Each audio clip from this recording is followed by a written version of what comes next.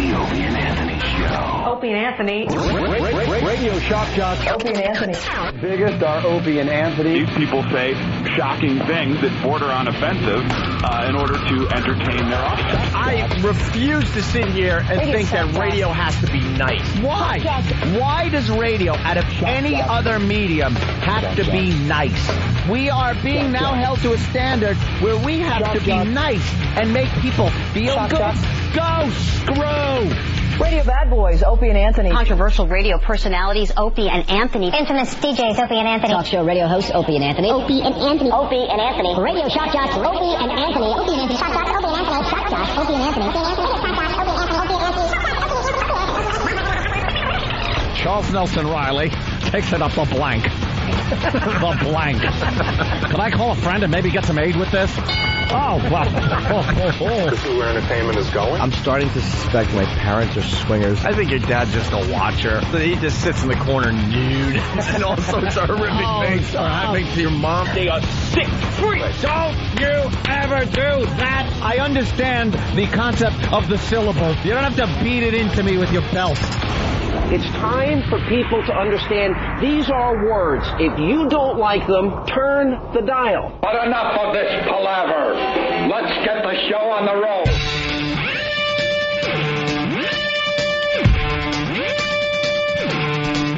It's Whip 'em Out Wednesday. It is. It's Whip 'em Out Wednesday.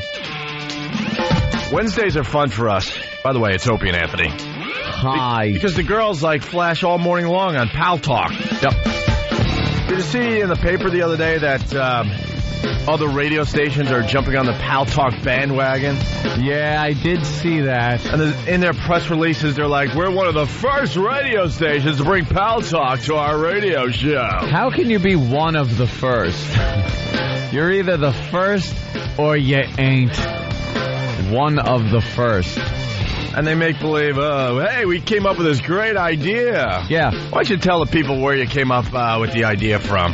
It's going to be great. We're going to have video conferencing where our listeners are able to actually interact with us via video. Really? Wow. We've been doing that for 2.5 years. That's new. A couple of years, anyway. New and exciting. It's the O&A virus spreading across America, so it's Whip 'em Out Wednesday. Yeah. We're excited for that because, like what I just said, the girls flashing on Pal Talk. Yep, I see some of the girls, lights are coming on in bedrooms as they're sleeping. Hey, you were sleeping topless yesterday. What happened? Where are you looking at girls? I wouldn't see any. Why would you? Why would that monitor be on? Well, E-Rock didn't turn your screen on because he's a little distracted today. Why? What's the matter, E-Rock? Oh, wow. He's waiting for Deep Throat. Deep Stomach. He's waiting for Deep Stomach, yeah. Oh, my God. E-Rock makes it so easy sometimes. Piece of cake. I guess we all eat it. I guess we got... Oh, look. Travis has to run in with the actual email. All right, here it is. So we get this email... Man, I hope you're awake, because the next half hour is going to be just terrific. I did get this. Actually, one of the ones you did? Yeah. Yeah, okay. So late last night, we got an email from our own E-Rock. It's to the entire staff. I see me. Yeah. I see Anthony. I see Jimmy. I see Steve. I see the Than. And Club Soda Kenny and Travis and Danny and Not Sam and Derek. It just goes on and on. So E-Rock thought he had something, and maybe he does. Who knows? But he sent this top secret email to everybody. It reads, Cabby just called me and said that there will be an announcement tomorrow. I don't know. This is missing something. What happened? The read is kind of missing something. What do you need? Music? Yeah. All right, hit it. Cabby just called me to tell me that there will be an announcement tomorrow that Howard will be sued for $100 million by Kelly Lockwood of H57 Hoodia. He said he was leaving something under the door of our office and in the studio for us. Heads up to those who get in first to look for whatever this might be. I have his phone numbers if we need to talk to him tomorrow. Apparently he had a big fallout with Howard. Wow. I'll tell you what this email is missing. Who cares? And I'll tell you what it shouldn't have is quotes around need to talk to him. Need to talk to him. What is that? What is that like a euphemism for? Have sex? If we, quote, need to talk to him, unquote. Yeah, that's what people do when need to talk to him would mean like you got to work him over. You know, we need to talk to him. Yeah, but I think people use perhaps a bit more. People use punctuation just to kind of jazz up what they're saying. They get a little nervous. They're like, man, there's nothing really cool in this sentence. I got to like get quotations or something. Maybe a comma over here. I don't know. Just to jazz it up. So I read this, and I was all excited to come in and see this dossier that was going to be left under the door of our office, something that will the studio, something that'll set the radio world on fire, the world in general on fire. Yeah, I wanted to see like a dossier slid under the door on the security cameras. Yeah, by some guy in a dark cloak. Yeah. And then E-Rock can get it without tripping off alarms by having a crane lower him down.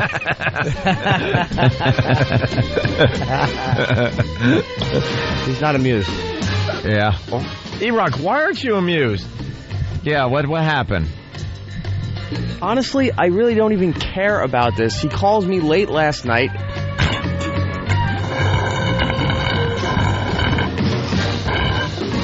He's nervous. He's drinking. Yes. He was all excited about it. So I sent the email out to everybody else saying he's leaving something under the door, and then or in the studio, and he didn't do either of it, and I just passed the info along. That's all I did. Pass the info along. But why'd you put quotes around? You said I have his number. I didn't think we'd need to talk to him, really. Well, but why the quotes? Why not just say if we need to talk to him? Why is there quotes like that means something else? Yeah. I don't know. It was late.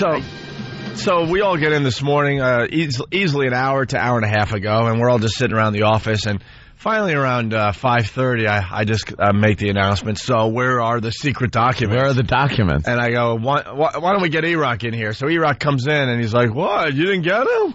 What? Like, you think he would be the guy that follows up to make sure the secret documents were in hand? He actually came in, like, all annoyed and went, like, what do you want? We want the secret documents. Here's some audio tape from the hallway last night, though. Yeah. This might mean something. Someone was tiptoeing in, and there they go out. I think they must have seen something that alerted them and that they shouldn't drop off these top secret documents. No, that was the audio of just the overnight board op. He thought, there he goes. He's going into our office. He thought he misplaced a Tool CD. And there he goes. And there he goes with the Tool CD to get it on the air. Is he going to slide the crop reports to you in a garage? Love that movie. What's orange juice concentrate going for? Do you think I would allow a mayonnaise-eating idiot to run our company? That's brilliant. Well, Jimmy, here it is. $1. So no top secret stuff was delivered to the Opie and Anthony show. So disappointed. And it's not that top secret. It's in the paper today. So. Yeah, it was in the Post anyway. And then I got another email that the O.J. Simpson book was leaked to us personally, and I got excited about that, thinking, wow, someone is really inside and is a fan of the Opie and Anthony show. Mm-hmm. And then I see, no, it was released to the internet, the papers. It's pretty much the top story on TV today. Oh, yeah, it's out there all over the place. Just once, I want something that we get first. So the cabbie thing, E-Rock, you got to stop. You know, we see him in the hallways here from time to time. He seems like a nice guy, but he will always be faithful to Howard Stern. Always. He teases like he's had fallouts with him and he needs to come on our show and he's going to give us all sorts of dirt on Howard and the crew. Like, go away. That guy would turn on us in a second. I keep it very polite with the guy in the hall. Yeah. That is it. And as far as secret documents, there are no secret documents. Is she really suing him over comments made about Cabby and the weight loss thing? I think so. Oh, my God. That's... Well, you got to explain, Jimmy. That's what? Let's read that. It's like... Here. It's what? It's what? Keep your mouth shut? No, I said the lines were funny. Like, it's ridiculous that you would sue over something like funny lines. Yeah, well, I think Jimmy's onto something in a way. Oh, really? Yeah, I mean, it's... Well, you take I would like to say that Anthony Cumia perhaps should not be included in any future lawsuits that this company might want to engage in, or pulling of any money from any company that might want to but no, it's not even a statement about the stuff, because the stuff might work really well. It's like a bunch of guys tooling on somebody. I don't think means like, it doesn't mean that the product doesn't work. They're just tooling on some idiot. It doesn't. It's like your product is not going to be judged by that, I don't think. Remember how Jim used to sit out of the conversations we would have about certain people or subject matter? Yeah. I'm just going to sit out of this one. I'm not saying a word. The lovely Here's the beauty about this is how little I know of what I'm talking about. It just pointed out to me that he said Kelly is a guy, not a she. That's the first time I've made that mistake.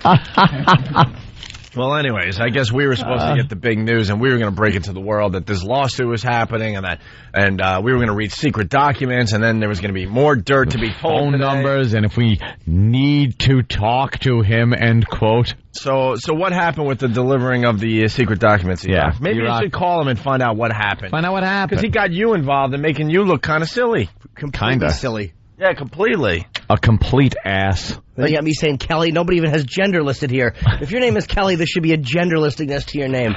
Certain names. This guy isn't dependable, so now he made you look bad, E-Rock. Yeah. Yeah, Cabby's not known as the most dependable guy. Well, just passing along with the information that I got. Why are you sad?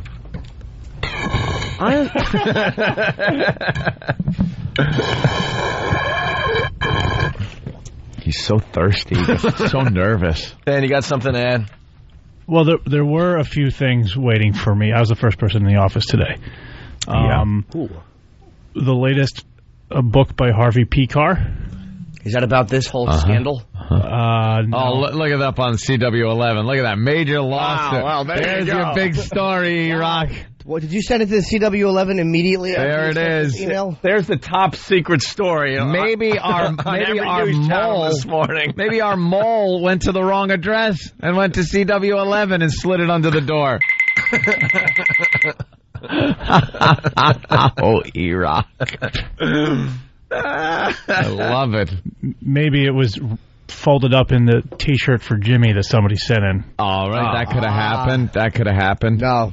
See, no. According to this email I just read, we were going to just shake up the world a little bit. This was going to just be huge. A big fallout. There's dirt. He's been hinting at the whole fallout thing for months now. Yep. You see him in the hallway every once in a while, and I keep it very basic with him. Hi, how are you? Are they going to hire you here? That's about it. Yeah. But he keeps hinting that he's got all sorts of dirt. He wants to come on our show and blah, blah, blah, blah, blah. So, E-Rock, did you bring anything today? I bring nothing to the table. Oh, okay. I just wanted to... What are you checking on email? I'm trying to get his number. I want an update. Have the number? E-Rock, I want an update, because quite frankly, he makes you look a little bad today. Retarded. A little retarded. And I think you need to kind of defend yourself and go, look, the guys are beating me up pretty good here. What the hell happened with the secret documents? Well, the thing is, he was looking at his BlackBerry for, like, the whole discussion. And it's like, well, how hard is it to look under C for Cabby? Looking for his number. What do you put under Q? For safekeeping? He forgot and looked under taxi. Oh, he's talking to him right now. Here it is. I heard, hey, what's up? I look like an ass. We look like... Yeah. Oh, E-Rock. All right, he's talking to him right now. Always gets caught up in these things. Sometimes you... You said you had other stuff for us. Oh, God. Here's E-Rock. I made an ass of myself. Yeah. Yeah. I do absolutely nothing around here. Yeah. Yeah. Yeah.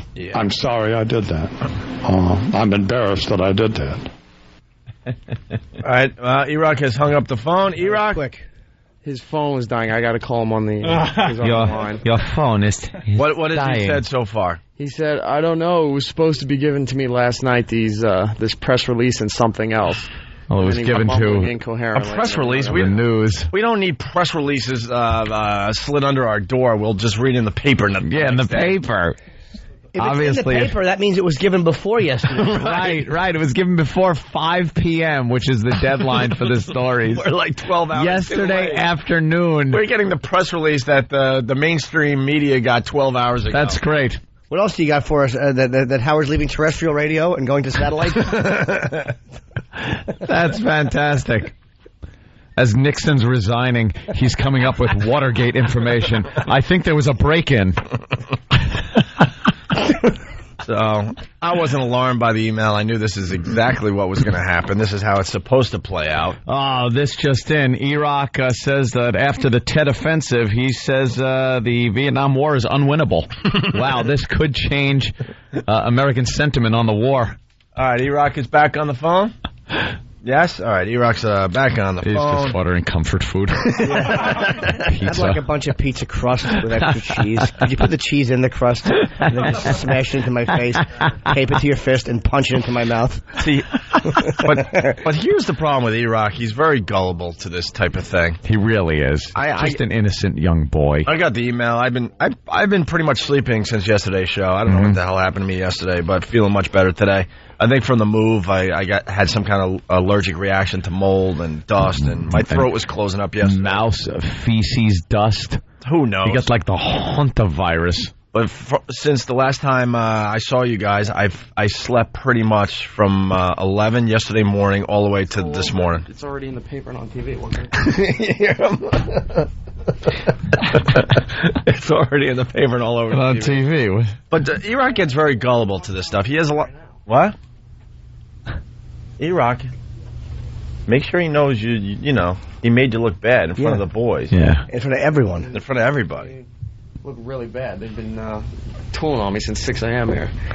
This is going to replay a bunch in 2 countries. Oh, yeah. Yeah. You're being humiliated. Top of the hour. So it still isn't resolved. Just saying, oh, doesn't help. Oh. What am I supposed to do? Wow. Look like an idiot. Yeah. That's pretty much all you can do at Dressed like this a child again. Brown and white striped shirt. Hey. Nah, but yours is like a man's shirt. Yeah, thank you. The difference is the thickness in his white stripes. Oh, yeah, he does have it like... Those are boy shirts. Yeah, that's like Dennis the Menace stripes. Exactly. Dennis the Incompetent. Is Iraq hanging up? Yeah, I'm still here. What? See, Iraq gets gullible, man. Yeah, He really is. All I have to do is call Iraq with some kind of vague news, and he'll run with it big time. I'm glad this is finally being brought to the show. Absolutely. Because like I said, anyway, I was sleeping a lot since the last radio show. Well, and I got this email, I read it, and rolled back over and fell asleep. Is it true Iraq's grandfather panicked during the War of the Worlds show that Orson Welles did?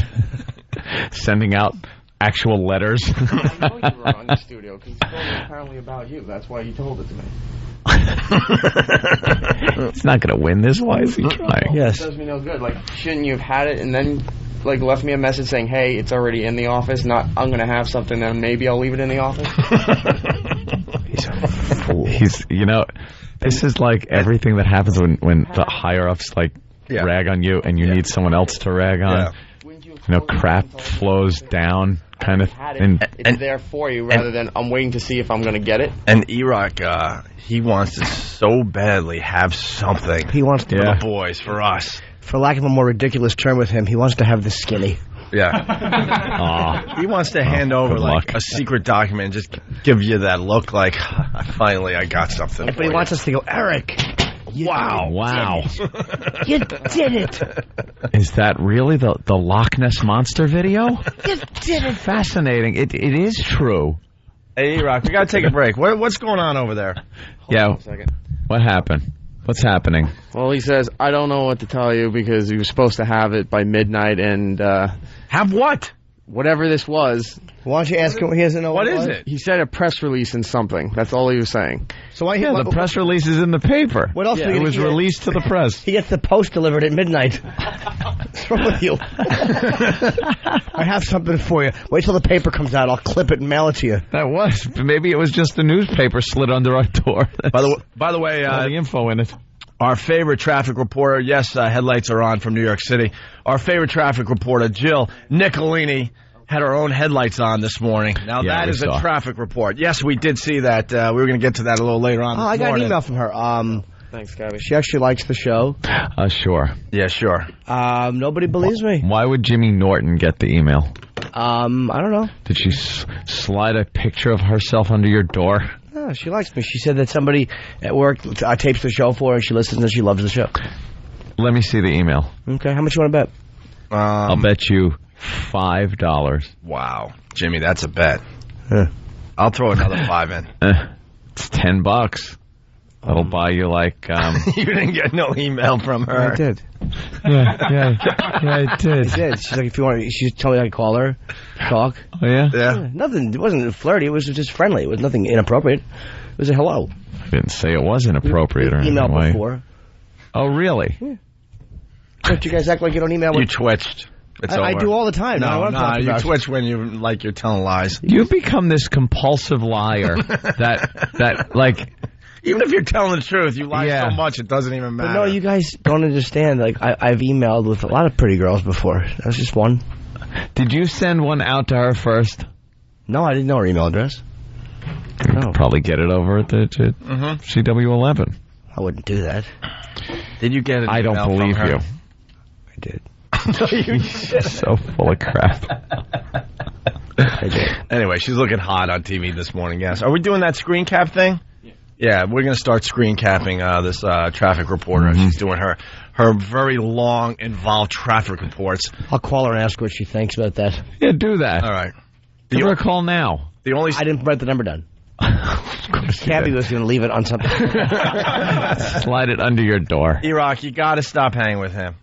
You got to keep it just very basic. How are you? Oh, I hear it's going to rain today in New York. That type of thing. Maybe he'll slip up. You can't trust the guy. He's not trustworthy, and his loyalties will always be with Howard. Do you think he would say it's going to rain, or would he just hint by slipping like a little dish of rainwater under Eric's door so he could have the scoop? Poor Eric. Eric, what's the matter? I'm just kidding. I know. Go ahead, E-Rock. Really He's embarrassed. I don't hang with the guy. I've seen him once. And when he called me up late last night with this information, I was like, all right, I passed it along and left it at that. All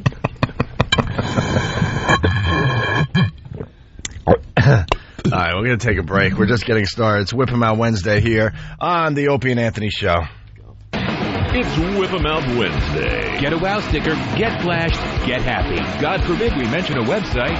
Hear what everyone else is talking about. O&A Uncut and Live continuing the show on XM Satellite Radio starting at 9 a.m. Eastern. Visit xmradio.com to subscribe.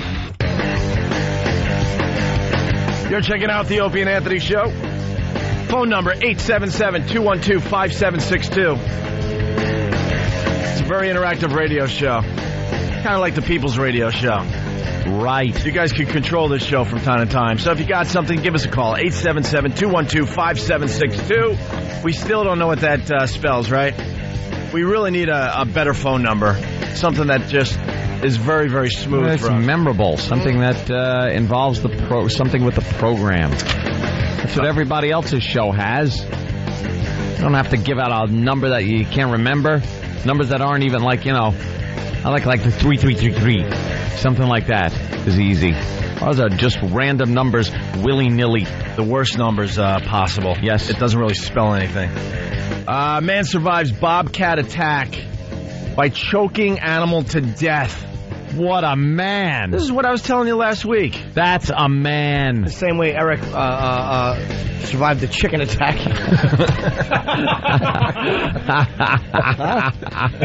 He's going to hit me.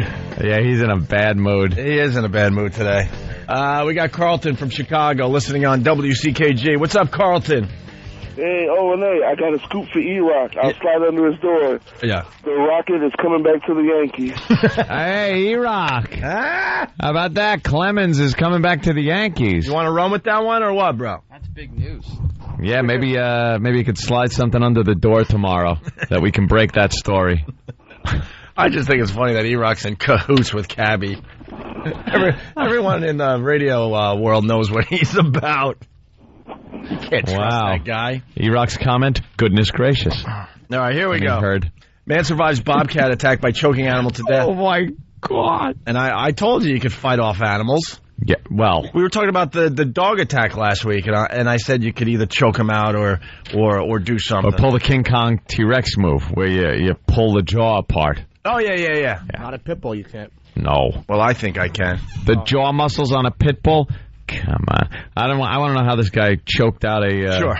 62-year-old Florida man depended on his instincts. How old? 62. The guy's also 62? He's diabetic. Hey, man, 62 is nothing these days. 62 is like 35 back in the day. 62 is nothing, but let me tell you something. When you're being attacked by a bobcat... Yeah, you're going to need youth on your side. Yeah. Was it just a cat named Bob? Maybe that was it. It's a little tabby. Can you imagine it is, and they just got this whole thing wrong? Bob the cat. 62. No, it was a Bob Kelly attack. Depending on his instincts, when a bobcat attacked him and it paid off, he survived. The bobcat didn't. Dale Rippey, a resident of... Now, can we get this guy on the phone? I want to talk to Dale Rippey today.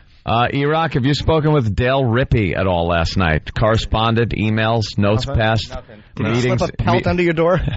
Sorry. Meetings in garages in D.C.? Hold on a minute. Let's go to Wes in Orlando. Wes? Oh. Hello? Yes, what's up, Wes? Good morning, Bubba boys. Good morning, Wes. I just want to say that I'm a fancy man, and I'm flying up from Florida to the Boston show. Can't wait. The O&A Trial and Virus comedy show in Boston. We're a month out at this point. Yes. And I want to wake everybody up with my rock scream. Wes? What? You're a big time listener of the show? Yes. Is it Rock Scream Tuesday? Yep. I'm ready to hear it. Well, Wes. Is it Rock Scream Tuesday? Dude, it's Rock Scream Wednesday. No, it's Whip 'em Out Wednesday. It's Rock Scream Tuesday. He's got his days all wrong. We're confusing everybody with all our themes. You know, I never understood how difficult it was when you hear a bunch of these hacky radio shows that have themes every day. Yeah. How hard it is to keep it together. Yeah. That people want to call up on a Wednesday and do your Tuesday thing. That's anarchy. It's not It's my Wednesday. And I hope people realize that we're just goofing on the fact that radio shows that have themes. Oh, there are people that absolutely believe we do that. Come on.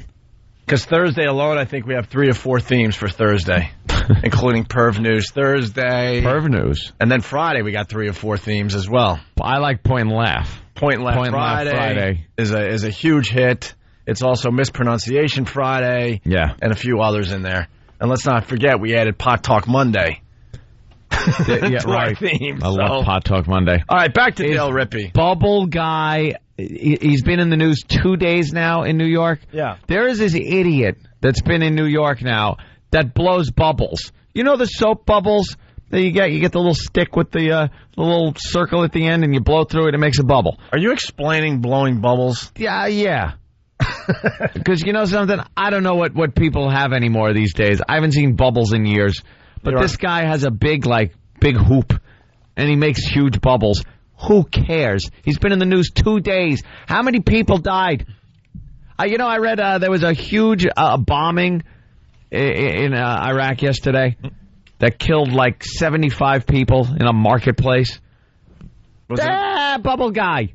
Well, Bubble Guy, much more important than 75 Iraqis dying. Exactly. It's just how it is. It's just the way it is. Obviously, it's the way it is because they're not reporting it on the news, but Bubble Guy's on there. If it was some of our boys over there, then, of course, that's more important than Bubble Guy. A little more important, unfortunately. Much more important. The news likes reporting it at the end of the story or maybe on page 29 of the paper. 29? Maybe. Yeah, Bubble Guy's all over the tube today. Bubble Guy. All right, so we go to Dale Rippey here. He lives in Florida. He was pulling trash cans back to his house when he saw what he thought was a large cat. After realizing the animal was actually a bobcat, he set the trash cans down and prepared for an attack. Having grown up on a farm, Rippey said he knew the bobcat would attack when it didn't run away after seeing him. When it growled, I knew it was going to jump and bite me, he said.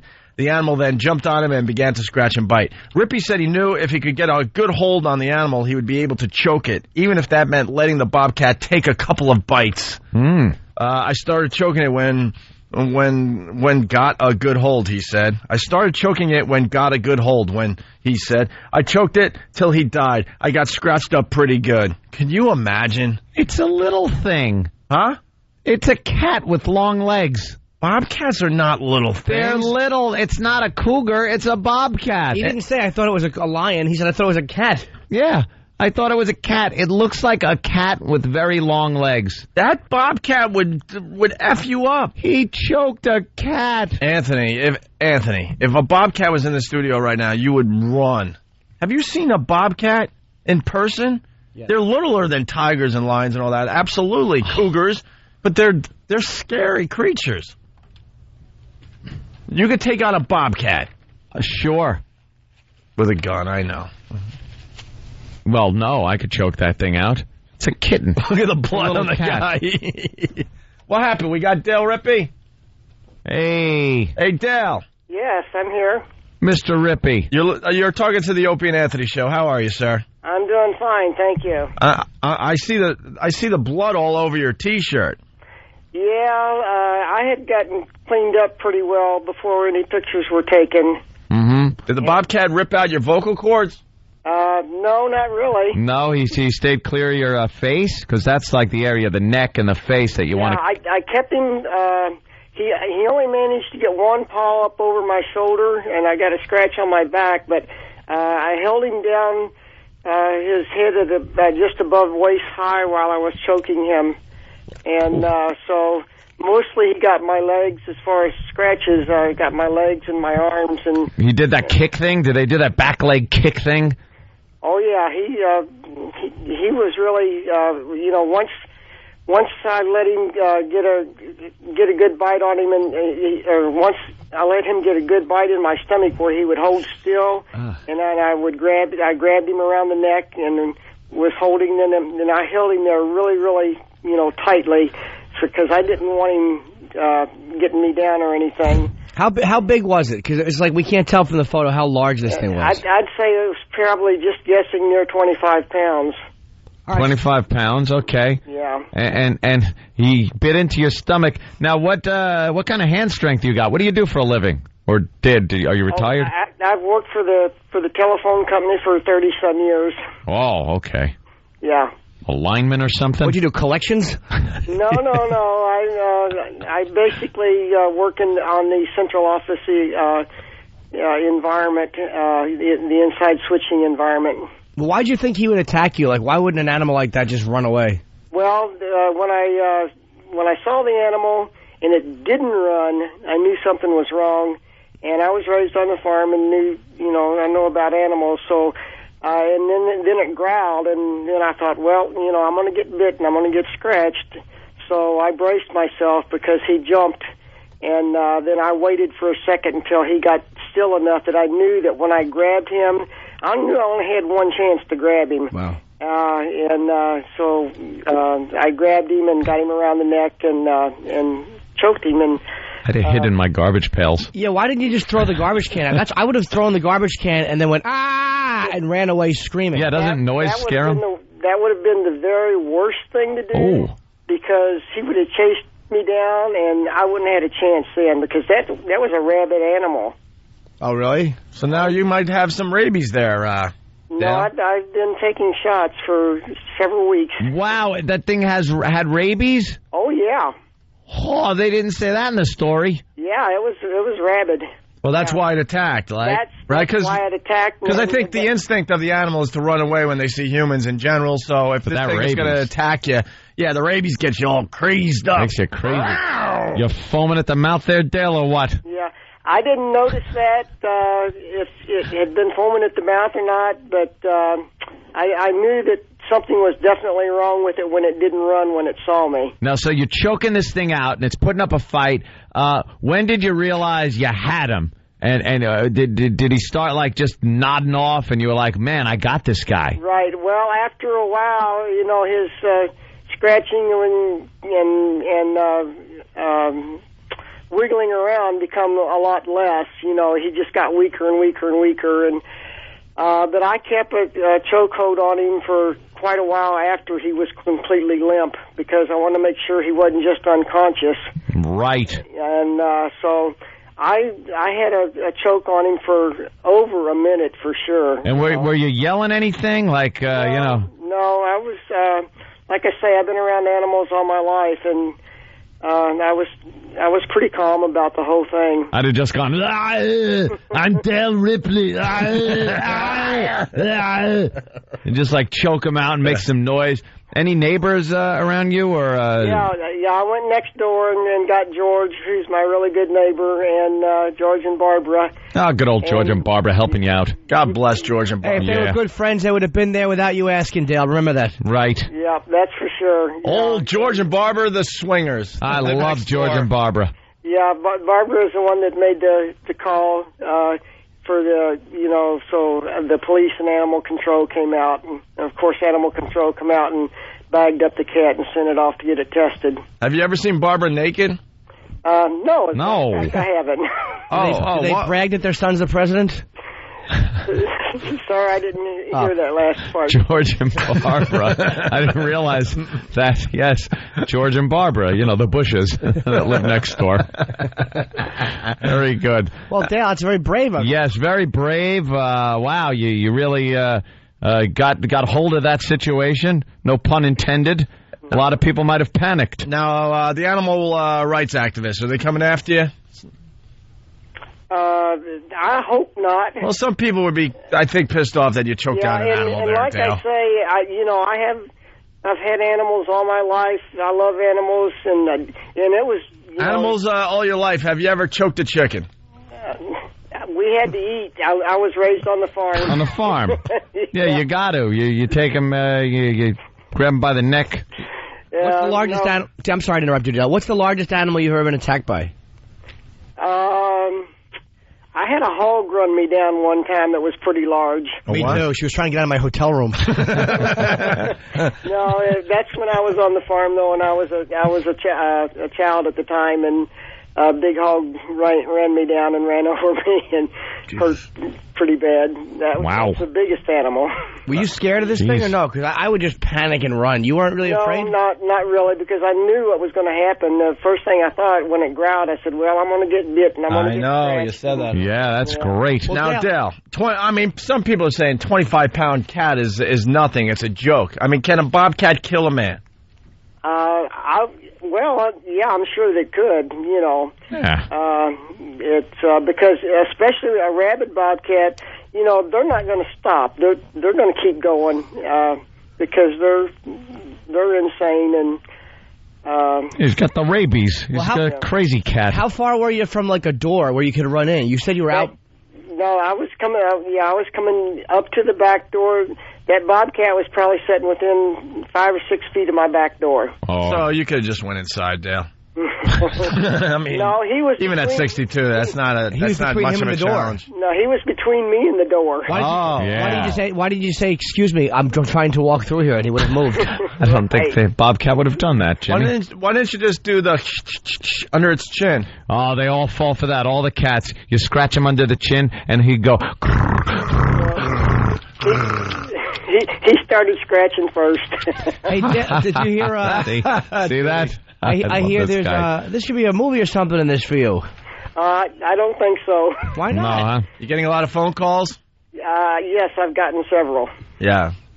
Well, let me tell you, Dale, you're all man. I love it. You took him down. You're like John Locke from Lost. Yes. The guy's just all man, choking out animals.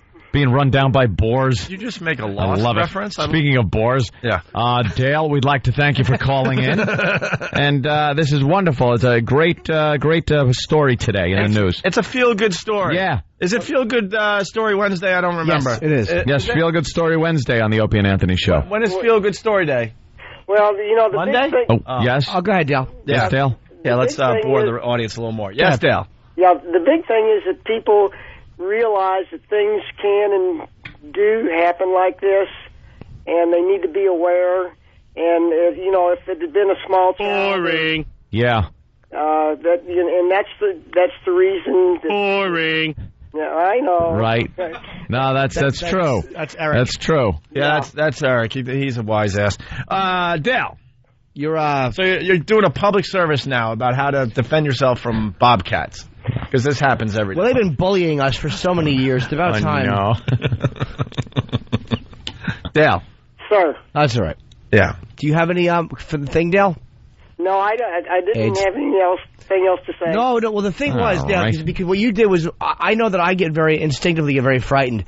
Do you feel that most people in a situation like that, I mean, with the instinct at first, I mean, obviously there's a whole flea thing, but would that be where it came from, or is it not about that for many times? Yeah.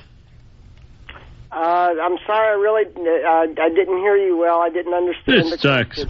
All right. Well, Jimmy again. Yeah. Did you because most people's instinct would be to run away. I think it was very brave. But do you feel that it was your instinct, or would there not have been that type of a reaction? Say, had the cat been from over there, but not yet where you are? Yeah. Under those circumstances. Bro. Yeah. Well, No.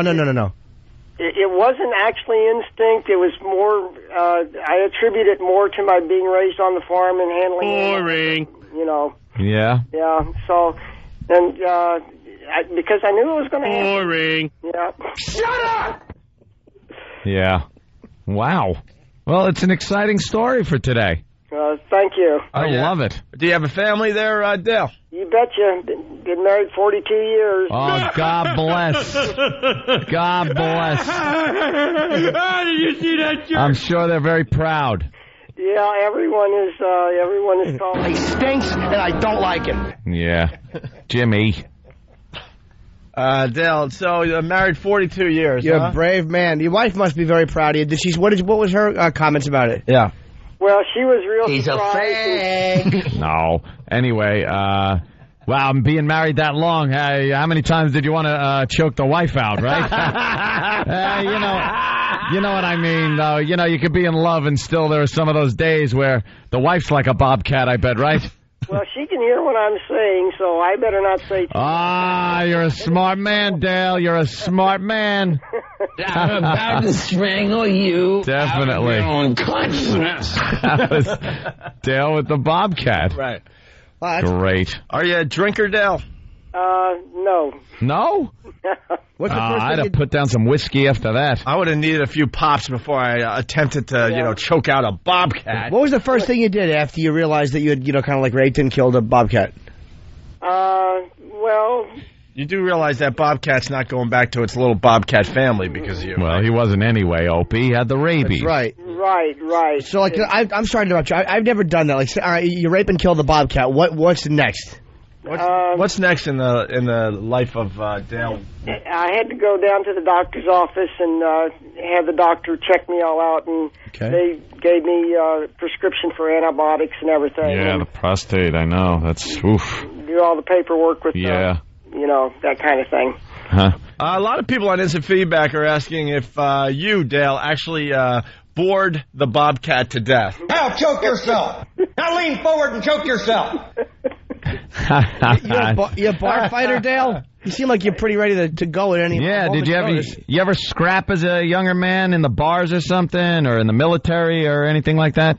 Yeah, I was in the service and savage animal. Oh, where were you? In Vietnam. You were in the Nam. God bless you, Dale. Were you in any of the what they call it's a bad word. The SH stuff. Were you in any of that? I was there 3 years, so I saw a lot more than I needed to see. Yeah, I bet. My dad was over in Nam. He led a charge. He's very proud. He led a charge in My Lai, and they took care of a lot of business there. Whereabouts in Vietnam were you stationed?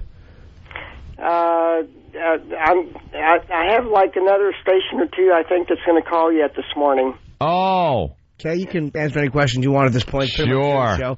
Sure. That's good. You ever on a patrol boat on a river and a tiger attacked you? I've been up. I was actually in the Navy, but we were actually up the rivers of North Vietnam, north of the DMZ. Nice. So were you in the jungle, or were you on a boat just kind of protecting things? No, I was always on the ship. Always on the ship. Yeah. Basically, you took a cruise while our boys were.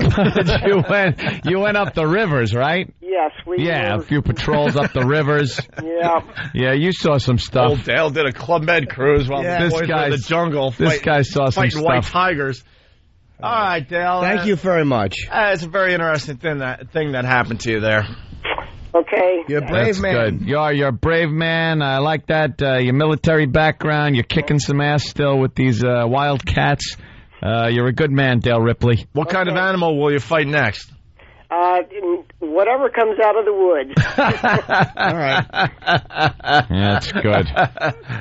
Good luck, buddy. Okay. All right, Dale. Okay. You take care now. I will. Thank you for... That's really... Thanks. Ladies and gentlemen, Dale Ripley. That's good. He's a great guy. That's a great American story. Hey, the guy was in the Nam. You leave him alone. Yeah. All right, we're going to take a break. There you go. Choking out a bobcat, huh? 25 pounds. Choked out a cat.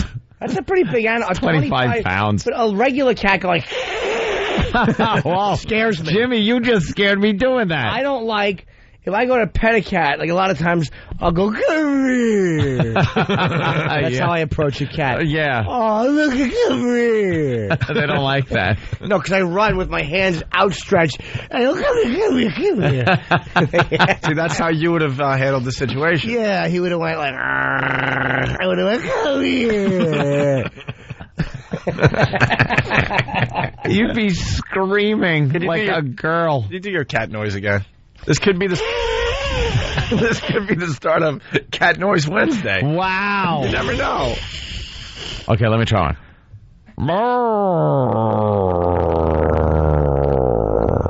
That's the real angry cat that's ready to scratch a reporter's face.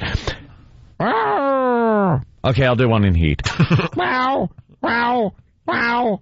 Row, row, row, row. And then you take your boot and you put it under their tail and their back arches. That sounds like Salmo. Row, row, row, row. Jimmy, one more time before we go to break. Ooh, scary. What an ass. Opie and Anthony. It's Whip 'em Out Wednesday. But I just got wild. I got wild. I just got wild. Oh, thank God for Opie and Anthony. Thank you, Opie and Anthony. Get a wow sticker, get flashed, get happy. Details on it. God forbid we mention a website. This is the Opie and Anthony Show. Shock Jocks, Opie and Anthony. Shock Jocks. Opie and Anthony. Shock Jocks. Opie and Anthony. Shock Jocks. Opie and Anthony. We're back with the Opie and Anthony Show on this Whip 'em Out Wednesday. Hi. Louis C.K. sitting down, joining the program today. In the office, we were talking about the OJ thing. Yes. Good old OJ. We all got emails last night that we thought we had an exclusive. We're so lame, Louis, when it comes to exclusives with this program. We get these emails like, hey, man, we got a copy of that OJ book that wasn't released. And these emails are written in such a way that we're thinking, oh, my God, we finally could scoop the world. Because it said not confirmed right. If it's the actual book, but it looks like it. It looks like something, oh, wow, we're getting exclusive. It was emailed to me in a PDF document. Yeah. You know, it's like, oh, okay, let me open this up and check it out. And we're thinking that there's a hardcore fan deep within the publishing community that said, what the hell, I'll give you guys this little radio nugget. And so we got a little excited. We're thinking, okay, we'll be the guys that break the whole OJ thing, read some excerpts today. And we open up the paper. It's like on page 3. It's all over the place. It's all the headline of every news channel. Everyone's got it. We're not breaking news here. We just want to have a scoop one time in our lousy careers. It's like trying to get the scoop on 9/11. Right. Yeah, we just... Guess what happened? Oh, now it's everywhere. Yeah, everyone knows about it. We don't get the scoop on anything. But Anthony ended up reading a lot of it last night, right? So because I thought that was all there was going to be, was my little copy on the computer screen. Right. So I'm sitting there, my eyes are bleeding trying to read something off the computer. If you're just checking out videos or reading some email on a computer, that's one thing. No. The whole thing with reading long-form stuff on a computer screen is painful. They don't have that figured out yet. My head was pounding by the time I was done. Because Make the font bigger. Huh? What? Make the font bigger. Shut up. Why not? You can. Shut up. You zoom in, you make it bigger. Yeah, it doesn't help. Make it I don't know bigger. what it is, but it's just looking at a monitor. It's but now you know friggin' how radiation. To, now you know how to murder your wife and the guy who's returning his sunglasses to her. Yes, exactly. Because, well, as OJ said, this isn't what happened. No. But if I would have done it, hilarious. I would have done it this way exactly, with every minute detail. You know what bothers me about America is why can't this book be released? I don't get why outrage. we have... All right, outrage. I don't get all of a sudden we have to have morals in the publishing community and all that. I mean, as if we didn't have a ball with OJ when it happened. I mean, it was a national obsession. Number but now one. we're like, hey, let's let the rest in peace. It spawned a new network there. Court TV was nothing before the OJ trial. But and the newspapers every day, it was huge in the news. The verdict, it was the most watched thing since like the last episode of MASH. Exactly. It's just huge. I understand making sure he doesn't get paid for it and all that, but why not get the book out there? Sure. I mean, we all followed the trial for the 2 years that it was on. It should be out there. Yeah. When I was working at the Chris Rock show, I was writing there, and it was, I guess, about a year after that whole mess. And Chris had this idea to do the first interview with OJ, and the idea was going to be this exclusive, okay, now we can ask you, finally, who do you think should have won the MVP for the AFL? It's not going to be all football questions. Just football questions. Framed as if this was the big... And OJ was dying to do it, of course. I'm sure. Why did it happen? Because we didn't want to be the ones to let him back into having fun. Society. Like, we didn't want to be the ones to let him in on a joke. The scarlet murder letter on him. You don't want to be the one that kind of gives him any credibility. Well, Anthony read a lot, and what you were saying in the office was pretty interesting. Well, I skipped through all the crap at the beginning, which is just his relationship. First, it's like it just starts with like a little history on OJ. Who cares? And then there's the history of him and Nicole. Everyone knows they had their but it's all beef back and forth. So is he saying, had I won the Heisman? Well, no, it's not so. It's not all hypothetical. No. Like it's all fact. And then just the part where he stabs them multiple times is hypothetical, because then everything after that is what happened. He couldn't make it. What happened? Picks up with now here. Yeah, he couldn't make it more clear that he's about to tell you the truth, because he starts by giving you his whole it's his history, his whole life. And then I played for USC, and then he did. He told about his relationship with. Hilarious. He talked about his relationship with him and his father, like that whole thing, his upbringing, and then it gets to the evening in question, I think, was the chapter. But that really is funny, It's like, look, I know people are going to think that I'm just making this up to have a little fun or whatever, keep my name out there. No, I'm going to give my whole all the life facts. History, where I was born, where I was raised, where I went to high school. Biography. One chapter that has to have just changed language. One thing that's, just if I did do it, this is how I would have done it. Right, after all the facts that he just gave. And it doesn't even work. Saying that my father and I were a little distant. Right, Had we been, here's how it would have manifested itself. If I would have played for Buffalo, it would have been like this. Or uses a fake team name like they used to do in the 70s, like the Dallas Colts. Right. The Buffalo Williams he played for. The Denver Balloons or something. It's really too bad that this book isn't going to see the light of day. Well, now it's going to see the light of day. Everyone will see it. Is this the whole book that is now out there, Ant? Yeah. This is the whole book? Yep. All right, so now you can read it for free. That's actually better, though. This is actually a very small book. So he's not making the book's 2 pages? This is just 1 page of the... he's not making a profit from it this way. But what's the... I don't know why they wouldn't publish it. Mein Kampf is published. They make Hitler's memoirs. Problem?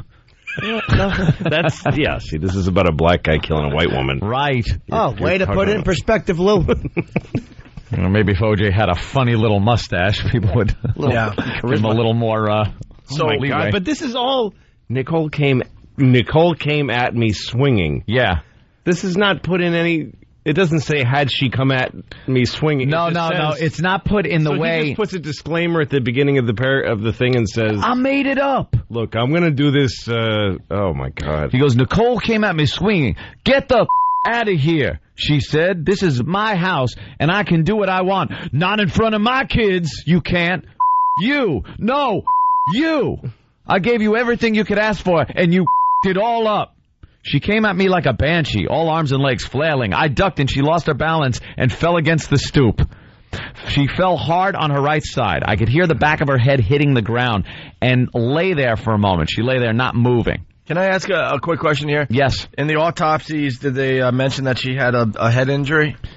Yeah, it was almost off. Well, no, we know that. We know that, but I mean, was there bruising in the back of her head from the fall? That would be an interesting thing to look at. To see if there was that severed head damaged? Yeah. Right. Was it dropped before or after it was removed from her body? Good point. It's like when you said you'd turn in an iPod for a warranty. Was there water damage?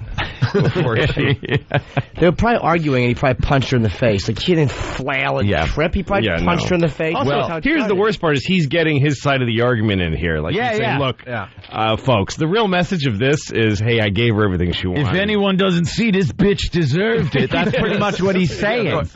He's getting his side out. He's trying to sway us. Well, without actually reading verbatim, because he talks a lot.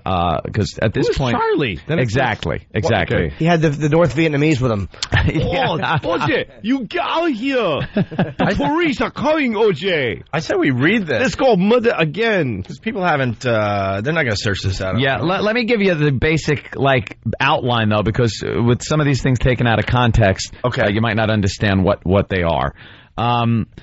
OJ goes over at Nicole's house to see his kids earlier in the day. They go to a recital. They all come back. You remember this. This was all fact. They come back. Now, this guy, Charlie, there's some guy that shows up in this book. His name is Charlie. He's apparently some acquaintance of OJ's that OJ met at some dinner party. Al Cowlings? I got my theories on who Charlie is. So he's making up a guy. Yeah. Charlie. This is the other guy that saw this whole thing. So he's basically admitting there was another guy there. He's saying there's another guy there, but I'm not sure of that either. There's a couple of options here. Or it might be two people in his head? Yeah. I'm thinking Charlie could be good OJ. Charlie is the side. OJ, at some point in this action, had a mental break. Right. Now he goes to the house. Oh my God, that's because Charlie, and I'm doing the parentheses, the quotation marks, parentheses, quotation mark thing. Yeah. Charlie went up to OJ and told him, OJ, I got some bad news. OJ said what? He said Nicole has been out doing drugs with her friends, getting into some kinky scenes and everything like that. And OJ goes, why the F are you telling me this? He goes, look, I know about it. I figured I'd tell you. So he thanked Charlie and goes, I want to go over there right now and see what that bitch is doing. So him and Charlie go over to Nicole's house, and OJ at some point wants to see what she's doing. So he puts his little wool cap on and gloves, and walks out with a big knife that he had underneath his seat. And at this point, Charlie says to him, OJ, give me that knife. You're not going in there with that knife. This is what leads me to believe this is where OJ starts breaking into two people. This was him in his car by himself. Right. Looking at the knife. Thinking like... And the little Chinese man inside of him said, oh, don't bring a knife, OJ. That will never make the air, by the way. No. We are not allowed to make any voices. I'm sorry. Words hurt, Louis. Words hurt. I didn't know. Yeah, I know. Believe me. Shame on you, Louis. Believe me. Okay. Believe me. There was nobody okay. When the mics are off, let's go to town on that. Sorry, guys. Not your fault. So no, believe me, it's not. So OJ goes and he gives the knife to Charlie. Now this to me is the sane OJ now has possession of the knife, and he's not going to do anything with it because it's Charlie. Well, OJ starts talking to Nicole. Or talking to Goldman, who pulls up with the sunglasses and saying, who the F are you? What are you doing here? And giving him a lot of crap. And then Nicole comes out because she hears the noise. And when he sees Nicole all dressed up, there's candles burning in her place. So he assumes something's going on, and that's why Ron Goldman's coming over. He starts thinking back to the whole day, he says. Like going to the recital, this, that, the other thing. He flashes back throughout the day. And then when he comes up to the point he was at during that day, which is standing there, he's got the knife in his hand, and he's covered in blood, and Ron Goldman is dead, and Nicole is laying on the ground dead, and Charlie's going, OJ, we got to get the F out of here. Yeah. Charlie, his acquaintance he met at a dinner party, who's now a murder accomplice. Yeah, you know what I'm wondering is if Nicole or Ron did they say anything to Charlie in the story? Did they react to him? No, Charlie Durden. Invisible. Charlie Durden was not spoken to. so he's invisible. He's invisible. You're He's right. my invisible friend Charlie. Yeah. So the only thing I have about it that it's not this. Like, OJ suffered this break at that point. I think that's exactly what happened. That's why he was so able to distance himself from the actual murder and actually convince himself that he didn't do it, because there was this Charlie character who is the rational OJ, and then OJ, who was the irrational, murdering OJ.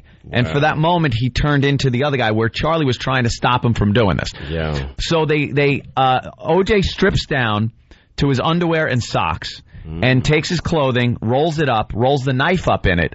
They drive the Bronco, him and Charlie, back to Rockingham. Then he takes the bundled up bloody clothing and the weapon, gives it to Charlie, and says, take this and get rid of it. I want this gone forever. And no one knows who this Charlie is or where this stuff ever ended up. I didn't want to make up stuff like that. This is all made up. But I didn't want to make up where the weapon ended up. I didn't want to make it up, because the police might start digging there and find a weapon. So he gives it to Charlie, and Charlie then he gives instructions to Charlie. He goes, look, the limo pulled up. When they pulled up to Rockingham, they saw the limo pulling in, and OJ goes, oh crap, the limo's here. We got to pull around the side. He goes, I'm going to sneak in. You take this stuff, get rid of it. Later on, when the limo pulls out, you pull the Bronco into the driveway, hit the gate, and run out before the gate shuts. And then I'll just say it was parked there the whole night. Oh, my God. So that's what he did.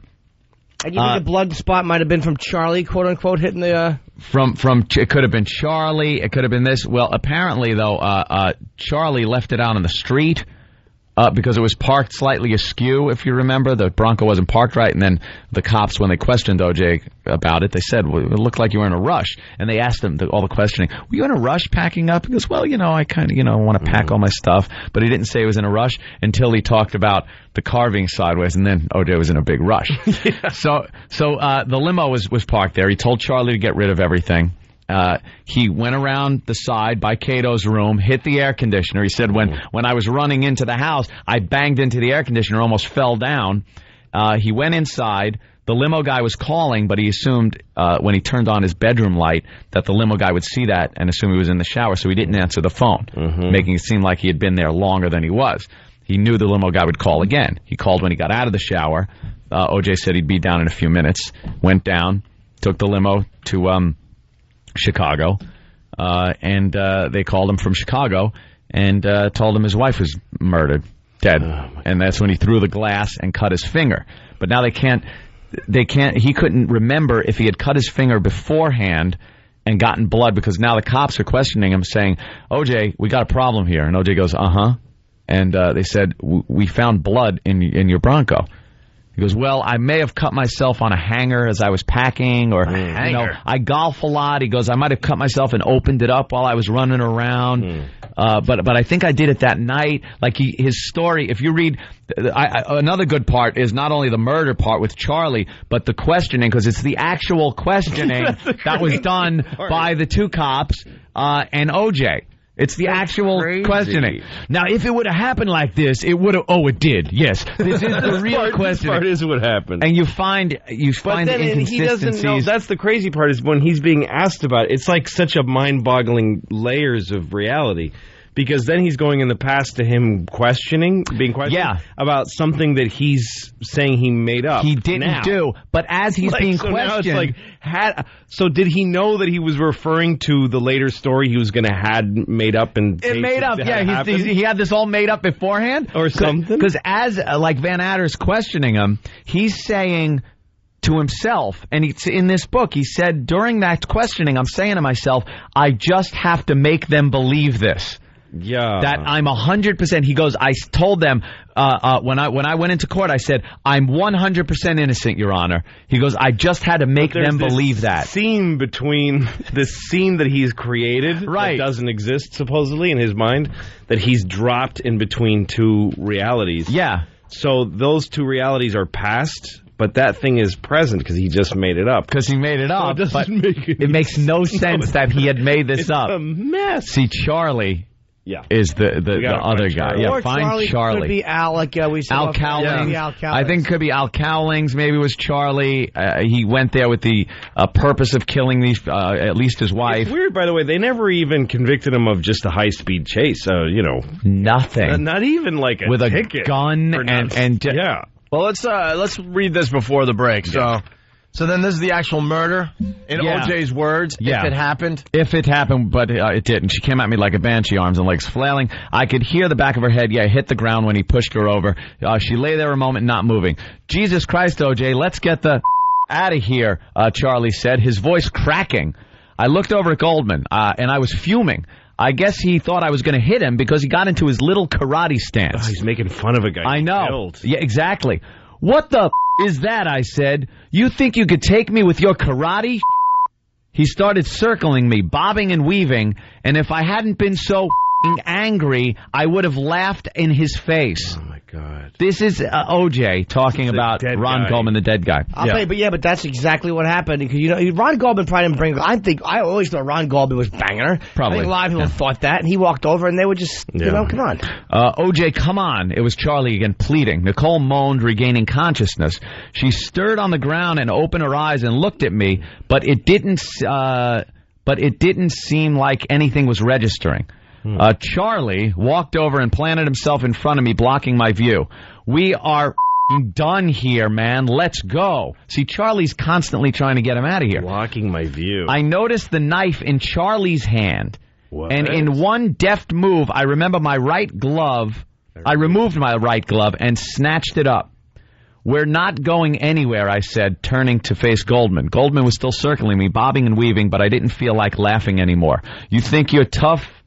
MF, I said. I could hear Charlie just behind me saying something, urging me to get the out of there. And at one point he even reached for me and tried to drag me away, but I shook him off hard and moved toward Goldman. Okay, MF, I said, show me how tough you are. Then something went horribly wrong, and I know what happened, but I can't tell you exactly how. Even though none of this actually happened. Right. If I did it, I still wouldn't remember how I did it. I wouldn't know. My memory would probably be foggy, even though it's all... It would be all foggy. You know what this is? He's not brave enough because he doesn't know the law. Yeah. So he's like... Somebody could break precedent. Right, he's thinking, if a dude writes a book, you get to convict like there's a little-known law or something, so he's like... or one that double jeopardy if you write it. Yeah. He's got to stop right there because he's not sure of the law. Yeah, I don't know how. I was still standing in Nicole's courtyard, of course, but for a few moments, I couldn't remember how I'd gotten there, when I'd arrived, or even why I was there. Then it came back to me very slowly, the recital with little Sydney up on stage dancing, her little heart out, Nicole with her little heart out on the sidewalk, chipping balls in my neighbor's yard, Paula angry, not answering her phone, Charlie stopping by my house to tell me some more ugly crap about Nicole's behavior. Then what? The short, quick drive from Rockingham to the Bundy condo, and now I was standing in Nicole's courtyard in the dark, listening to the loud, rhythmic, accelerating beat of my own heart. I put my left hand onto my heart and felt my shirt was strangely wet. I looked down at myself for several moments. I couldn't get my mind around what I was seeing. The whole front of me was covered in blood, but it didn't compute. Is this really blood, I wondered? And whose blood is it? Is it mine? Am I hurt? Wow. I was more confused than ever. What the hell was happening here? Then I remembered that Goldman guy coming through the back gate with Judith's glasses, and I remember hollering at him and remember how the shouts had brought Nicole to the door. Nicole, Jesus. I looked down and saw her on the ground in front of me, curled up in the fetal position at the base of the stairs, not moving. Goldman was a few feet away, slumped against the bars of the fence. He wasn't moving either. Both he and Nicole were lying in giant pools of blood. I had never seen so much blood in my life. You know, if it happened. if I had seen blood, I had never seen so much. You think he blacked out? In my real life, I never saw as much blood as I saw in this thing that never happened. That never happened. You think he went into like this blood rage? He just like grabbed a knife and just started hacking? There's two things. He either blacked out and really doesn't remember how he, quote, killed them. Yeah. Or he doesn't want to, officially tell us that part. Right. He's scared of the law. Because he would have, I think he blacked out because wouldn't he have made up something that exonerates him in a weird way? Or he would have made up facts that they kept running into my knife. Yeah, good point. Yeah. That is a good point. Exonerate yourself. Charlie did it. But he would have made up facts that... It's interesting how Charlie, disappears from time to time. In the story. Charlie just, goes away. Comes and goes. Like, the whole time he was nobody else can butchering these people, Charlie wasn't doing anything? We got to take a break, but I want to get through this before the break. Okay, part 2 of what would happen. No, just finish up. Finish this up. What the happened here? Who had done this and why? And where was I when this went down? I was like, part of my life was missing. There was like some weird gap in my existence. But how could that be? I was standing right there. That was me, right? I looked down again at myself and the blood-soaked clothes. I noticed I had a knife in my hand. The knife was covered with blood, as were my hands, wrist, and half of my right forearm. That didn't compute either. I wondered how all that blood had gotten all over the knife and again asked myself whose blood it might be when suddenly it all made perfect sense. This was just a bad dream, a very bad dream. At any moment now, I would wake up at my home in my own bed and start going about my day. Then I heard a sound from behind me and turned, startled. Charlie was standing in the shadows a few feet away, his mouth hanging open, his breathing short and ragged. He was looking beyond me at the bodies. Charlie, I called out. He didn't answer. Charlie, still nothing. I went over and stood in front of him and asked him the same question I'd asked myself. Charlie, what the happened here? He looked up and met my eyes, but for several moments it was as if he didn't really see me. Are you listening to me? I said. I asked what happened. Charlie shook his head from side to side, his mouth still hanging open, his breath still short and ragged, and in a voice that was no more than a frightened whisper, he said, Jesus Christ, OJ, what have you done? Me? What the hell was he talking about? I hadn't done anything. I jumped at the sound behind me, a high-pitched, almost human wail. It was Cato the dog circling Nicole's body, his big paws leaving prints in the wet blood. He lifted his snout and let out another wail that sent chills up and down my spine. Let's get the out of here, I said. I hurried toward the rear gate and moved through it with Charlie close behind, but I stopped myself before I crossed into the alley. Charlie bumped into me and jumped back startled. What? He said. I didn't answer. I was thinking about the shape I was in. I was thinking of the blood all over my shirt, my pants were sticking to my skin. Even my shoes were covered in blood. Here's the thing. OJ... Yeah, I know. It's a misprint. This thing wasn't, edited. Yeah, he couldn't get an editor to go, OJ, when you murdered your wife, you should have written blood. Blood, not hood. Here's the thing. OJ is either a murderer or an amazingly good writer. Great writer. If you ever read confessions of murders that are they're beautifully written. Yeah. There's no fiction that is better written than them. Yep. Just like this. Either he is an incredibly... He's like Charles Dickens or a murderer. Right. He's either Mickey Spillane or a disgusting murderer. Yeah, I point to disgusting murderer. I'm pretty sure it's that. Where's the next novel, OJ? Exactly. Write a next novel about something that didn't happen. Yes. Once upon a time, it's all just drivel. Is there more of this? All day. Yeah. Why don't we take a break? We got Louis C.K. in the house today, and it's Whip 'em Out Wednesday. Yes. Lots going on. It's Opie and Anthony. I came up with something years ago. Basically, it says Whip 'em Out Wednesday. Big, luscious, juicy ones. Wow. The swinging tribute to unrestrained female anatomy. Wow. It's Whip 'em Out Wednesday. The Opie and Anthony Show. Yeah. The Opie and Anthony Show.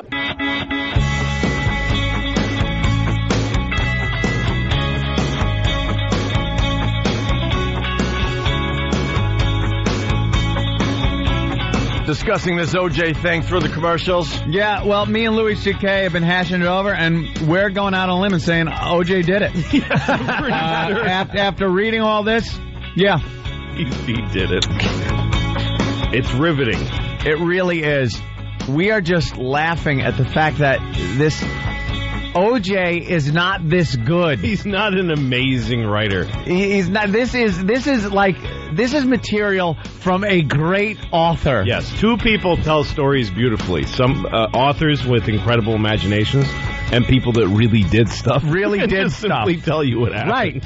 OJ has never, as far as I'm concerned, I don't know. He's never written a book, has No. he? He's never written fiction? No. You know what? Louis C.K. makes a really good point because it's a little known fact that we're starting to, write about our careers and stuff. And it comes so easy. Yes, yeah. We got 40 or 50 pages done of just stories. We're not really sure where we're going yet. Oh, I but this could whole thing. rattle out like things that have happened in my life, like a typewriter. I got, like no Even problem. when you tell stories about your dad and your home life, it's incredibly interesting because you're just telling what really happened because you were there and it happened. I was there, it happened. But if you had to write a story about a family or about two guys on a radio, I couldn't do it. No, it would just be like, and then they got another show. Yeah. That was nice. But that's the point I'm trying to make because I have attempted to do other writings. And it's like, oh, this is garbage. And you read it, it's like, this is awful. He jumped into the car and turned the ignition key. Yeah, right. This sounds stupid. Right. Yeah, exactly. Yeah, but if you murdered somebody, that kind of memory is so etched. So that the memory of getting in the car and what you felt as you started. It's compelling. It's really compelling. It's written in a way that is very compelling because it's coming directly from the mind of the guy that killed these two people. Without a doubt. Yeah, we wrote about the Voyeur bus. It came really easy to us. Really easy. Yeah. Because it happened. And you didn't have to make up stuff. And, and try to over-explain and he's writing things details. He's writing things you wouldn't think are interesting. Yes. And you wouldn't think like me mumbling, oh my God, why did you do that? Like you wouldn't think to write that as an interesting fact. Well, that's exactly it, is that if you were writing about a murder that you didn't commit, then you would just say, I cut their throats and threw the knife away and ran off.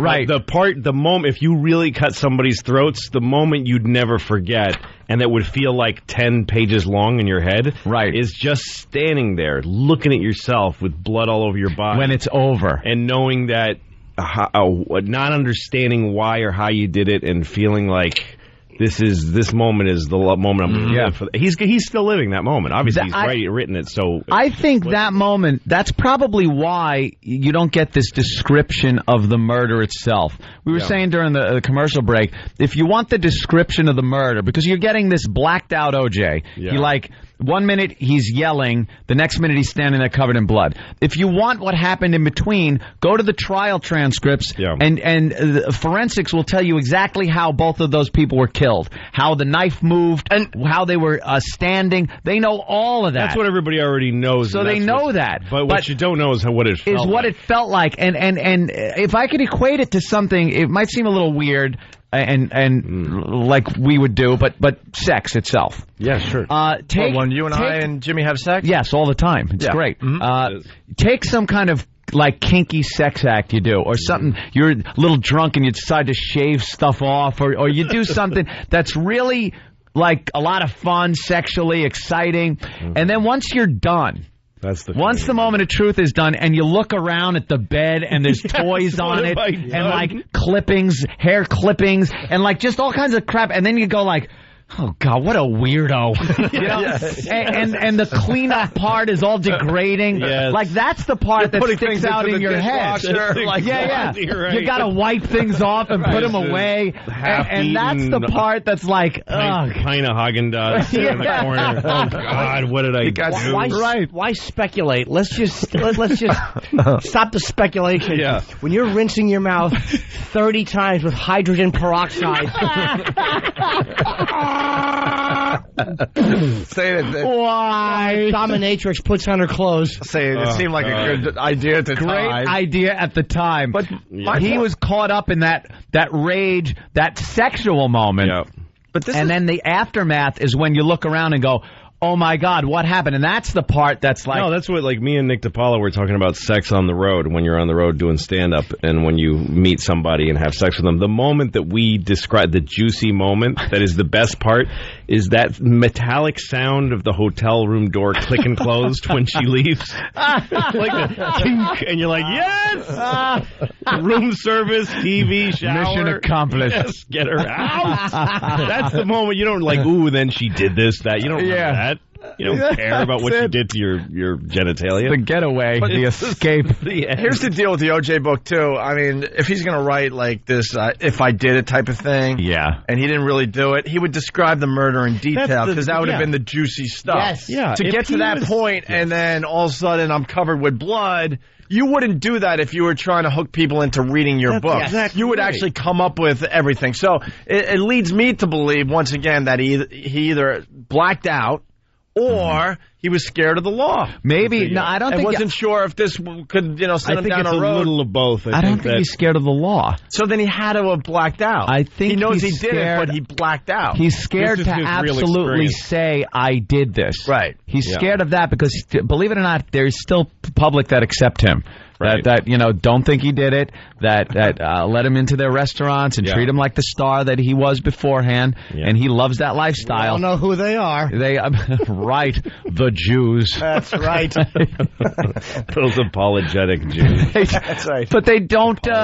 He doesn't want to come out and say it. Also, I think to get descriptive about exactly what he did, if it doesn't coincide with the actual forensics, it takes away the credibility of the rest of his story, which seems odd. You would think you would want to not have the credibility that I killed these people, but... sorry, go ahead. Because I have a question. Yeah, it just seems like he would want to keep everything consistent with the trial and everything that happened. But you're the one that read a lot of this last night. Do you think he blacked out during the murder? No. I don't think he blacked out.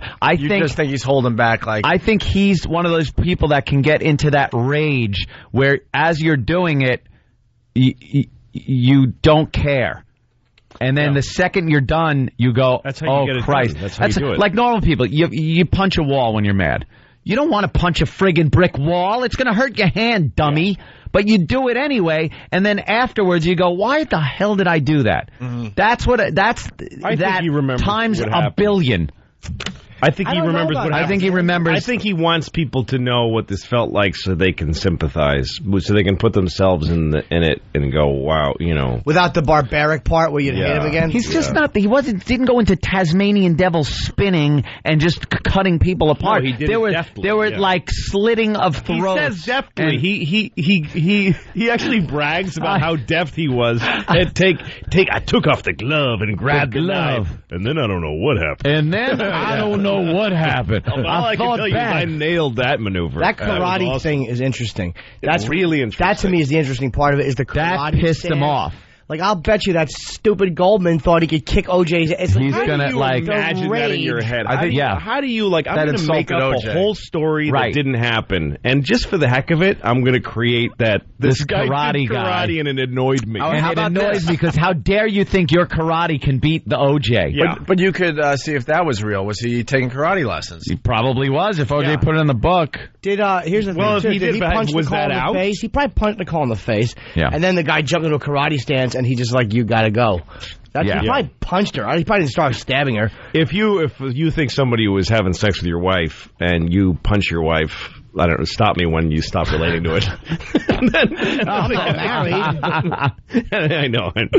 And then a guy does a karate stance. It's like, oh, get out. You're going to go, hey, excuse me.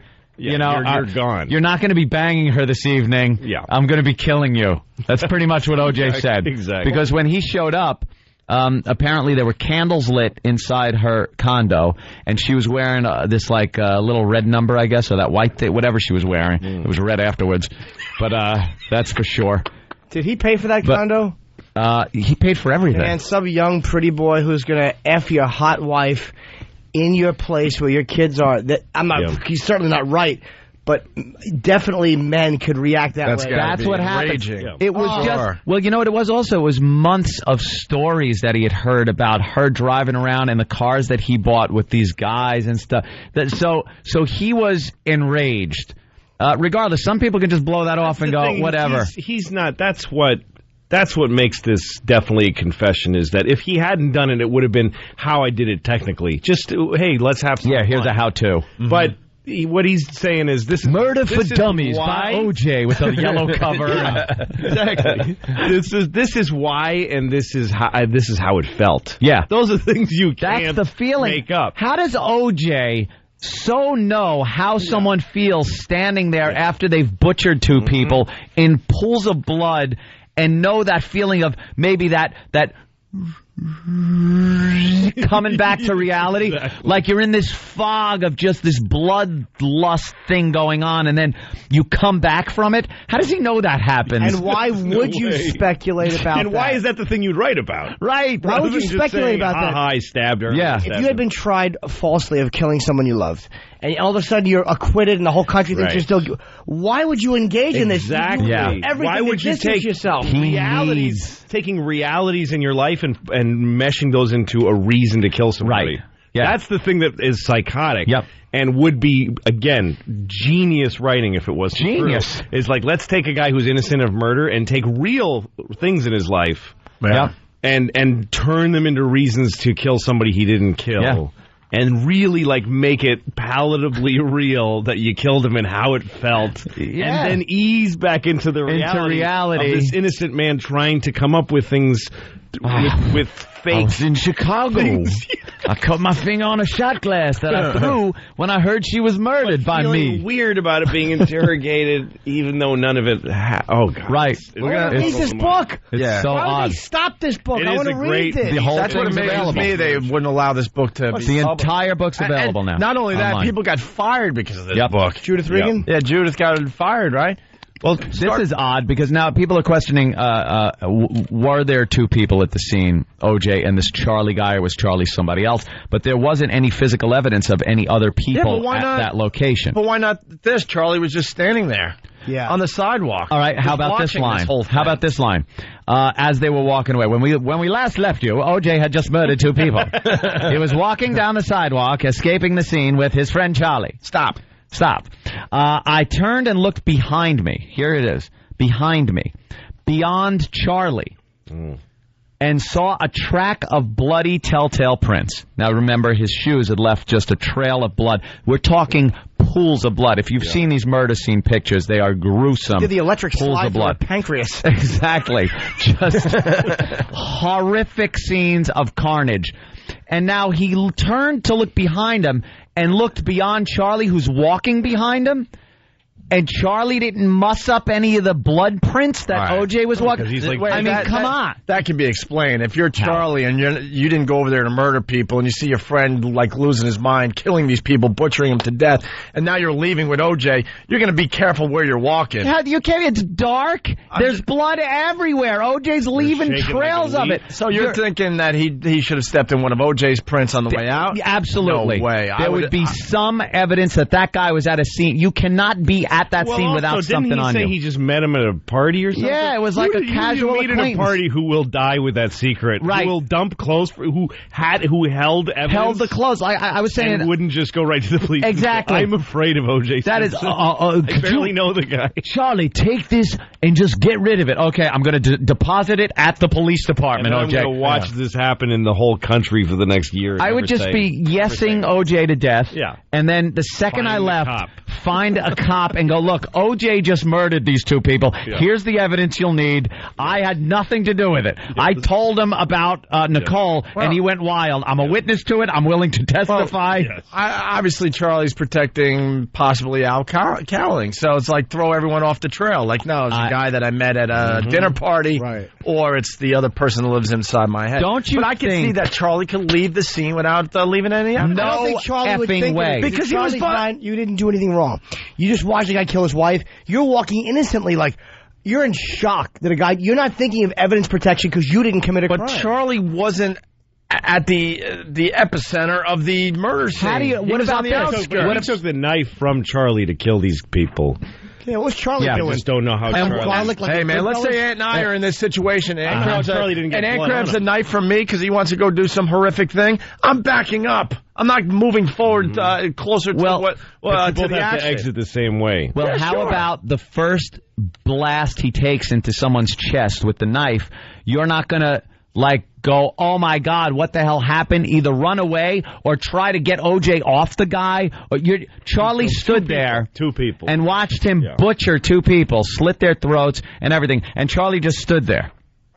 Might have been too late. As the dinner party acquaintance. This is where the fact that is that a he's not, starstruck mother effer. Yeah. If he's going to stand there just to be with OJ. This is where the fact that he's not, and then again, another amazing layer to the fiction. Right. That inside this completely true story, he has put a fake man who doesn't exist. A fake guy, right. And you can tell because if you ever write, the hard thing is called keeping balls in the air, or keeping a bunch of fires lit. Right. The people disappear if you don't keep mentioning them. Yeah, and that's what happens to Charlie. So Charlie keeps. Charlie is the part of OJ that didn't want to kill those people that night. When you write fiction and when you write movies, you have to make sure people talk to each other so they know each other exists. Just little things that other people don't notice. Right. In order to make people real in a story, you have to make sure that everyone interacts with them and that they are mentioned often enough to not be forgotten. He doesn't do that. It's the one thing he doesn't do well in this story. That's completely true. Well, hopefully on the next murder that he writes about, he'll do well.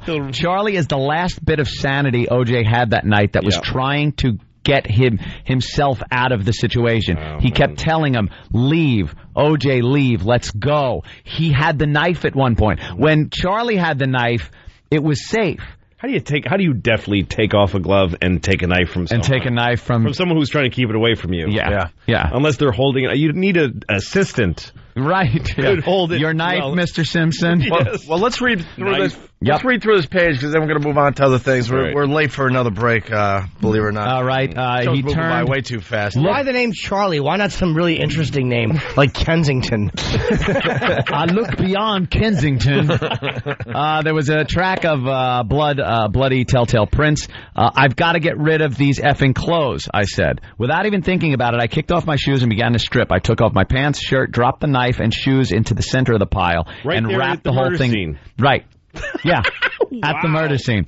He dropped the whole thing in the middle of the clothes, wrapped it up into a tight bundle. I left my socks on, though. I don't know why, but I didn't see blood on them. Little details are great that OJ, the fiction writer, comes up with.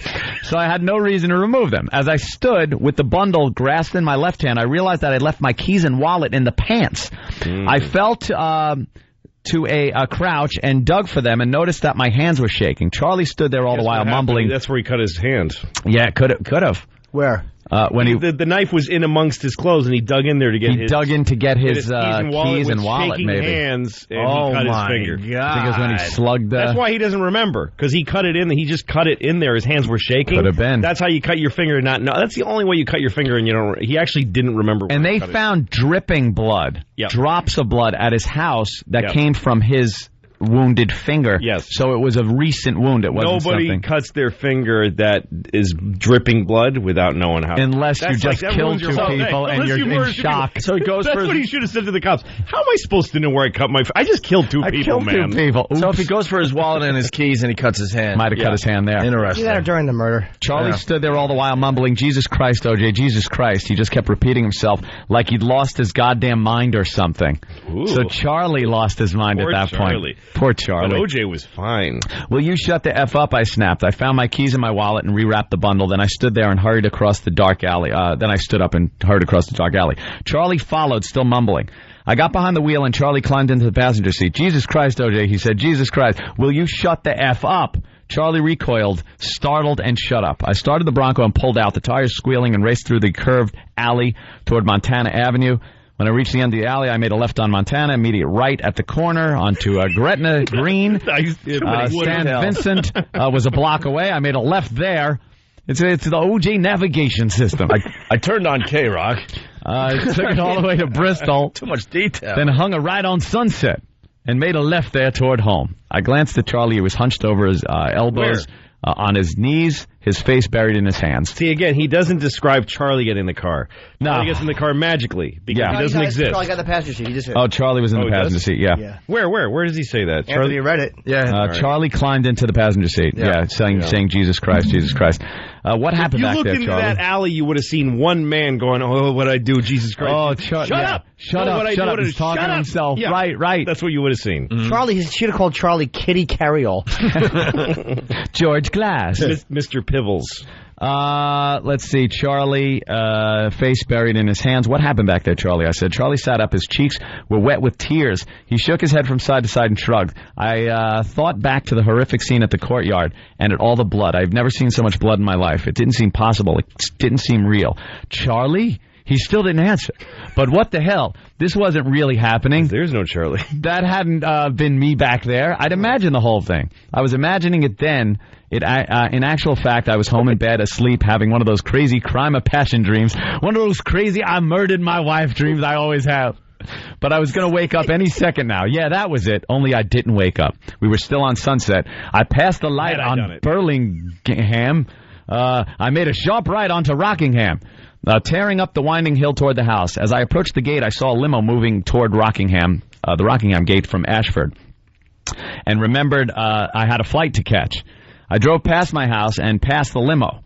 And in the side mirror, I saw the taillights flare up as it pulled to a stop in front of my gate. The driver had probably been waiting on Ashford out of sight, and I wondered if he'd already called the house. I had no idea what time it was. I looked down at the Broncos clock and saw it was 10:37.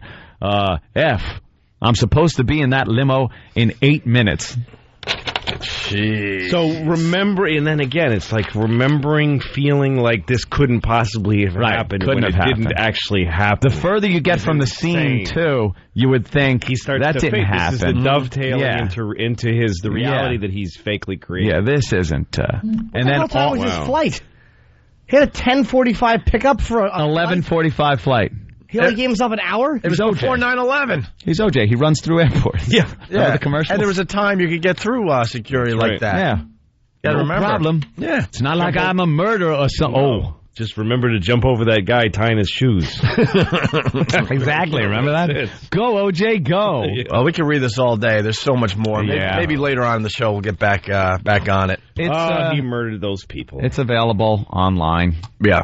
Great read. It's a great read. Anthony read all night I long. highly recommend the fiction writer OJ. Looking forward to his next works. All right, we're going to get into some other things after the break. Louis C.K. in studio. Louis, you promoting anything there? Shameless, my new HBO special is coming out on DVD June 26th. Very, so please very cool. buy it. I think a lot of our listeners will definitely buy that. Okay. Right now, for a random caller, if you're in the New York area, we got a pair of tickets to the premiere of Live Free or Die Hard on June 22nd at Radio City Music Hall. Of course, Bruce Willis is back as John McClane. The only way to live free is to die hard in theaters June 27th. But we got a pair of tickets so you can go to the premiere this Friday. Give us a call, 877-212-5762. Just make sure you can use the tickets because we're being heard all over the country. All right?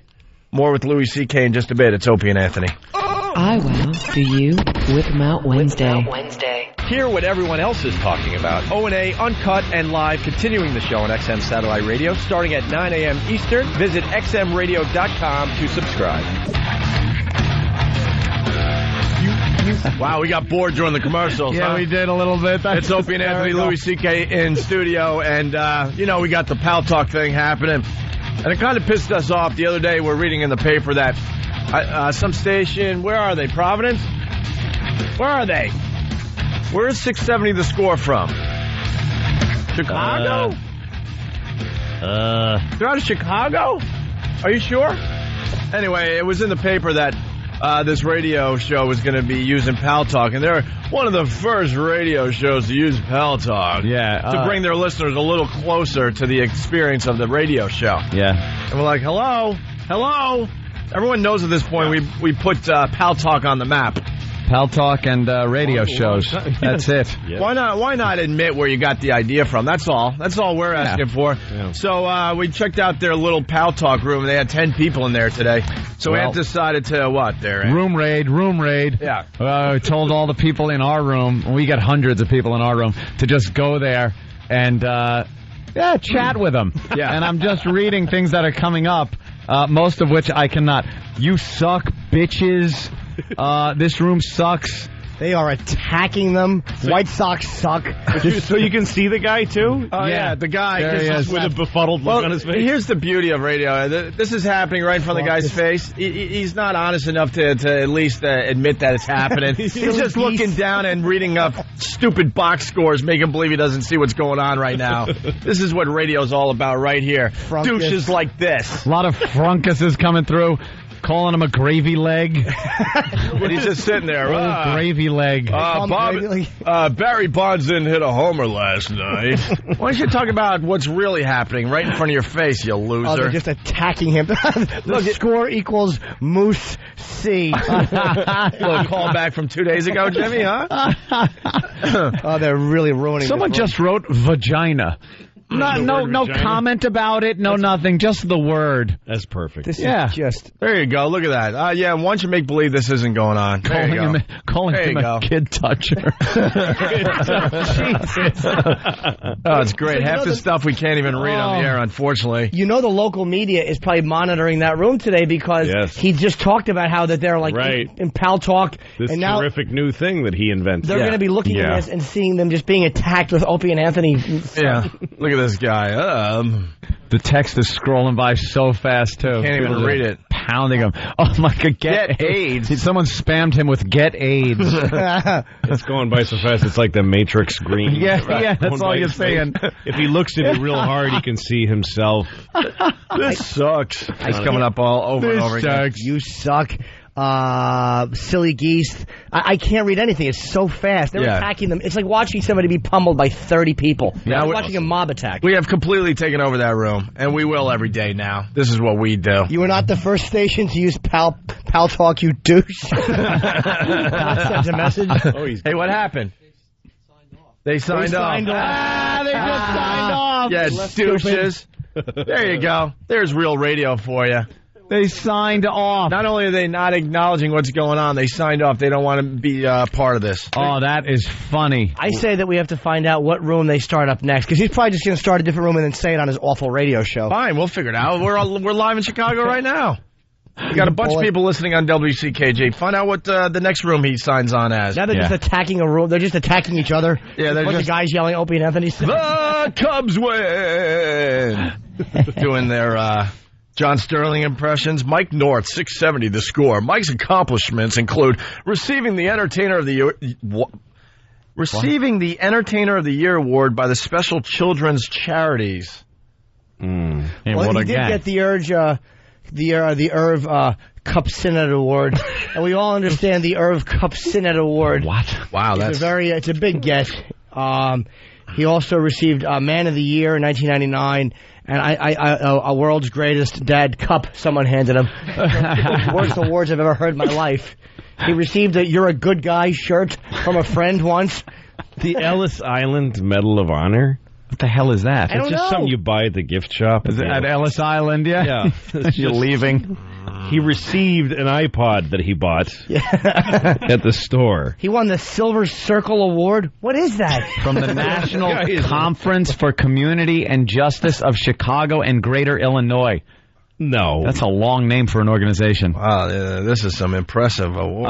Mike was honored as of 2006 as an inductee into the Chicagoland Sports Hall of Fame. The first radio broadcast ever to be inducted. No, the first radio broadcaster that wanted to be in that horse crap. Media Excellence Award from the National Italian-American Sports Hall of Fame. But I got one of those. How many groups are there? If you join any of these groups, you are going to then get an award 5 minutes later. Because you just walked in the door and, oh, God, somebody came in. I like how he received an award from the Media Excellence Award from the National Italian-American Sports Hall of Fame, yet he's not proud enough to use his real name because it's Mike North. Where's his Italian last name? Yeah, wait, he's back in the room. All right, he's back in the room. No. You fat piece of crap. Oh, is he? He's back in the room? Yeah, he is. I'm going to lose audio for a second. Sorry. There you go. Fellas. All right, good job. That's good job, boys and girls. Good job. Continue. They're calling it 670 the Boar. I love wordplay. The Boar. Just admit where you got the idea from, you loser. Hey, we got Marge from Little Shelter on the line. Let's get a Marge update. Hey, Marge. Good morning, gentlemen. Marge. Shut up. How are you today? Let us start. For once, let us start the conversation. Marge. We always monopolize Marge's conversation. Marge, I said shut up. Thank you. We had a cute little... Good morning, Marge. May I just say oh, my God. No, you can't say it. Marge. Shh. Opie. Go ahead, Marge. Shut up, Jimmy. Hi, Marge. I just wanted to say that the guy that answers the phone before you get on is the sweetest, loveliest. Oh, yes, The word you're looking for is little girl. homosexual. He just kind of prepares you for the battle ahead. Oh, does he? He really does. He softens you up, and he makes you think everything is... You soften everyone up, Marge. I've seen pictures. And then, well, you know that after I had the conversation with you, I had to go back to bed. I was, like, worn out. Good. Yeah. You should be. Nice. I'm going to explain to Louis C.K. what's going on with Marge from the little shelter out there in Long Island. First of all, Marge, we had a cute, feel-good story this morning. Yeah, it was great. You'd have loved this. It was an animal story. You We like don't have animal many. stories, right? Yeah. All right, well, the 62-year-old guy in Florida, he was doing something with his garbage, and he saw a cat. Saw an old cat looking at him. Aw. And he noticed that the cat didn't run away. He also noticed that the cat was a bobcat. A bobcat. So what do you think this guy in Florida did to the bobcat? I don't know. You tell me. I choked it out until it died. All right, gentlemen. He had to choke it because it attacked him, and it had rabies. I wish that guy was on the phone right now because I would love to hear Marge's Marge's take on the choking out of the bobcat. Gentlemen? Yes, Marge. So he had to choke out the little fella Wait a minute. to save his own life. You know what? I don't care what you say. I know you really love animals. That's why I permit myself to be so degraded. But I'm getting... Talk about your personal life. You know, I've been getting calls from people. Wait, I gotta set up the bit. From Ramon or Frunkus? Yeah, right. Who's calling? Louis C.K. has no idea why we're talking to Marge. I think I remember this woman. Does she have a shelter for animals? Yes, the animal shelter. She calls up with the craziest requests. The other day, Marge calls up and said she needed Viagra for the animals.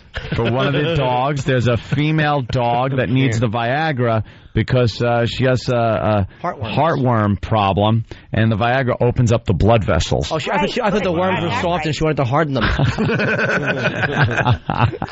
We were thinking that maybe Marge is doing something with the animals, and the animals are like, so they need a little help. First of all, before we get into this, the nitty-gritty of this situation, Did you get your Viagra?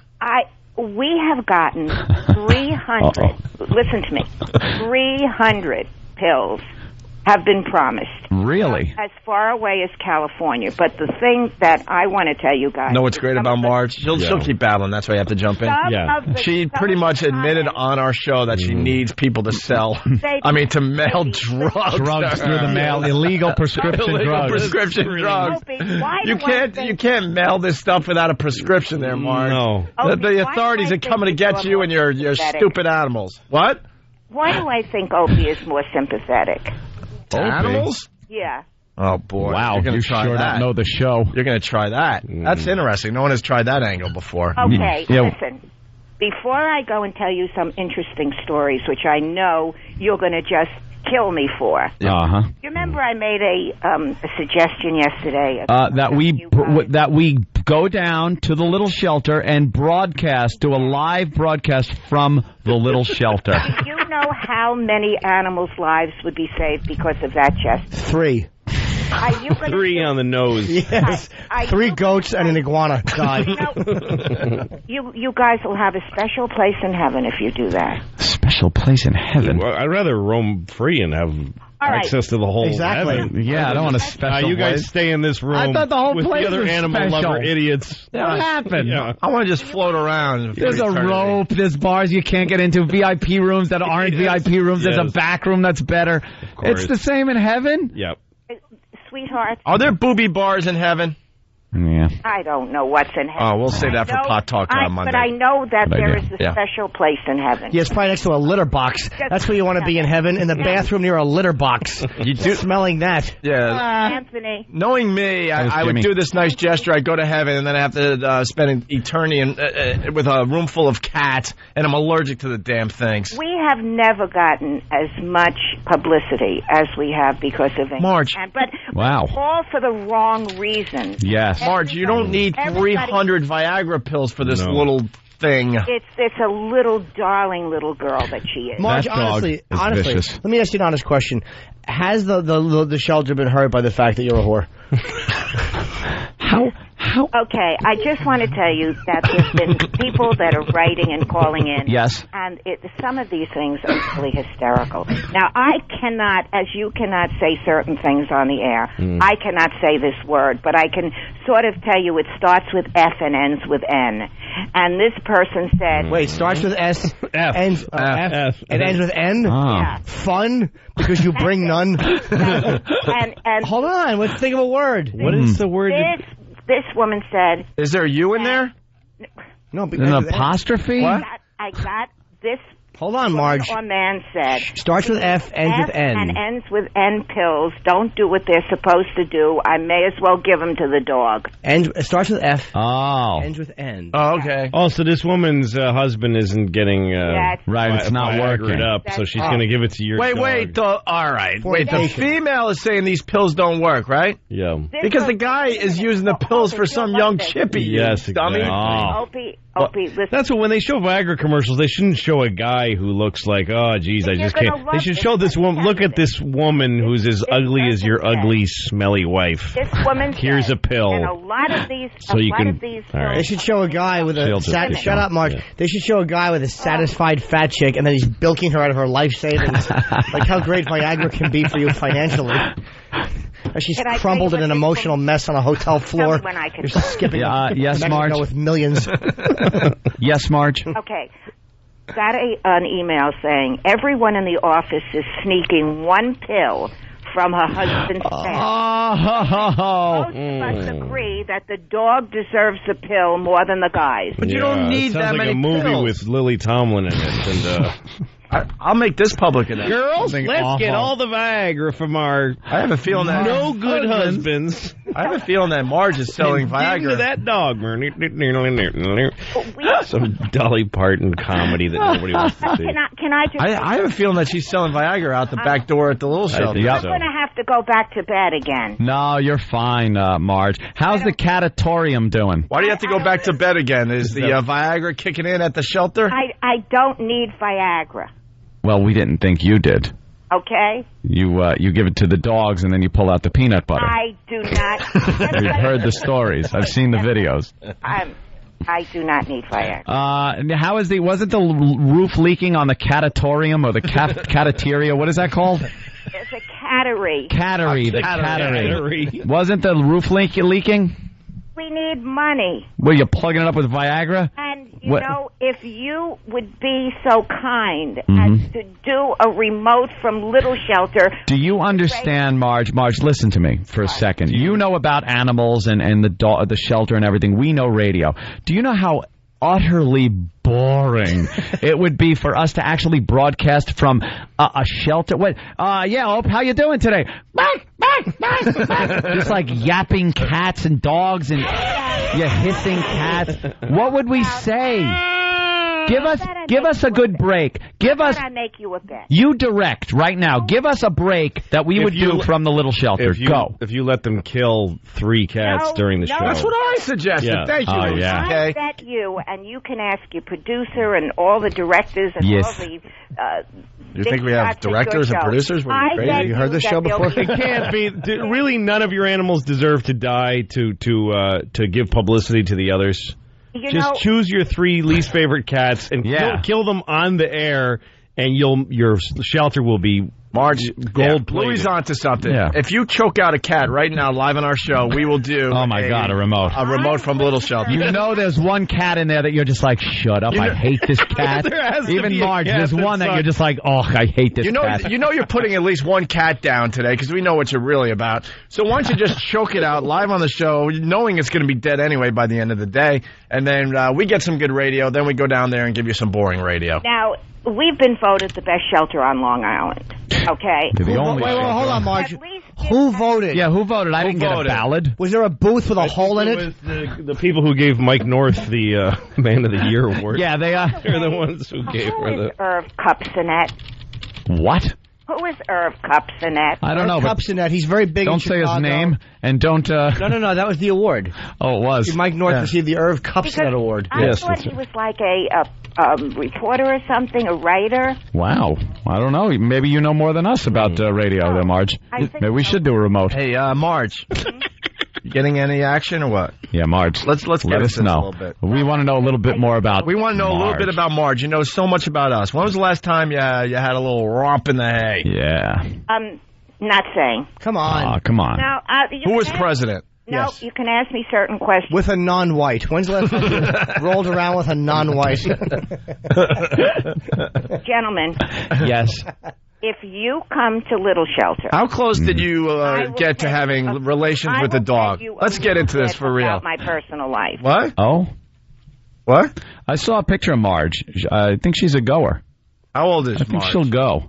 Marge, how old are you? Not saying. You should be on a Smucker's All right, Marge, last time that you did have an evening with a gentleman, did you feel, right afterwards, did you feel good or silly? Oh, that's a Wait good minute, question. I'll Sad? answer that question. That's a good Okay. question.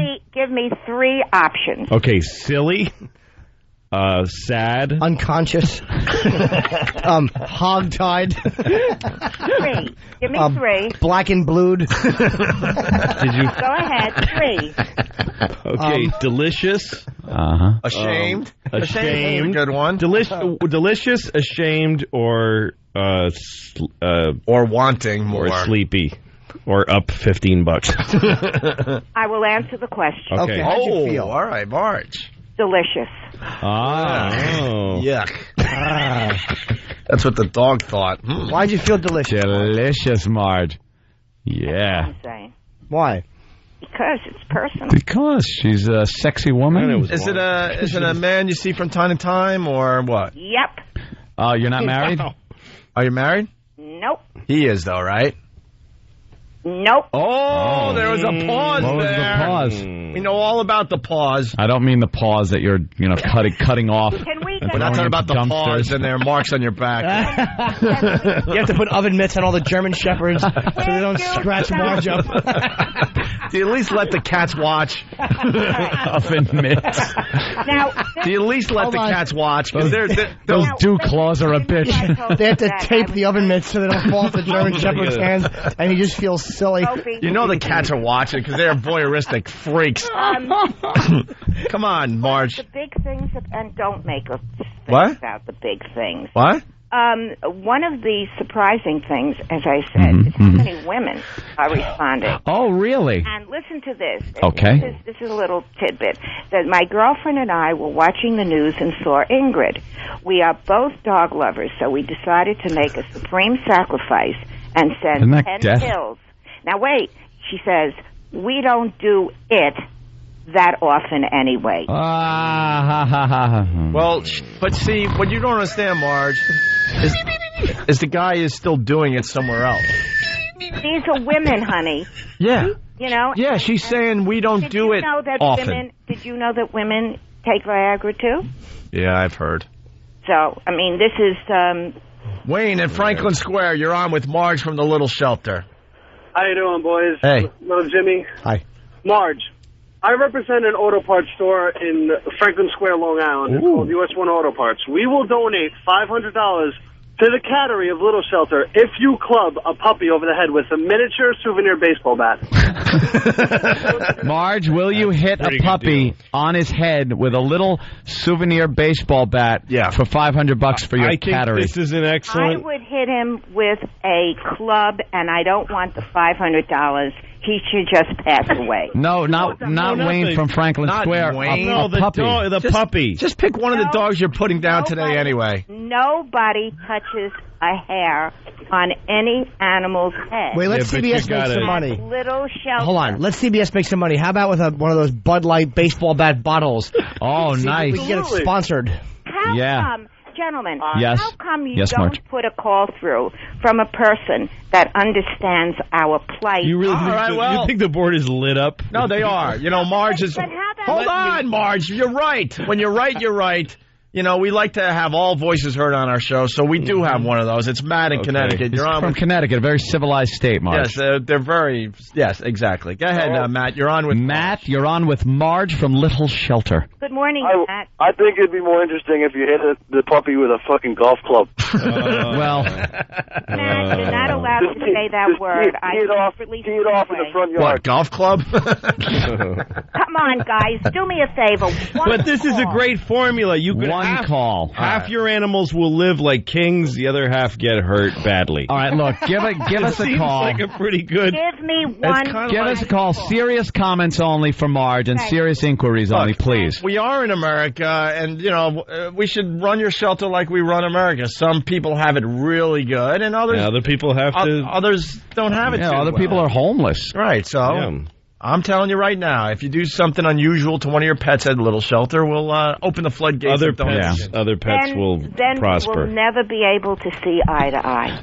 Marge, she's so rational. She's so solemn. Marge, Yes. think of this. Look, could you just get one of the dogs and just smack him across the face so he goes, "Brr, brr." Just one little yelp from the dog. That would be worth $100 from That's me. I'm throwing in another 100. Yeah, we got $200 right I'll give there. 500. $700 we're up to. I can smack Matt across the face. No, just smack the dog till it goes. I would. You guys. He'll forget he's a dog. He won't even remember why you smacked him. And then you'll have money for the cattery. I hit my dog all the time by mistake. Yeah. And she thinks like sometimes I'm turning around and I elbow my dog. Shut up for a second. Like I don't even know this woman. I'll elbow my dog in the eye by mistake. Yeah, it's an accident. She yelps and looks at me like I'm sorry that I was standing the here. dog did something wrong. And I can't explain. My dog does not believe that it's an accident. My dog thinks I hit her on purpose. Right. Then it goes. Then I pat her on the head. It's and over. they forget it. How about we... I have sex with her, but that's another. All right, hold on. We have to take a break, Marge. I think it's only fair that we take a couple serious questions for you. Yeah, we're going to get a bunch of people that want to talk to you about the little shelter, so could you hold on the line throughout the commercials, Marge? Marge? Hello. You hold on through the commercials. Before I Shut up. We have to go to a commercial, I Marge. know, but I have to take a whiff of oxygen. Oh. Are you kidding? Okay, do that. Yeah, you know what? Light a cigarette at the same time. That's what half the dogs are saying over there, but they don't get that opportunity. Not now, oxygen. do they? Okay. Zyklon B that she's dropping through the cattery roof.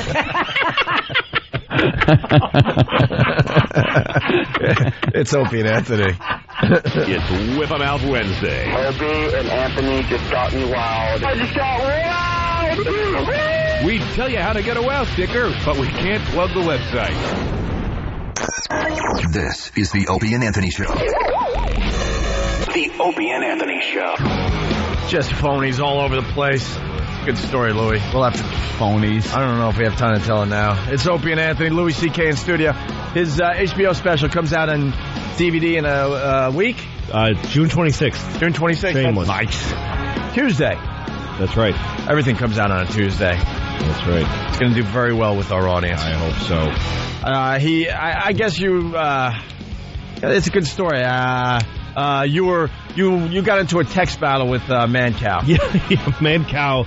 I'd been on his show in Chicago before, and he liked me, and he took my phone number, so I always get these texts from him saying, hey, I'm going to be on Fox News, like he promotes to me and his other text pals, I guess.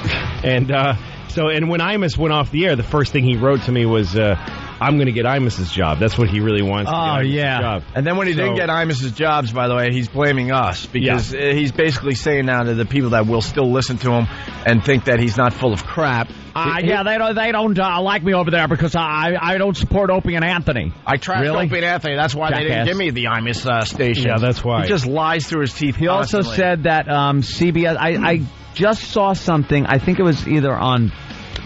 Online or in one of the newspapers. It was some that's what it was. Some real small town local yokel newspaper thing that was online. And he said that they offered him the job that we have right now. The one that replaced David Lee Roth after he replaced Stern. Right. They offered him that job, CBS. Yeah. And I turned it down because I didn't want to go to New York. Yeah, that's what you don't want to do. Yeah. But he would have come here to. But so then I saw him on Hannity when you guys got suspended, I saw him on Hannity and Combs saying they should be thrown off the air. They're terrible They're people. liberals. Yeah, and liberals. here's to me, They're liberals. Yeah, nothing makes me madder than a guy who's a radio personality. Hoping for somebody else to get censored. Exactly. It's the most disgusting, especially because he just wants the airtime for himself. Of course he and does. he doesn't think that's going to bite him in the ass. Like 2 years from now, he's going to say fart and get fired. And get He fired doesn't for know it. that it's Yep. going to get worse. And so I wrote him a little text just responding to his latest self-promotion and said, lose my phone number. I don't like you. You're full of BS. I saw you on Hannity and Combs. Go to hell. And he wrote back and said, hey, we're all full of BS. Sure. I'm looking forward to having you on my show and promoting your next project, like trying to remind me that somehow he's bread on my butter. Yeah. And I wrote back and helping said, you out. no, really, lose my number. Don't write me anymore. You're disgusting. Yes. Being. And we went back and forth a few times. Louis C.K. get his HBO special on DVD this coming That's Tuesday. right. Louis doesn't mince his texts. And buy my stuff. If you don't hear it here, I'll be promoting on Man Cow now. Yeah, he's full of crap, and I think people are finally seeing what he's really about. it just Self-promotion, amazes me doesn't give a crap who he's going to roll over to get there, and doesn't realize that they're going to come after him next. Of course they And are. he's a liar. He just lies. He's had so many more FCC fines than we ever had. Mm-hmm. He's done despicable things in his career, but he wants to make believe he's not about that anymore. No, and the great thing was that Sean Hannity defended you guys. He was like, not letting him do it. He's going, people can change the channel if they want. And Sean Hannity is a conservative. Yep. But he's rational. Yeah, Sean Hannity was great as far as our situation goes. Yeah. He was a sane voice on TV, and greatly appreciated that. The only one. We actually got to talk to him about the whole thing a couple weeks ago. He's a stand-up guy. He's a good guy, man. He didn't. Whatever. Hannity. We could get into it another day when we have a little more time. We got Marge from the Little Marge. Shelter. Now, Marge. Beat your dogs. Hi, Marge. From the Beat your Little dogs Shelter. for money. That's the promotion we want to do. That's what you should say. Beat a dog for money for the cats. Marge, it's like a cartoon. Marge, You promised me that you were going to have some nice calls. Yeah, we've been going through the calls for the last 15 minutes. It's very hard, but we've screened a few calls that are very supportive of you and the Little Shelter and your cause. Let me just ask one question, which is kind of like when you ask a woman like for $10 million, and then you go, now we're just negotiating price that whole time. Marge, if we raised $1 million for you, contingent on you just slapping one dog in the face. The answer is no. Really? $1 million, but think of it, to sacrifice one dog's feelings for a second to help all those other animals. Think about it. Nope. That's like a hero dog. What about $100 million with which, if you had $100 million, you could save every dog and cat in the world? Yeah. You would literally save both species. We know that we can. You could change the name to the Big Shelter, finally. Marge, the Big Shelter. Marge, you're not sane. We do this with humans. Why not with pets? You would not slap a dog in the face People that love to save are much thousands. nicer than people that just love How about No, this? they're not. Marge, how about this? Would you say for $50, take a thumbtack and stick a note to a dog's nose that says, "I'm a dog and I suck." That little leathery nose, all wet. All he would have is a little red dot there for about a week, and he'd be fine. We're going to make Marge go back to bed again. You know this, right? Marge. Marge. Just remember this. You got 300 Viagra pills coming illegally in the mail to the Little Shelter, thanks to the Opie and Anthony show. Marge, could I ask you one thing? Blood on the note. For all the money you could imagine, would you just take a dachshund with those, or a basset hound, basset hound, right, with those big floppy ears, and hold the ears together above his head and staple them together so he looks silly? Yeah. No, but I would staple your ears together. No, you didn't. No, you didn't. For $100,000, would you take a dog's face and just look at it and say, "You stink"? Yeah. Would you even talk to a dog mean? Yeah. For $100,000. For $100,000, would you talk Would mean you tell to your a dog? favorite dog that he stinks? Wait a minute. Let me think, because sometimes it's the tone in the voice. No, you have to sell it. You got to sell it. No, you got Marge, you got to sell it. $1,000. Sell it like you're yelling at a guy who didn't satisfy you in bed. $1,000. I could say something to like what? One of my little friends like this. What would you say? You know, honey. No. Honey. No, Marge. It better be, honey, I'm sorry I chopped your nose off. You can't start an insult with honey. Marge, let me that ask tone. You made an offer. Now let's see if you're going to stick to the. I didn't make an offer. I said if. All right. The key word was if. So these are hypothetical situations like O.J.'s murder. All right, then here's a hypothetical answer, okay? All right, hypothetical answer. For $100,000, right? Yeah. I would take a little face in my hand, and I would say to that little face, with a smile on my face, Aw. "Oh, sweetheart. No. I really don't like you that much." Wow. I would almost pay that. That's almost good. That's almost good. I would pay $100 for Where's that. the $100,000? We said if. I said it was hypothetical. For that, I would give you $100. Marge, You got the 300 Viagra pills coming in the mail illegally. Remember that. And when they bust you for drug trafficking, leave our names out of it. How much ecstasy you need? That's going to be shipped to the little shelter. You're going to have mobsters coming to the back door looking for dope. Marge, here's a real offer. Okay, the guys have been silly geese. My apologies. Yeah. That's how I accept them. Take a Chihuahua, and this is for $63. $63. And I want you to grab the Chihuahua by its ears, and I want you to squeeze its ears until your knuckles, until like your fingernails are digging back into your own skin through its ears. And I want you to put your face by it with your old lady breath, and I want you to scream racial epithets into its face. $63 there, Marge. That's $63 Roonies. How about... By the way, Marge, I have to thank you. I get the little shelter, the address labels all the time. So I it's got my name on it and my address, and I'm able to mail things out. Yeah. I throw away everything else that comes with it, but I use the address labels. Thank you. Hey, let's get back to the Chihuahua. How about this? Let's just get silly with the Chihuahua and get him penis enlargement surgery. Wouldn't that be funny? Them walking around. Just give him a... If you take a Chihuahua and have a friend of yours hold its paw and walk away from your friend, like 10 feet away, and your friend has to still be holding the paw, and you have to still have the Chihuahua in your hands. You can figure out how that's done. You could have $88.42. Wow. Marge, let's calm you down. Marge, let's calm you down a little bit. We're running out of show on this side of the Opie and Anthony program. We got a little song we want you to hear.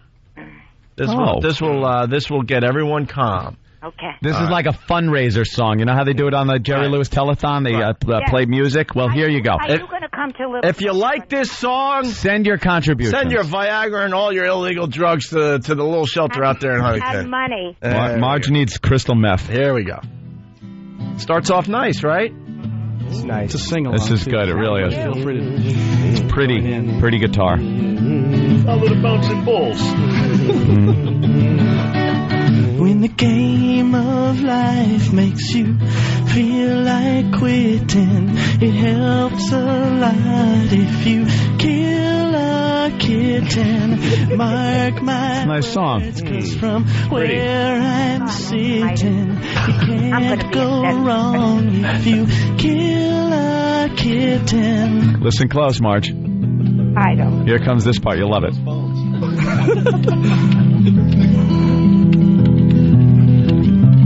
Pretty. There's no crime that you'll be committing. I know the law. You can, everybody, kill a kitten. Come on, Marge. Marge, sing along. It's Kill a Kitten. Come on, Marge. Ready? Kill a kitten. Come on, Marge, sing along. That's just too bad. You have no Listen. conscience. Here's some That ideas. should be on the song. Her saying that in the background. You awful.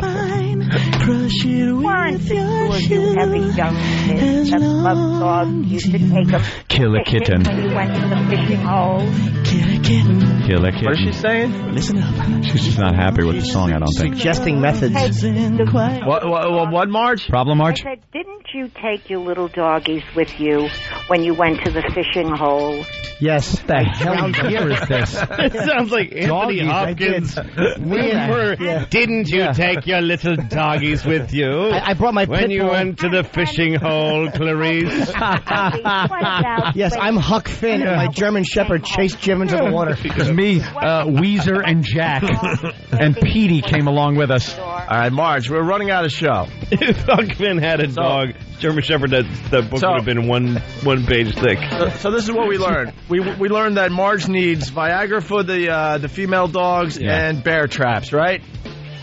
No comment. Money for the cattery. She's tired. She's got to go back to bed. We need money for the Little Shelter Medical Center. Medical Center? All right, what the Mark. hell is it? Something new every time. There's going to be a complex down Warner Road that takes up a mile long with all the money you're going to be getting. Come on, guys. All right, Marge. All right, Marge, we got to go. We got to go. Give generously to the Little Shelter. We're kind of fading you out like you fade out the lives of some of those animals down there. Goodbye, Marge. Turning on the gas.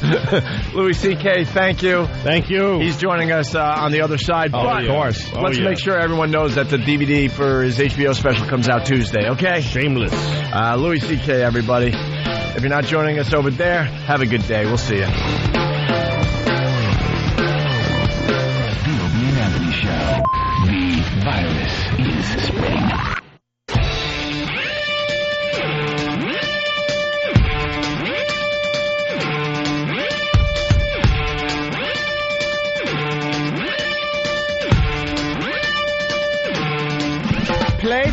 Places, everyone. It's so odd not doing the show from the XM studio. That's why we take such a long break in between shows. We're actually walking to another studio. Yeah, it's very far, so it's further than the old one. Yeah. That's what it is. I guess they're, have they started the construction project? Wait a minute. What? Because I hear Ron and Fez were doing the show from the little phone booth studio. So why can't they do it from the big studio if they haven't started work yet? What do you mean they haven't started Or Ron work and Fez have... Dude, you know that little closet studio? Uh-huh. It's as big as that bathroom. Uh-huh. They have actually been doing their show. Could you imagine us trying to do that? Consummate professional, that Ron Bennington. Are you acknowledging a show I have no interest in? Wow. You're not going to the big wedding tomorrow? Hell Is that no. tomorrow? Yes. I'm definitely going. Eastside Dave. Hell no. Casey, yeah. I'm not going to And be part of that. lovely Casey. Sham? It's They're a in love. sham. They're young and in love. It's I thought sweet. it was a goof, too, until I saw them talking, and it really bugged me, because I've seen him naked. He's packing nothing. And I actually want to go to that. It's got a flat Irish ass. It's awful. It's a sham. Wait, is Ronnie should be writing for the WWE at this point. Who are we kidding? Wait, so are you going? Stupid sham. Stupid sham. Are you going? Yeah. Me too. Yeah, I'm going. It's the Hard Rock Cafe. I don't Oh, are you guys going to all be fooled? Fooled? When there's a confrontation and I ain't marrying you and someone marches out. Throws sand in someone's Crowd face and they goes, get hit with a chair. "Ooh." Yeah, exactly. The only thing I'm thinking, and that's funny that you say that, It's because going I'm to end like, with an elbow to someone's face. I'm thinking, should I give money as a gift? Oh God, what is wrong with you? Because I'm thinking, if they really get married, I got to give a gift. Yeah. But then if they're not, then I'll seem silly. I'll feel silly. You brought this to the table a long time ago. You've been to weddings to the point where you know, like, the marriage is never going to last. So you start with like $200 in your envelope, Right, yeah. and then you go to the bar and you start taking the money out of the envelope that you reserved for the couple. Yeah, because you realize it's not going to work. Yeah. Dave's too much of a drunk for her, I think. Like, Dave is just so drunk all the time. I know what I think is going to happen tomorrow. Get married, it doesn't matter until you have kids. It's just stupid. It's just dating. Yeah, it is. It's dating with a contract. Everybody. Dating with a one-sided contract. This is my prediction. Tomorrow, there is no wedding. Who's he marrying? Casey. Casey, all right. Casey admits that she's pregnant, and the place goes nuts, and then everyone's going to be like, ooh, that means this wedding's even... But it's Earl's baby. Thank you. You read my mind. But that's so phony because everyone knows Earl doesn't even have sex. That's the beauty of the thing. Then there's outrage, and then there's like that's what Ope says is going to happen. a fight, and then Eastside Dave marches out. You think that's the way it's going to happen? Yeah. I don't know. Yeah. I don't know. I'm looking forward to seeing what happens. All Is Fez going to be there? Is he here? Fez. Poor Fez.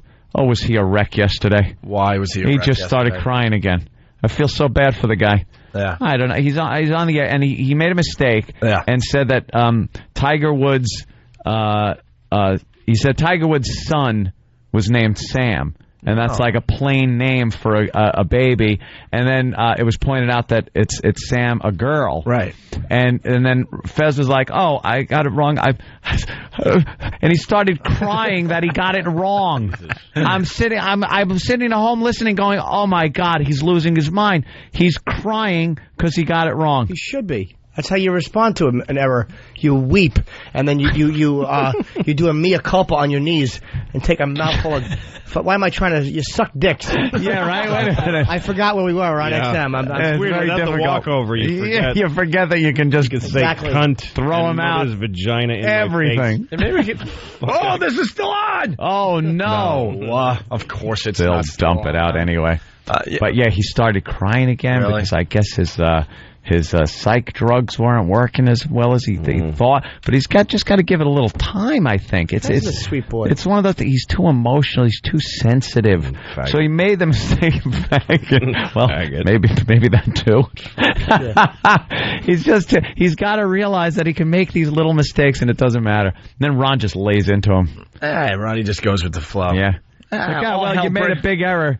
You know, you got the baby's sex wrong. That is a big mistake there, Fez. And Sam, probably after Sam Snead or something. I'm thinking he went with a golf name. Oh, okay. See, I didn't even think of that. Because Sam is such a weird name to name your kid. Do you think that's the end of Tiger, though? Sorry to our own Sam, by the way. Oh.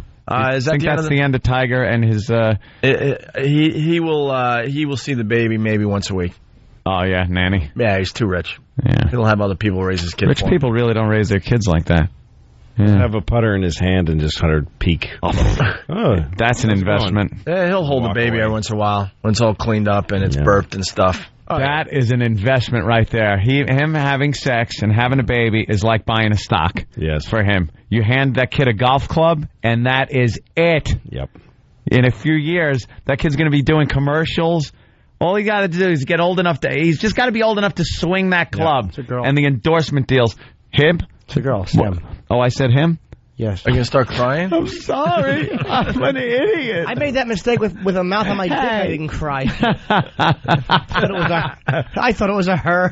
Someone is suggesting that it was a fabricated dick. Yeah, that deserves tears when that happens. Oh, Jesus, it's a guy. Someone is suggesting that Dave and Case's limo may blow up.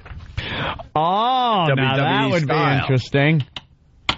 WWE style. Why not? Well, that's fantastic. Well, I wish him the best, and tomorrow I'll be there to watch them show each other how much they love each other. I don't know those people. Good luck to everybody at that sham. I don't care if they all sham. die. If they all die, I don't care if the place burns. I know them, and I feel that way. I hope the exits get blocked and there's a fire. All right. And all the plastic cutlery gets fucking melted onto their faces. Curls up. It's just because I don't know. Knives I hope that of all people I don't know. Hey, excuse me, Yeah. idea for the show, by the way? Yes. They are building a state-of-the-art studio for us over that other joint. Yep. Why not take one picture a day to show what's going on over there? Oh, there you go. That's it. A montage. Same exact position. One picture every a day. day. And then you can run them together and play that Why is everyone horse pointing at racing each other? music. Yeah. What? Are we going to do this? But I want the picture up every day. Okay. Because then I want to make fun of how slow the whole thing is coming along. This is cute, Opie. What's up, E-Rock? It'll just look like a still picture. Yeah, right. It'll be a movie, but it'll just be a still picture. guys didn't update the picture for the last 90 days. No, that's... You know how when they do that, the people look like they're moving in fast motion? You see the building go up? Yeah. It'll be that fast, but you'll still see people just milling about slowly because they're actually moving that slow. Wow, this guy got really angry. Fuck you, Opie. Utah Sam. Oh, because his name is Sam? Yeah. Look, you could say Louis, the name sucks, and I'd lick your asshole out for you. And Wait, you want... Louis. Wait, That's a good name. What? What did I do? And wants a montage. Tash. Thank you. He's obligated to say it in that higher pitch. He missed it before, though. He did. Yeah, so we get to spank him. Pull down your pants. He's waiting for secret letters to Butt be rub? slid under doors. Is it Butt Rub Wednesday? I think it is. Butt Rub Wednesday. It certainly is Butt Rub Wednesday. I totally forgot about Butt Rub Wednesday. Jimmy? I'm ready. E-Rock? No. E-Rock. E-Rock. Butt Rub You're Wednesday. part of this program. Get up. No. Get up. E-Rock. How about we do it Always behind... getting nervous. Why? What happens here? I already did it. I don't want to do it again. Yeah, but Louis hasn't seen Butt Rub Wednesday. What happens? He rubs his... Video. Huh? A couple of men rub their ass cheeks together. How about two men rub their ass cheeks together? Yeah. and It's not sexual at all. No. It's not gay or Like anything. this little tent I'm getting in my jeans. Butt Rub Wednesday. Butt Rub Wednesday? Butt Rub Wednesday. E-Rock. E-Rock. Butt Rub Wednesday. E-Rock. Come on, E-Rock. No. You just got to stand up and rub your butt on Jimmy's. That's right. E-Rock. Come on, kid. E-Rock. If Jimmy will do it, you should do it. E-Rock. E-Rock. E-Rock. E-Rock. E-Rock. E-Rock. E-Rock. E-Rock. E-Rock. E-Rock. He's still sitting. No? No. Wow. Butt Rub Wednesday. Look at him scrolling through pictures. What are you looking at? What are you looking at? Pictures of butt. Scrolling through. What are you looking at, E-Rock? Looking for the video. Why? You want to jerk off to it? You can just reenact it right here. Yeah, let's reenact the video. But how about behind the Pal Talk cameras, just for Louis' sake? Come on, man. No, I want the cameras to see it. I want them to see Yeah. our ass cheeks meeting. How did this start? What happened? I just decided. He just decided. It was a punishment at first. Who will rub butts with Jimmy today? Come on. I did. Danny will do it, I'm sure.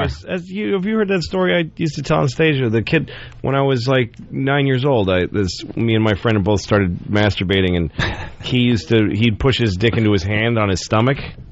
There's actually websites that explain that you shouldn't do that. It's a way some boys masturbate, like they apply pressure. Really? And it hurts your dick like it does long-term damage. Do they go up and down or just push on it like they're Push giving really it CPR? hard. Yeah, like it's a palpitating. Yeah, the head swells. Yeah, and so he asked me to sit on his ass while he was doing it, so that it would be more pressure. Oh, he was kind of like humping his hand. Yeah. It's not gay because he just needed more And you had to pressure. sit on his so ass. I sat on his naked ass. With your pants on? It's weird that everybody asked that, because that wouldn't help. No, but why is that? You're right. That is the first an thing odd everybody asks is, did you were have your pants on? They were on, yeah. Oh, I okay. think. That's what Oh, boy. If you're saying I don't remember. As I came to, I was looking at Charlie's pants My were down. naked butt was next to Charlie's naked butt. Charlie was masturbating. Hey, who's this kid? Sam? Yeah. Sam, Sam is sick. Who the fuck are you? I'm Noah. Noah. Yes. And what are you doing Right. here? I don't know, Sam. Just Are you brought a me board in. op? Are you What do you do? Do you work here? Yes, I'm an intern. Oh, you're an intern for this show? Yes. Oh. Wow. How long Why you been don't here? you have a name tag? Why doesn't he have a name tag? I don't know. How long you been here? Why does he suck, Because he man? sucks? Well, you should have a name tag. Oh. Yeah, you should have a name tag. Why don't you tell You us know about the name tags? Need name tag. Well, this is my fourth week here. No way you've been here 4 fucking weeks. Yep. I swear I don't even know who he is. I'd have had him removed from the building if I even saw him. What have you done for 4 weeks? I've gotten lots of food for people. Yeah? Me? Yeah, I got you a bagel a couple times. I don't even remember. See, none of these guys Swear to understand God. they should bring something if they want to move up and be Wow. All right, put some glass in the bagel, Yeah, and then some ground up glass. Great bit. And then Anthony goes, "Who got?" And his tongue is bleeding. Who did this? And I can't even talk. Noah, come No, over now, here, kid. then I'd remember you. All right, kid. I got to keep you close. It is true that the intern program is just us getting waiters for our show. It's really fallen off since our first crop of interns who are now employees. Like all the guys that work for us, Yeah, the first they round were interns. That was the first round Yeah. for the most part. And then it And then, just... what are they going to give their jobs to new interns? Yeah. No. So they are really... I think they might be discouraging the course they interns do. You're right. to not they do. contribute That's and, how and, America works. and do well so they don't get replaced. Yes, one That could generation happen. gets in No. and then gives the other jobs to their shitty brothers and sisters. Right. All right, why are we... That could happen. why is Noah here? I think he has the potential, and he could bring something to the show for Butt Rub Wednesday. Wow. I thought he would be a good candidate. You That's think all. I'm rubbing asses with that fuck it with an intern? What's Bring so me great Renee. about E-Rock? Yeah, right. He's a What fucking is it chick about intern. this He E-Rock brings me guy? this thing. If you're going to rub asses. So that means you like rubbing asses with E-Rock. There's something about him. Yeah. Yes. What is it? That's what I want to know. His ass is supple. Uh-huh. You haven't seen this guy yet. Look how Look how no, fair he is. please. Look how milky. He's very a twink. Fucking E-Rock. Twink. E-Rock. You want a man. No, I don't. Or I wouldn't want that fucking E-Rock. E-Rock is a meaty boy shirt wearing plump ass. E-Rock, come on. Why don't you just rub butts with Jimmy? Come on, look how young and awkward and unformed this guy is. Exactly. I'd rub fronts with his butt. That was you what? I'd turn around and stick it in his shitter real quick. And not even out of homosexuality. Just out of hatred. Yeah, but just because you got my order wrong. Hatred. I'm only kidding. Have you ever had a homosexual encounter? Seriously. No. I don't believe you. Wow. I don't think I have. Come on. Maybe that wasn't hard. After a few That's beers. about as fast as a breakdown. You ever done anything gay? No, I don't believe you. Well, I might have. You got me. Now, let's say I did have a homosexual. It was me and Charlie. Louis sat on a kid's ass. I sat on a kid's ass. I did things when I was a little boy. I don't believe that you've never done anything. I don't believe it. I don't think so. I'm completely hetero. I'm not saying you're not hetero. Did you ever do anything that was like on the borderline, like sucking a black guy's dick for 4 hours?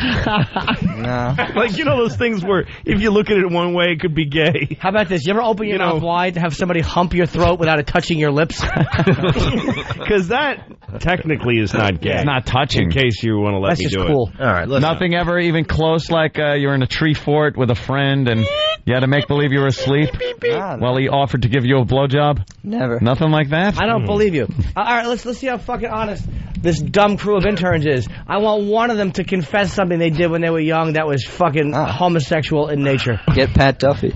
Pat Duffy. Who's that? Pat not only licked Pat's his a dick, creep. Pat rubbed his face on it like it was catnip. There's Pat Duffy. God, I love this kid. Pat Duffy has a huge love this kid. fucking head. Duffy. No. What do you got today? Nothing gay? Here comes Pat Duffy. Anything gay? I touched one of my friend's dick one time when I was a kid. All right, that's pretty gay. What happened? Yeah, give us the circumstance there. Did he come in your Amish beard? No. You have an Amish beard with cum in it. That's why I asked. No, when I was like 8 or 9, my buddy he used to sleep over every Friday. We had bunk beds. He was 52. He was in. And I don't know my buddy. Always call me your buddy when you tell this story later. Yes, 52-year-old buddy with now 52-year-old buddy with the same last name. My buddy Jebediah. Just haven't had the same last name as Jebediah. Yes. It was at the barn raising. We built a barn and then carved a wooden horse. And then I shit in his mouth as he jacked off in my face. A brown white 69. I don't really remember. I went at his cock like a butter churn. I don't remember the exact circumstances of it, but I do remember. I bet. Another OJ. Everyone's got the OJ thing. Yes. I drifted back in, and I had a dick in my hand, and I was horrified. My clothes all wet with white stuff. And Charlie was Is this my cum? Did I come? Charlie, what happened? Jesus Christ. Jesus Christ, OJ. Jesus Christ, OJ, you just fucked me in sucked the it ass. like a professional, OJ. Jesus, where'd you learn to do that? But Charlie fell asleep in the passenger seat. Jesus. All I remember is I remember looking over because I was on the top bunk, he was on the bottom, and I looked over like this. Wait a minute, what buddy did you have bunk beds with? Well, no, me and my brother shared a room, and he had moved out by this point. So he had moved out, and then somebody moved in? No, my little brother moved out. sleepover. Oh, you had a sleepover. Sure. Right. How old's your brother? He's 7 years older. He's 27. So you were how old when this happened? I was 20? 8 or 9. I think. 8 or 9. So your brother moved out when he was 16? 16 or 17? No, all right, I take that back. Then I was probably like 10. Yeah. Oh, yeah. The age goes up a little. The timeline kills you every time. I don't remember. He was padding his age, going, these guys would understand if I was 8 or 9. I wasn't really thinking what I was doing. 10 is a little more. You get a little more. I was 19. So what happened? No, I just remember looking over, and for some reason he had his dick out, and he was hard, and I think he might have been jerking off, because we were like, we had passed the point where we stopped talking, we were like falling asleep, and jokingly I reached down like this with one finger out, and he and I was like, what are you doing? And I reached out, and he thrust his penis forward, and my finger came in contact with it. That was now you were a little too close. Yeah, what is this fucking Michelangelo? Yeah. God the touching Sistine Chapel. God touching Adam's dink. That's the finger. That's nothing like you know. That's it? how Nothing happened. like That's when how- your that's brother all. used to piss in your mouth from the top bunk. So wait, I think there was more to that Of than course just a there little was. fingertip touching Swear. a thrusting hip. Then again, I'll believe him more because he ate puke. I don't believe him. I don't believe him. He was the kid on the lower bunk. But I think that he's had a couple of encounters. I played Monster Rain when I was a kid. I've confessed that to whoever would listen. Monster Ring? Yeah, my Monster Rain. Monster My friend Rain. and I would suck Yeah. each other's dicks. What happened? My friend and I would blow each other under a porch. Never called that. I know. It needs a name other than blowing each other under a porch. At that age, yeah. We would yell Monster Rain, and then to get away from the rain, we'd hide under a porch, and like while we were under suck the each other's blow dicks. Yeah. Yeah. It was a game. And the day could be sunny. It wasn't raining. Oh, yeah. It really wasn't. It didn't have to be raining. They would say monster rain. There was always a threat of rain. Yeah, and you'd have to hide under the We porch. were always and Sans umbrella. you'd have to suck each other's dicks. Yeah. All right, Pat Duffy, very good. Okay. All right, E-Rock, just rub butts. So what interns do we got? Just none? Oh, yeah, funny. Well, then bring them in. They're all lying. Yeah, they're all lying. They need to be interrogated. Why won't E-Rock rub butts? Because he knows how good it feels. And what happens is our asses touch, and we both get a magnetic reaction in the front. But E-Rock, Oh, yes. E-Rock, why not do it again? You did it once. Who is this person? Who the hell are you? I'm a new intern. What's your name? Matt. Matt. And how long have you been here? A week. Oh, okay. I've never Yeah, a seen week Matt. now. I don't know who Matt is. I've never seen What do you do? What have you done in your week here? Get coffee. Get breakfast. See? Yeah. Or waiters. Waiters. We're definitely training waiters. What made you want to be an intern on this program? They want to get a radio instead. They're for going a to be. while. About 7 years or so. So You what? I listened to the best. Oh, 7 so you're years. a fan, Yep. okay. Yeah. It's college or something? Yes. Where? I'm at St. John's. I don't care. Yeah. Do you want to be in the business? I wouldn't mind. Good luck. It's a hard hustle. Thanks. All right. You ever suck a dick? No. Okay. How about you? No, I've never sucked a dick. Okay. All right. Not quite getting it there. Well, what happened? I don't know. Dan had a reference. It didn't. I didn't get it. Really? Yeah. Happens. What if, rare, but what if you reward butt rubbing Nothing short of with extra intern duties, like give them real stuff to do? No, that'd be crazy. ever jack off in the same room as another guy at the same time? No. No. Interesting. Yeah, perhaps when I was maybe. I might have been 14. Yeah. Cousin's house. Cousins. Cousins? And, With cousins? and you Yeah. just kind of like sleeping in the same room and what? What happens? Nothing Take it from happened. there. Just- Well, take it from there. Oh. You're in the same room and go. It was bunk beds. Those bunk beds, They man. get you every time. Fucking bunk beds. I want gay kids. I'm getting bunk beds. Fucking bunk beds are leading to homosexuality. Right. Because these Leading families cause. out there don't want to buy a bigger house. The bunk bed. The bunk bed. Causing homosexuals. And I don't remember how it started, but both jerked off. Probably with your and hand it was on your done. dick. Yes, it was similar to that. I think you know how it started. Of course he does. Yeah, because 14, you know what's going on. Yeah, so what was it a magazine being passed around, or was it just a mental fantasy? What was the stimuli? A hot ant. The cousin? I really actually don't remember. You don't remember? No. I don't remember when I was. Wait, can you sit down for a second, please? I'm having trouble looking at you. Can you sit, just you, because you're confessing. I don't believe him. When I was like in fourth grade, me and my friend Mike, he had a scuba mask. Yeah. And we were taking the scuba mask and pressing our dick and balls against it, like smushed against the glass. we just taking turns doing that and just looking at our dicks smashed up against the glass. Scoop of glass. Louis, that leads to one of our favorite bits, gay or funny. That's funny. That's funny, yeah. Yeah, there's things you do definitely. among other guys that you're just going for the laugh. And Gay or funny, right. Gay or funny. What was the one that we got the guy who they were swimming, and you know how you try to do a whole lap under the water? Like, all right, your turn. So the guy, this was told on the show. That's so the very guy funny. goes for it, and he's underwater for the entire lap of the pool. And as he jumps, you get out on the other end. You get to the rim of the pool, and you got to go like... You need a big gasp for air. Well, there's his buddy waiting for him with his pants down and his dick out. So the second he breaks the water to breathe, he's got a face full of cock and an open mouth going... That was a close one, but we determined that was funny as well. That's pretty good. We will take your gay or funny stories. Balls on the head at a party, like when you photograph your friends asleep. No, and that's gay. You stick your balls on his head. I think that's gay. I think that's gay. No way. It's hack funny, so it's not funny. Passed out guy with a scrotum on his head, and you're taking pictures. The guy pulling his dick out at that point, his ball bag out. Funny. By the way, I got 2 pictures from somebody that I told to hold my camera at the virus tour from the bathroom. Yeah, I can imagine. Yeah, 2 pictures. Someone walked in on me and Florentine. Was it me and Florentine? I think we were taking pictures of each other's assholes in a stall at somebody's wedding or something. And somebody walked in. Because you get the camera on the table? On the table. Yeah. So we were photographing each other's assholes in a stall. And somebody walked in. We might have been doing it at a gig or something. Somebody with somebody else's camera. And one of us was bent over with our fucking cheeks spread wide. Sure. That gag is never old because I get the camera home and I'm looking and I see peeking out of these jeans. It looks like the head of that monster that Bugs Bunny was chasing around. Monsters are such interesting people. Just like that heart-shaped monster. Yeah, that guy. That's what was sticking out of these pants. Old mushroom head. Oh my It's like, what the fuck is going on? Oh my god. So what's your name, son? I'm Brian. Okay, Brian. So describe this scene now, because I believe you and I don't. Yeah. I think you're leaving something out.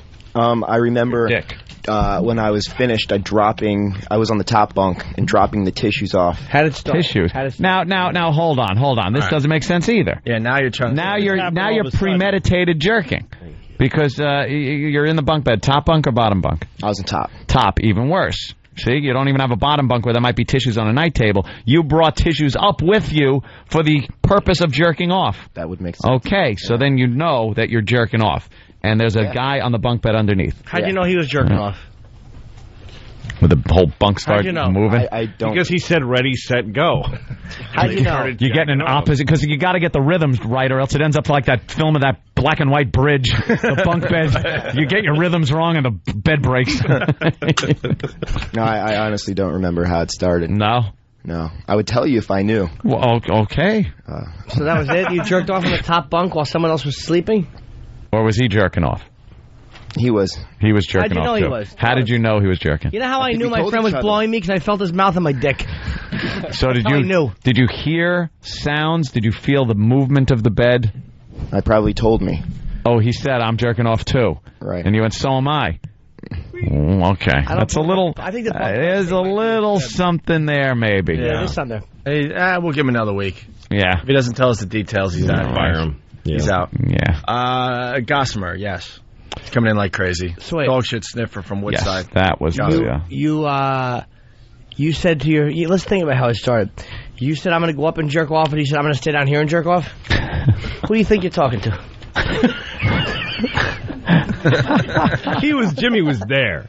Jimmy was basically Jimmy gets there. pissed off because, like, an intern doesn't want to admit to the 2 countries that he might have had a homosexual experience. Me and my friends used to jerk off in the same room all the time. Yeah, but he's only going to go... One kid would tell you, this is something me and my friend used to do. One kid would he'd tell you a story about a girl you want to fuck, and you jerk off while you listen to him tell the story. And then you tell him a story and he jacks off. That is wacky. And then you fuck each other. If I heard the story first and jerked off, he'd say, my turn for a story. He would have yeah, right? Who's telling the story after you goes come? off together. Hey, let's say hi to Kenny. We're kind of playing gay or funny a little bit here. Kenny, what do you got? What's going on, guys? Hey, man.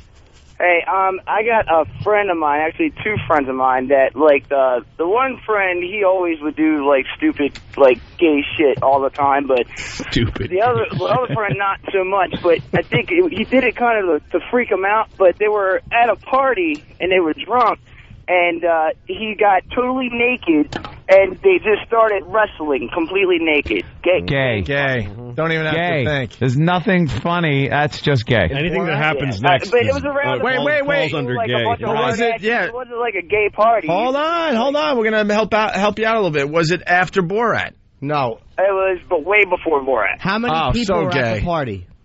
Yeah, it was like 3 years ago, 2 years ago. How many people were at the party? It was like 50, 60 people. Not gay.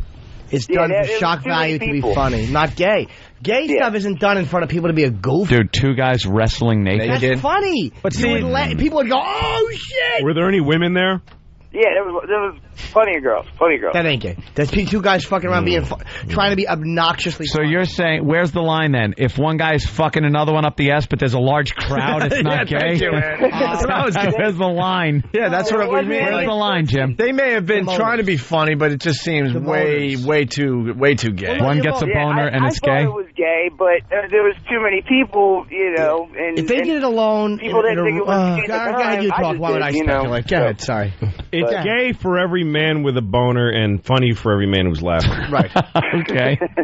Everyone's gay or funny is in the dick and instant feedback. Of the behold. Instant feedback is saying gay, always gay. Yeah, a lot of people coming back with a gay verdict. It wasn't gay in Borat. It was funny. But this was before Borat. It doesn't matter, but I'm saying like that's an example of it caught. See, the problem is, though, it's like this whole gay or funny thing, and most of these things are done to try to be funny, but they come across gay. True. Now that you got to kind of deal with that part I'm not of it. talking like these guys are actually gay guys. It's just that they try to coming do off something. as gay. Here's the difference. 2 guys wrestling like in Borat, naked in front of a bunch of whatever it was, home equity group people. People, beyond funny, hilarious. Bunch of 2 guys nude wrestling in front of all their friends are just saying, "Please, just let us be gay." We want to announce this. Please tell us we're gay because we can't tell ourselves. Please pull us aside after this. You know you're gay, right? The hell of a way to come out of the closet. Yeah, we might as well do this in front of everybody at a party. It's Will in Miami. Will, what's up? Hey there, Will. Hey, boys. Louis, Sweet Tip, how are you? Thank you. Thank you. I got a gay or funny for you. We know. Did I lose you? No, let's go. Oh, my God. You just have horrible timing. Here we go. Yeah. All right, 14 years old, my buddy and I used to have what we called jizz races. Yeah. And it would take place in his bedroom, and we would throw a sheet of newspaper down, each stand there with a copy of our favorite reading material, and whoever won the jizz race got $1, gay or funny. Okay. It's just boring and you should kill yourself. Wait a minute. Pope, you should go back in time and kill your 14-year-old self. I want us to have... I resent every day you've lived since then. Thank you. Jizz races on the Opie and Anthony show. Jizz races. We should have a jizz race on the Opie and Anthony show for a real prize. The jizz. Jizz race. Yes, the real prize is how's it going to be judged? Wait, I got lost somewhere. What happened? They jerk off, and whoever comes first wins. I mean, in overall life, whoever comes first loses. Right. But I say we have jizz races on the Opie and Anthony show. Oh, my. Jizz race. Who would judge? Whoever, anyone with it's eyes. a timing thing. It's when you and you see something, well, that's pretty much the What winner. if it's like a photo finish, though? You're You're going to need somebody that's going to have to watch. Put a video camera. Fucking Fellini with his camera and let him That's get down right. there and fucking film all of it. It'll look like the tartar sauce for your fish sticks, you little infant food eating fuck. Yeah, all right, well, I guess it's time to ask Sam what he ate last night. Sam? All right, intern, we're done with you. Yeah. You weren't You're willing to admit dismissed. too much, so we got to move on. Yeah. All The right. other guy, When you're ready to got his admit, name already. raise your hand. We'll bring you back That in. Noah guy's weird. He kind of has Oh, it a was Noah, smirk, like, you don't even know how many dicks I've fuck you. I'm sucked not and fessing up. cut to it. off and thrown in the garbage. Sam, what did you have for It's dinner like a last serial dick sucker cutter. All right. Sorry. Sam? I had 2 different kinds of chicken fingers. One different kinds. Was you mean from 2 different places? Well, no, they're both from the. One from the freezer, one from the fridge. To help Louie out, we learned that Sam eats like an 8-year-old. Yeah. No joke. He will not eat like food, adult food. Right. He eats like an 8-year-old. And mozzarella sticks. Wait, what were the two different kinds of chicken? Oh, it was one was in the fridge because it was from the last time I went to my mom's house, and those were left over. And the other was in the freezer. Those were regular. You put them in the oven and defrost them. Any vegetables? So your mother, you went to see your mom, and she sent you home with some chicken fingers? Well, yeah, I didn't eat them all. And so she said, "Take these with you." Yeah. What else? Sam? What else with the chicken fingers? Eat them later. And some Triscuits. And milk. And of course, the big glass of milk. Triscuits, and chicken. That's what my dog eats. Mozzarella sticks. And mozzarella sticks. Wow. Any dessert last night? Yes, I had some coconut ice cream. You have the shittiest fucking snacks. Pregnant with a kid? Are you coconut ice cream? You know what pisses us off? He eats like that. He doesn't gain a pound, this kid. I know, and his feet are way too wide because of his bad arches. He needs fucking orthotics. Mad Magazine feet really bother me. What'd you have? Tartar sauce, Ilio's pizza, and fucking awful treats. Bazooka Joe bubble gum. Yes, and some strawberry marmalade. All right. Well, but I ate it out of the asshole of a small animal. The fucking worst snacks.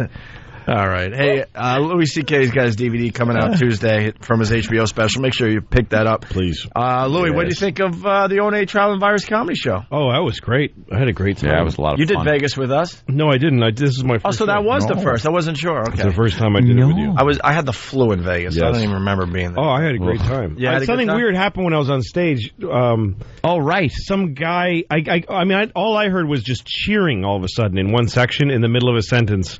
One section far away from me started to cheer. You know that's not for you. And I didn't know, and I was like, yeah. I'm like, no. Okay, so what happened? And nobody, of course, could just answer. Well, see, what happened was, Yeah. So it was just, and then there was a noise because somebody, there was like some sound that leaked out. Yeah, they were queuing up something. And videos. They wanted your us to mic cut out. So I thought that somebody's behind me on the screen fucking around with me or something, and that's why they cheered at an image behind me and then the sound. That's what I thought was going on. Oh my God, if anyone would do that, they would be shot. I thought I was like, would these guys fuck who with would me do like this? who would do that to a comic? He's in the middle of his shit and you just get up there and So I tried to do my set looking at the screen in case it happened again, and then I ended up finishing. But the crowd was so great; they hung with me, and it ended up great. Thanks for the idea, though. That is, let's do that. Let's sabotage somebody. Fuck around with other people. I bet I no, did. but and Someone apparently, book a comic we I can't found stand and then out somebody do that. sent me a MySpace saying that they were in the section, and they said that there was a guy who was so blitz drunk because they didn't serve booze at the event. I guess so. People got really loaded before. They had to get like 3 hours worth of hammered. Yeah, when people think they need to pre-drink, they overdo it. So he was so drunk, and the security threw him out. So the cheering was this guy being thrown out, and apparently he tried to swim back to because Jones Beach is surrounded by water. Yeah, he tried to swim back into the event. Swim back to the venue. Yeah, that doesn't say a lot for our event. It's just one guy. No, the good news is that they cheered a guy being thrown out. Yeah. That means the crowd was good. Yep, the crowd was amazing. No, I had a ball. We get great crowds at these shows, which we're very happy about.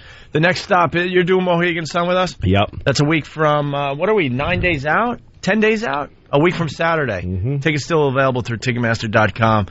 Mohegan Sun's the next stop. Psyched for that one. Oh, yeah, we are. I hate doing the casinos, and I love them. We're going early. We're going to broadcast from the Wolf, one of our affiliates. I never go home with any money. Yeah. I lose all my money that I make. I lose everything. Go to Virus Tour, one word on MySpace for all your info on the tour dates, okay? Right.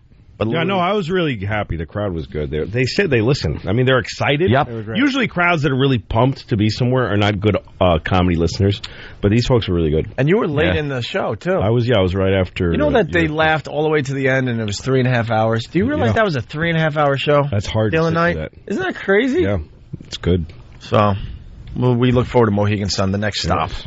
You want to take a break or you want to do more gay or funny? I don't even want gay or funny. I want to hear something honest out of one of these motherfuckers. Yeah. It's amazing to me how people will not admit shit. But people aren't as honest as you, Jimmy. That's what's amazing about you. That's what makes you special. No, but it's not even special. It's just stuff that everybody should... It's amazing to me how people won't... No, not... I mean, I'm not talking about yesterday. There's no way a child with a dick doesn't put that dick in a mouth, ass... or against the dick of another child, or in the hair of, or something. Just no way. All right, let's go with this one. We got a couple of these. Well, they're asking the interns if anyone's brave enough to step up. Yeah, sure. All right. Big J, what's up? Hey, guys, welcome back. Love the show. Yeah. I got a good one for Gay or Funny. Yeah. This guy I used to play baseball with in high school, he would pick on the underclassmen, like in the locker room before practice. He'd catch them whenever they were bent over putting on their pants. He'd run by and stick a finger in their ass and holler, oil check. And yell what? Oil check. Oil check. Oil check? Gay. Oil check. I like your voice, too. I vote gay. Gay. I mean, the guy was a fucking psycho, but... All that football stuff is gay. I was a big kid. I wanted to play football in high school, and I had a friend that was a year ahead of me, and he said, well, you have to jack off in front of everybody in the shower. Everybody jacks off on you. They close your asshole with duct tape, and everybody slaps your dick. No, this is what the high school football locker room was like, and I was like, well, I'm not playing football because I'm not gay. It's the football camp and the football teams. He's not exaggerating because we had that story on Long Island with the pine cones. Oh, the pine cones. That's all these guys do. No, this is what America is built on. And then they go like George Bush and the Skull and Bones. Right. You know that just means guys are fucking each other up the ass. Like guys, the future presidents fucking each other up the ass. And then they go to Abu Ghraib and stick their dicks in Iraqi people's faces. Like this is what fucking like macho, powerful people do. Yeah. That's the ultimate assertion of American power is sticking the dick in someone's face, or vice versa. That's the weird thing about an Abu Ghraib, like somebody with a dick in their hand, like right. Hey, look what I got! Look how I'm fucking I this got guy a over. dick here. The enemy. I'm making him piss in my face. What a loser he is. This is weird. I pledged the fraternity, and a lot of naked stuff, but didn't have to be hard naked, thank God. Right. None of that crap, but still just naked stuff. You ought to pick up marshmallows with your ass cheeks and dump them on a replica of a competing fraternity's house. That's what he did. It was Pilot to Bombardier. It's called bomb the fraternity house. Yeah. We did do that. And then we did have to Gay or funny. And then we were blindfolded. We had to go into toilets and squish the turds that some sorority pig left behind from a party. But they were bananas. This isn't gay. You know what, though? You hope they were bananas. Most of them were bananas. Remember them. I remember them as bananas that Charlie put in the toilet. Here's the deal. Like MASH. They're showing dogs sniffing each other's asses on the news, by the way. Like at the end of MASH. It was a chicken. It was a chicken. They weren't bananas. They were dicks. Here's the deal with the banana thing, though. I, to this day, believe that I did squish a banana. Yeah. But then when you're in the house and now you have to do this to other people, things happen because maybe you don't like a pledge too much. Right. So I'm sorry. I'm so distracted by that. They are just showing a big dog licking a little dog's asshole on TV. And they're doing a cute animal story with two dogs. And they're ignoring that the dogs are felching each other. Yeah, no, the big dog is just licking the nutsack of the little dog. Yeah. Much to the little dog's pleasure. Where is the little dog? It's in front of the big dog. It's just going to start humping it. He's the one holding up. They finally cut to it. No one. Oh, here comes another dog now. Let me just get my nose up this dog's asshole. They're not showing it? No. Here it is. There it goes. The little dog's getting his ass licked. Him and nobody. And the other one wants to get in there. This is the morning show. It's just fucking bestiality going on. That one guy looks nervous. Nobody else cares. Oh, the white dog's in hump position. Oh, totally. He looks like he's ready. This is what they do. Yeah, he's getting ready. Yeah. There you go. Give mommy kisses. Oh, you smell like dachshund ass. There he goes. He was blowing him. Yep. And they don't acknowledge it. They don't go, hey, look at that dog sucking the other dog's dick. He goes, so where can we get dogs like this? Hilarious.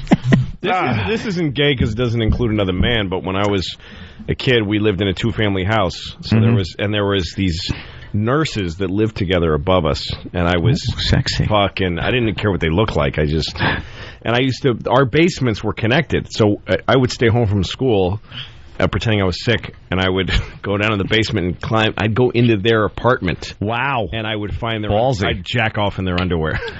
Wow. And then I'd go back downstairs and feel horrible about myself. Make your getaway. Yes. Feeling all guilty about what you left. Did you take the underwear with you? No, I left it there. You left jizzed underwear? What an antisocial little douchebag. These women, it's not like they lived with a guy. What the fuck did they what the fuck did I do last night? Jizz in my underwear. And they knew it was you because I they'd was find at a load work in all some day. Smartie wrappers. Who else could it have been with the boy dance? Some baseball cards. Oh, my God. Why is this Red Sox pennant in there? Yeah, fucking Fred Lynn card with a load of half sprayed on it. Let's go to Jamie in Cleveland. Jamie. Somebody put cum in a Carl Yastrzemski figurine in my sock drawer. Who could it be? Go ahead, Jamie. Yeah, I had a couple fraternity buddies in college that would have a contest. They would go around the house and try to jerk off in other guys' rooms. And so people started catching on to this, and they would start locking their doors. But these guys would climb through the windows, like get a ladder, go up to the second floor, and climb through the window God. just to jizz on jerk off in these people's rooms. And they'd assign like point systems to that. Is that gay or funny? That's funny. Point system. No, what's even I think funnier? it's both. No, what's even funnier? There are women listening to us right now that really believe that we take our our sperm seriously. We'll pretty much leave it anywhere. Oh, We don't- exactly. we Just fling that shit right in Jodie Foster's face. we don't care where to go. We have more respect for snot. At least we'll do that into a tissue and make sure we throw it away. We're like Sperm, though? No, like a paper boy just flinging it over your shoulder on every door. Women don't get it. Riding behind a bike, jizzing on everybody's doorstep. Women think guys take that part of Oh no, part of us seriously. Not Our at all. sacred seed. Right, Yeah, just like- there it goes. Ladies, if you're not available, your fucking underwear while you're working will do. You're replaced by the thing that covers your period box. It's so true, though. Your cloth that legs go through and shitty asshole gets rubbed on is as good as you are. No disrespect. You are one line in a long list of places where jizz can go. Exactly. You're just the most irritating. In a cunt is like number 32 Exactly. on the list of 1,000. That's right. It's after hand and before face of invalid.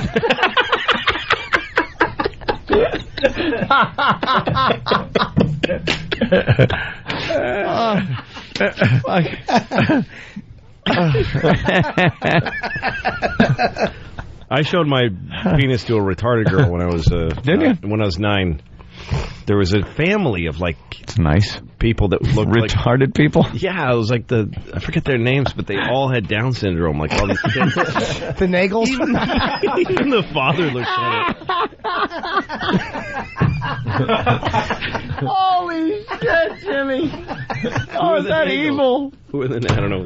It's Eric Nagel sitting right over there. See, if he would have done the butt rub, we would have left him alone. Oh, today. the Nagel. That is so wrong. No, but I was behind a CVS. Yeah, looking for something, and there was Gina, whatever her name was, and I just said, "Can I show you my dink?" And she said, "Okay." So I just took it out and let her see it. Wow. I used to show my ass and to this girl, and she used to show me hers. Like I didn't know anything about the front end. Yeah. Like I was initially, I guess, christened an ass man as in kindergarten because it was kindergarten, and I'd walk up the street, and she lived like 2 little blocks, suburban blocks away around the corner. And we used to go to the shed in the back, an old tin shed that was in the back of her house. And she was this blonde-haired girl. She had a little, like, Dutch boy haircut. Mm-hmm. And she would turn around and pull her pants down and look over her shoulder. And I would do the same thing. I'd pull my pants down and look over and we'd both be looking at each other over our shoulders at each other's asses. Like Hummels. Yeah. like a little Norman Rockwell painting. Like Hummels. Like there should be a little puppy tugging your shorts down. Right, exactly. Yeah. Like, and I used to love looking at her ass. Sure. But I never thought of turn around. Let me see the front. Yeah. Front didn't No. I wasn't into the front in kindergarten. You're an ass man. I didn't know. And in first grade, like the front was definitely what it was all about. You know, when I was a kid, my friend and his sister used to always piss their pants. So what I would do is get either one or the other one. When I'd lay on the dirt behind shrubs and have them sit on my face so I could smell the piss through their underpants. That makes complete sense with you. Sure. Like that is so. And how old were you? Again, it all happened before 4th grade, so I would say second grade. I showed my penis to a crazy old man in my hometown. What happened? Why? It was Schneider from One Day at a Time. You're just bored? What was Gave one of his cigarettes rolled up in his sleeve. Show him his dick. I grew up in Newton, and there was in Massachusetts, and there was a guy, they called him Florida Steve, and he was a little... We had Crazy John. Florida Steve. Yeah. I'm from the Everglades. Hello.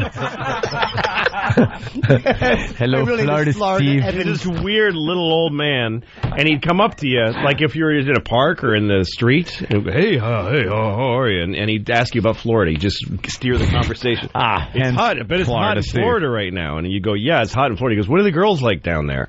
And you'd tell him, like everybody in town knew how to do this. Was he Florida. Rizzo? You tell him, well, the girls, they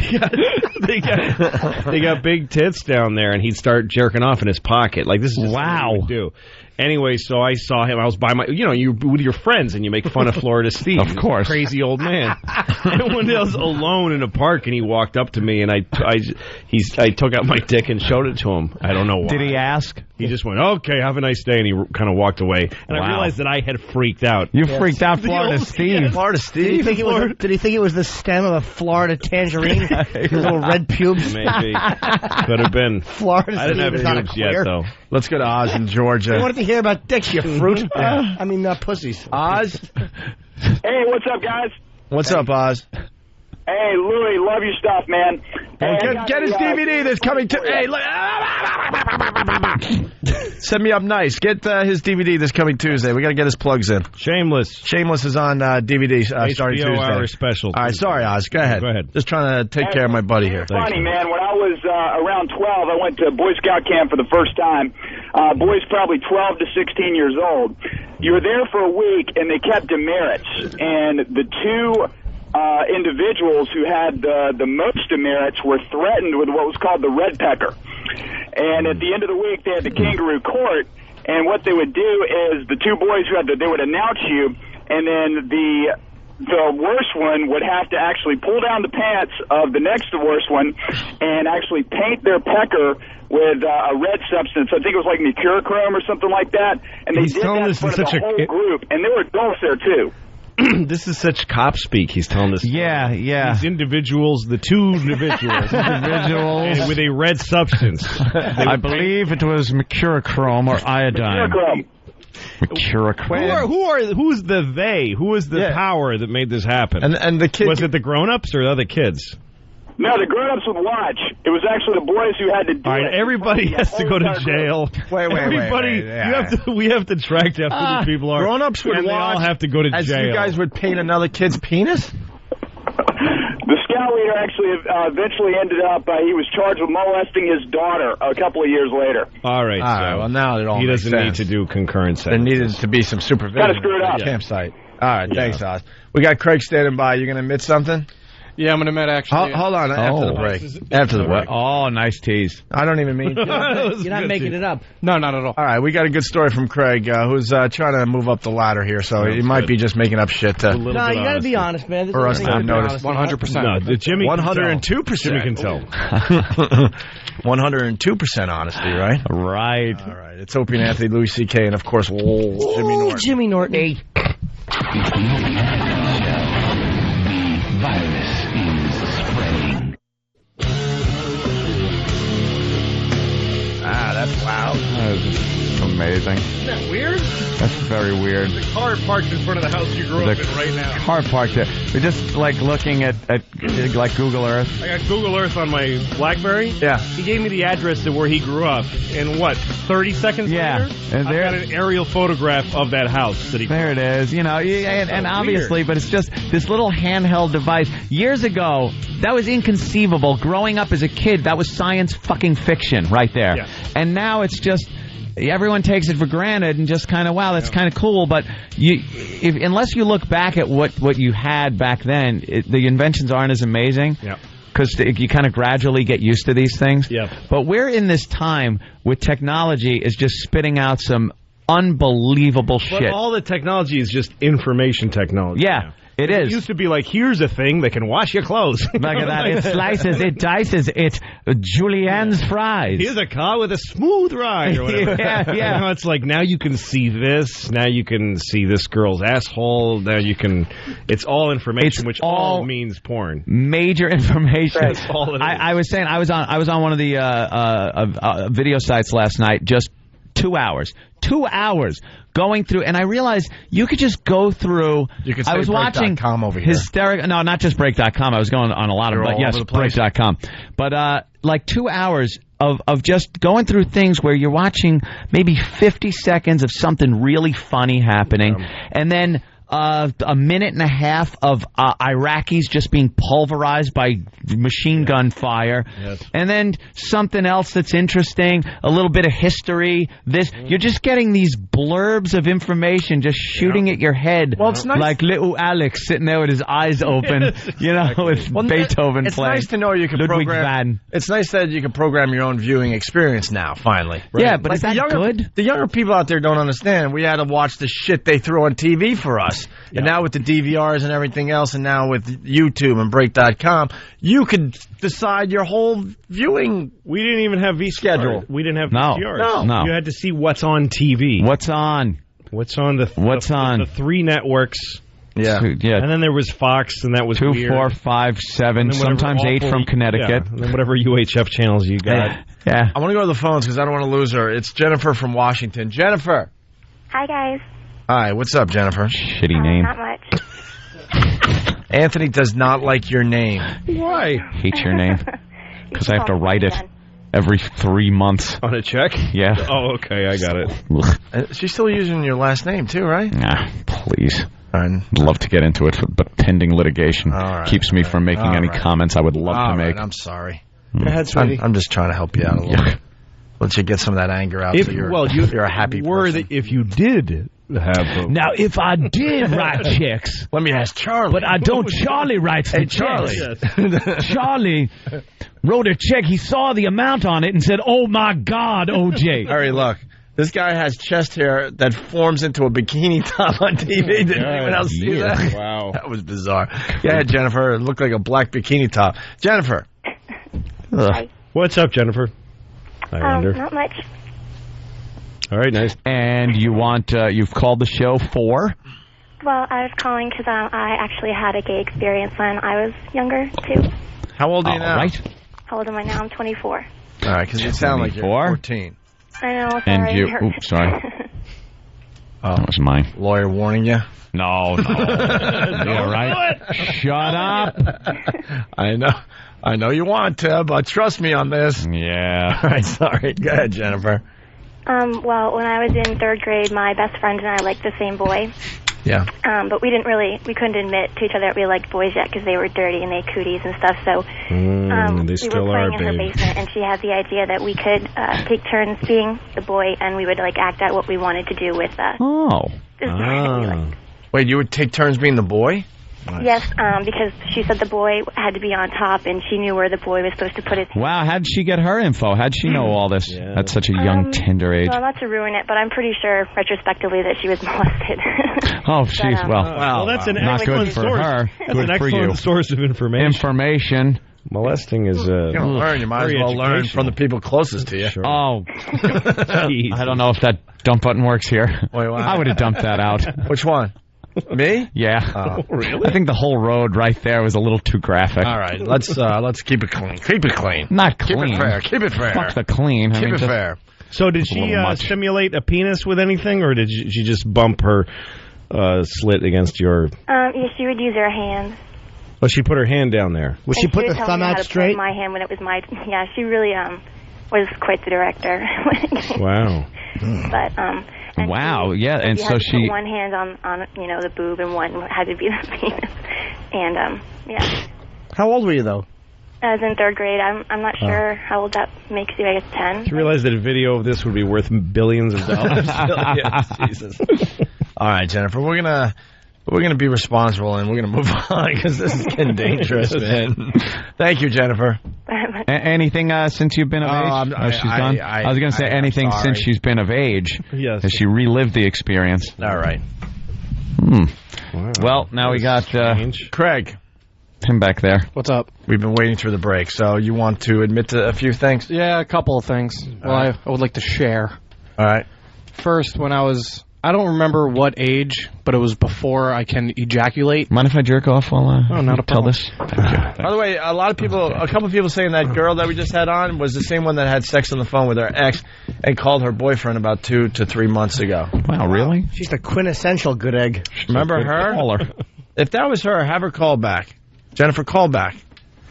Maybe she just makes up... No, she didn't make up that other story. No. That was his real... All right, anyway, go ahead, Craig. Sorry. Yeah, what happened?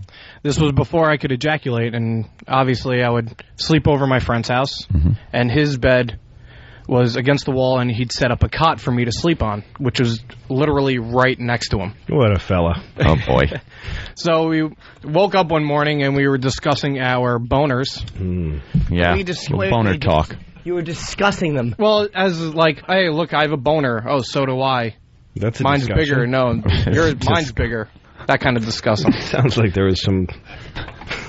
Disgusting. He made it sound so responsible. We were discussing our boners. Discussing the boners. One another's We were discussing the Middle East. Yeah. Naked with boners. Yes. As men of similar ilk would discuss a financial strategy. Having an interlocular, whatever you call it, I can't say Interlocular. it. Interlocular discussion of the boner of one another's erections.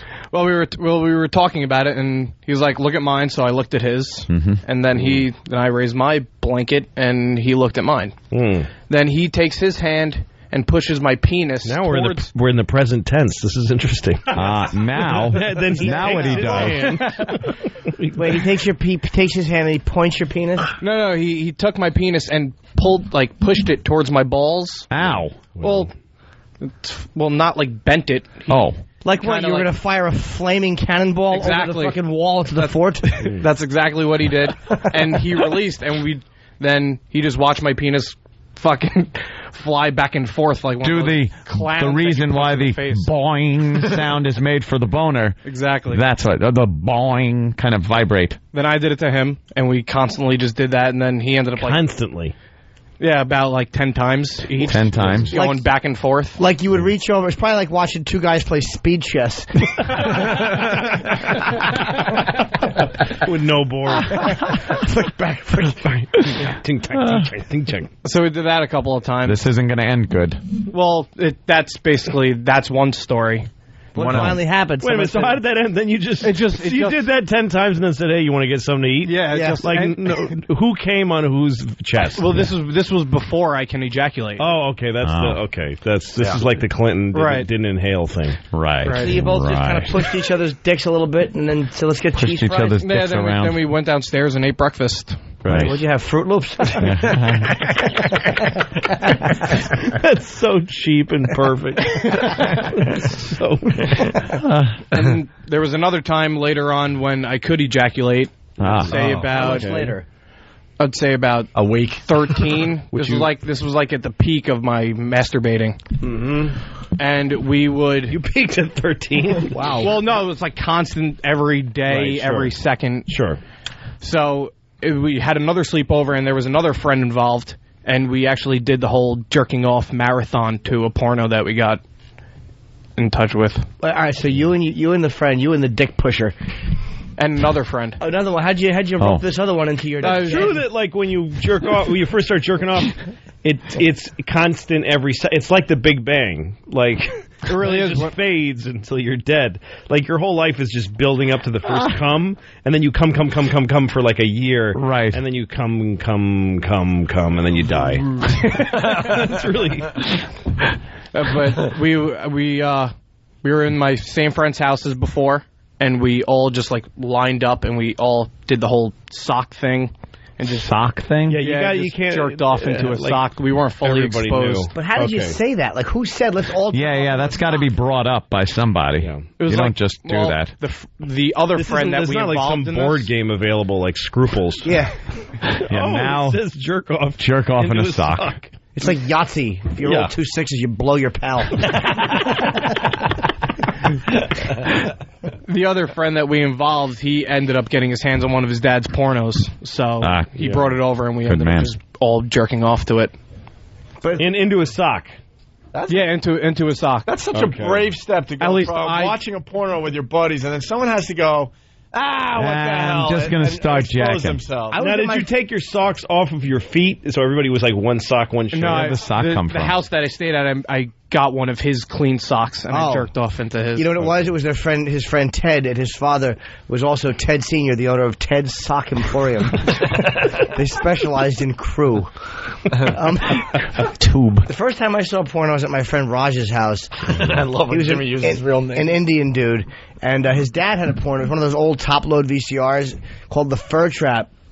I was like 13 or whatever, 12. The Fur Trap. Yeah. And we were that watching can't be it, good at all. We were sitting on the floor of his dad's bedroom, and we were watching it, and I didn't know how it was going to affect me. It turned me on. It changed my life. I went to his parents' bathroom, but I couldn't do it in front of him. I laid on the bathroom floor in his parents' bathroom and jerked off all over my. It was obscene. The bath mat. That his Indian parents would step on, and their feet after a shower. I laid there and came on myself while he watched The Fur Trap in the other room. My head was on tiles. My Lenny Bruce. The outside of my thigh was touching the cool porcelain base of the toilet. Sure it was. So how do you bring see up, again? It's like OJ's description. Like those are the things you remember. Yeah. How do you bring it up in front of people? Like, let's do this. Like, I had to sneak into the other room. That's what I'm point I'm making. Right.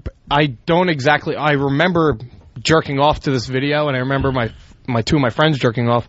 I don't know how it was brought up, but it had to have been just like one of us started jerking off, and it's like, hey, all right, let's all jerk off. Not exposed totally. Like, one of my friends was under a blanket, I had the sock, and my other friend in a sock. Were the lights out? The only light was the TV flashing? Yeah, that's exactly what it was. Blue light. We got to get some chicks to call the show, man. It's getting a little manny. A little dizzy.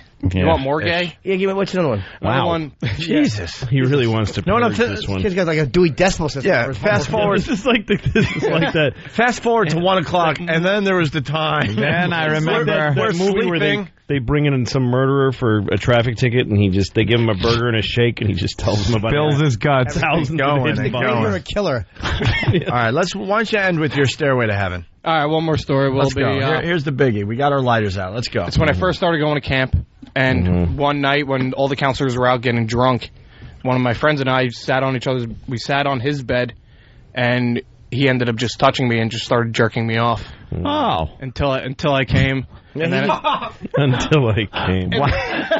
So these are no longer gay confessions of like weird things. This is just a man who's gay telling us things. Yeah. Gay men do. Like his little gay sex stories. Yeah. Are you gay? It's okay if you are. No, I'm not gay. I'm totally hetero. Oh, wow. Totally. I even, this minus the jacking off. Right. Up going, I don't know if totally would be in that description. Yeah, totally is. So he jacked you off. You could say not gay, but the totally thing is... You're sitting there no, with I'm not gay. You're sitting there with your buddy, and he just took a risk and grabbed your dick and tugged it until goo shot out of it. Yeah. That's basically what it is, because at the time, the girls weren't going to do it. Right, so... yeah. So him being a pal ended up just jerking me off. So what was in it for him? He got a hand job too. From who? From me. All right.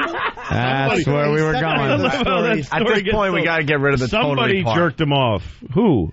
I must have been me. It was me. It was me. Yeah, what did you just look down? It's like the hand. That's amazing. Dead too. That's amazing that without questioning, that story is this guy jerked me off. Right. Ask him 2 more questions. And we jerked each other off. It was a mutual jerking. So you guys were doing it at the same time? Not at the same time. He did me, then I did him. You came and then I did it? You fell for that gag. Wow. At least he was doing it to get a load off. You had to get a load off. You just felt like, well, I can't be a cheapskate about it. Right. At the time, I wasn't thinking of all that, you know. No, you're just being gay. Were you trying to do a good job to get it over with as quickly as possible? I was going as fast and... He believes in even Steven. Yes, he does. You're an even Steven. And then, have you ever had your dick in another man's mouth? No, but that same friend, we talked about it, and actually Decided that's to do after... no. And then did it? No, we didn't do it, but it was to the point where it's like, but I don't want your cum in my mouth. Oh, so. right. You worked it out logistically. Yeah. Oh, yeah, that So would wait a have minute, sucked. how did that come up? Who said I don't want you? How did that pop up? He brought it up after. He He's said, like, "How about hey, we what suck about it?" this? And I'm like, I don't want to do it. And he's like, I'm like, do you mind? And he's like, but I don't want your cum in my mouth. All right. The guy was working out Like a deal. negotiating, yeah. Well, you Some know, kind of look, a I'll fucking- suck for a minute, but none of that. So what happened? He blew you, and you said you. No, he didn't blow me. He didn't blow me at all. That would have been it was so just, gay. It was just a double hand. That fell job of- apart in the talks. Yeah, They had talks about it, but... It was like fucking Hamas. Yeah, there you go. The talks. All right. So how many times did you guys do this? Just once, just that one night. That was it? And ever since then, I haven't touched a cock. All right, we got to get the gay out. Wow. The women are starting to call in. That is so That's pretty good. Let's go to gay. Yeah, thank you, Craig. Oh, you're welcome. It's pretty good. Thanks. Go ahead. You look a lot like our ex-producer if he was a little fatter.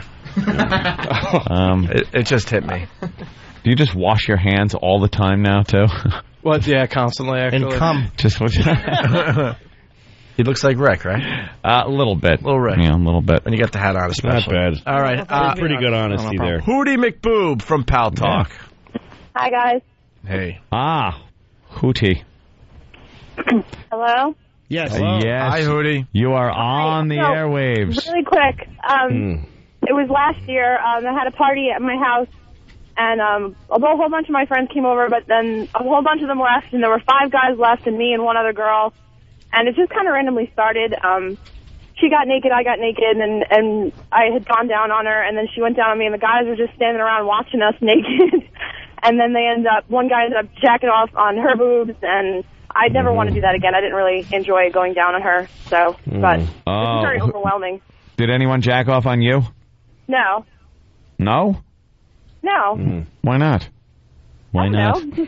Why not? My husband was there, so it was like not like well. Yeah, my husband and I are swingers, so anybody that's listening right now is going like, what the hell is he on the radio for? I see. Yeah, it's just a story. Yeah, which Little is story nice. about we want home. the innocent It's ones good, from but the yeah, old we want days. cringy. Yeah, let's go to John in Mississippi. John? Hey, Hey. I gotta nominate Craig's last story for hottest story ever. Why? It gave me such a fucking rod. Was it the negotiating they were doing? What's that? Are you being serious? Are you gay? No, I'm gay.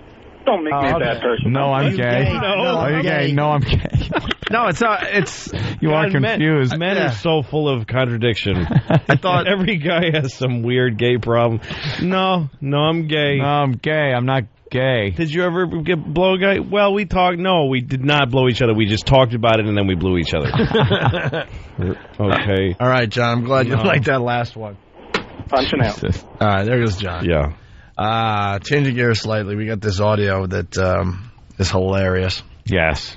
The mom freaking out at a hockey game. This is the greatest thing ever. Love this. She's it's being a little too serious at the her son's hockey game. Yeah. When her son and some other boy on the ice get into a fight, a little bit of a scuffle. It happens in hockey. This is what human beings are really like. Yeah. This is real human. This is real human beings Yes. right here. Is there a video that is... Oh, yeah. This is audio from a video? It's on, Break? Get it on break.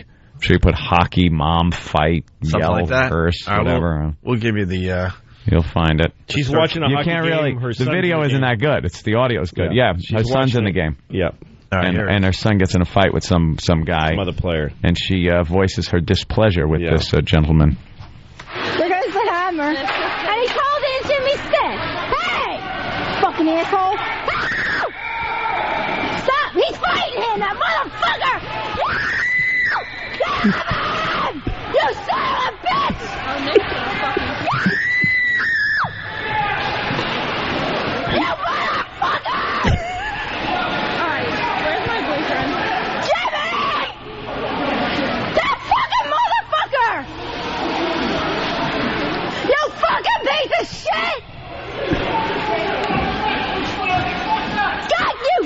Cock-sucking piece of shit! Fuck you! Told you I hated Hammer. Oh my god! And once again, it ends. You know there was more. Yeah, had to be. But yeah, that's so good. Isn't that great? That's so good. The screaming, the just primal. It's so weird. Women that do that, they just scream. It's not because they're being hit or something. They just I'm upset. The fuck is that? So weird. Fucking cocksucker. She's wearing a windbreaker. Just throw her out. A scrunchie in her hair. Fucking watching the fucking idiot that came out of her vagina getting beaten up on the ice. Good. Stupid cunt. Good. Bostonian gash-faced cunt. I hate my hometown. All right, we're going to break, then we'll finish the show next. Louis C.K., his DVD comes out Tuesday from his HBO special, Shameless. Yes, Shameless. Is now on DVD. Well, will be out on DVD Tuesday. All right, and... I'm on Conan tomorrow. I just... yeah, I forgot. Wow. We'll forget. Look at him. That Conan thing. Yeah, How many have you done, Conan? You've done a lot, right? I've shitload. I was the first comedian to do Conan. I was writing on the show when they started. You done more than 10 Conans? Not by a long shot, yeah. I don't remember. By the way, Jimmy was telling the story about sushi with Chris Rock. Mm-hmm. Oh yeah, that was a fun night, and we got him his Alan Alda. Yes, yeah, he told the whole story on the air. That's great. That he was told really we were so happy to do that for him. It was like a fucking dying But kid. then Matthew Broderick was like, Matthew's offering like, "What do you want me to help you get it?" I want to help. He was invested in it. He wanted it to happen too. My favorite part of the whole thing was the Alan Alda, where Jimmy goes up and discusses some of the language that was used on MASH and how it was like cutting edge and broke barriers back then. And Alan Alda was like into it and really got into the story and explaining it to Jimmy and what it was like back then with the censorship. And then Jimmy took it too far and had to mention another MASH episode. And then he realized he had lost Alan. I love that. I don't think it happened like you thought. No, it did. It was just a little bit, nothing major, but I sense that he went, all right, enough. Internally, I gave you enough of my time. Exactly, our moment is over. Alan Alda's, might have not been true. Alan Alda's thinking, I think I might have found a new friend. This is good. Yeah. And then and Jimmy just goes, I'll walk away. Children in a sitcom. Oh, God. And internally, he went, fucking linoleum floor somewhere. Bleed out, you fucking chinless pig. He hated me. No, he told me that he listened to you guys' show because he listened to clips that I had of me and Bill Donahue and some other stuff on my website. Right. And he said, those guys sound really intelligent. They're very thoughtful. I enjoyed it. Wow. Yeah, he liked your show. God damn. He told me the same thing, too. Alan Alda. When Alan and I was chatting. Pretty good. When you and Alan, we were chatting. Every time his mouth moves, I'm like, that's Alan Alda talking. Yeah, it's really weird. It's weird. Yes, when he did that. Yes. My chin goes very high up when I speak. He was very nice. He's a really good guy. And he looks like a psychopath in the movie. He's funny, too. Yeah. Cool. We had a funny... we were having lunch, and I told him about my dad telling me about sex. Because my dad explained to me how to make a woman come by teasing her. Like, my dad gave me this sort of European, the art of lovemaking when I was like 10. And he said that his mom was very similarly inappropriate. He asked his mother what sex was when he was 10, and she said, "It's wonderful, Alan," which was an awful thing to hear. Yeah. And then so we're talking about sex and stuff, and then he said, "Hey, I have to go to my trailer and jerk off now." That was great that Hawkeye made that joke. All right, let's go to break. On the instant feedback, Adam W. This is a good one from Columbus. How did gay or funny just turn into that's gay as hell? Yeah, funny went. Yeah, it really did. Behind a long time ago. I'm telling you, we are going to have fucking jizz races. Yes, jizz race. Do you honestly? We could probably find 5 brave souls out Or you could do Dick Rorschach, where you take, like I was describing, any plate of glass, smush your dick against it, and people say what it looks like, and then analyze them. That's very funny. The same guys we could get. How about this? They have to jerk off in studio, but they have to do it while looking at awful pictures. like how about pictures of syphilis vaginas or pictures of shit? All right, now you're on bodies. I could be part of that. And I would feel finish line comfortable. first. Those Jonestown bodies all laid next to each other in the 70s. Well, that's kind of hot. With awful, we can't touch them or like hassle them. We can't touch them. Can we? Jesus, did you even have to say that? I mean, throw stuff at. Please, you think I would want to throw something at somebody's limp cock while they're jerking off? Wait, how do you not? Can we do? Can we have a lot of events like Jizz High Jump? Gotta have the Jizz Olympics. Well, Jizz High Jump. Jizz Olympics. I like it. Jizz High Jump. Jizz Olympics. Yeah, no, you put a bar up. That's exactly what I'm getting. Bar, and then the other guys got to go. Oh, this could take a while, though. Yeah. But they have to like jerk off, and like we're playing like audio from the fucking dentist scene from the Marathon Man. It's like the I like it, or you make them switch like a bait and switch. Like if we get a girl with big tits to stand there, and then right before they come, some old ladies they have to come on an or big hairy ass. They have to come while Patty is in the room talking to them. Something awful. Wow, that would be good for Patty. She's never seen action like that. All right, ask the bosses if this is legal. Jizz Olympics. Or just Jimmy's... Jizz races, thanks to that caller. Jizz racing. By the way, your vagina has talent, I think, is going to happen finally. Oh, thank God. We're doing things with vaginas. Mm-hmm. Your vagina has talent. Yeah, that's coming to the OA. Isn't it so your vagina has talent? So, yeah. Because the so is very important to that. Just your vagina has talent as well. But so your vagina has talent. Yeah. I like it better. Can I point out the funniest thing I've ever seen? This is from Iraq. Steve, do they really want me to ask XM about this? This is queer. Steve C. Steve C. Nathan Lane is more convincing talking about how hot a pussy is. This is queer. This seems queer to me. I don't know. Oh, maybe he's like, do they really want me to ask XM about this? And then he's signing it. This is queer Steve C. It's all how you look at it. Just so you know who's talking. Yeah. This is queer Steve C. Oh, this is queer Steve C. You removed the period and the slash, and it looks a little different. We'll have approval in 15 minutes or 9 days.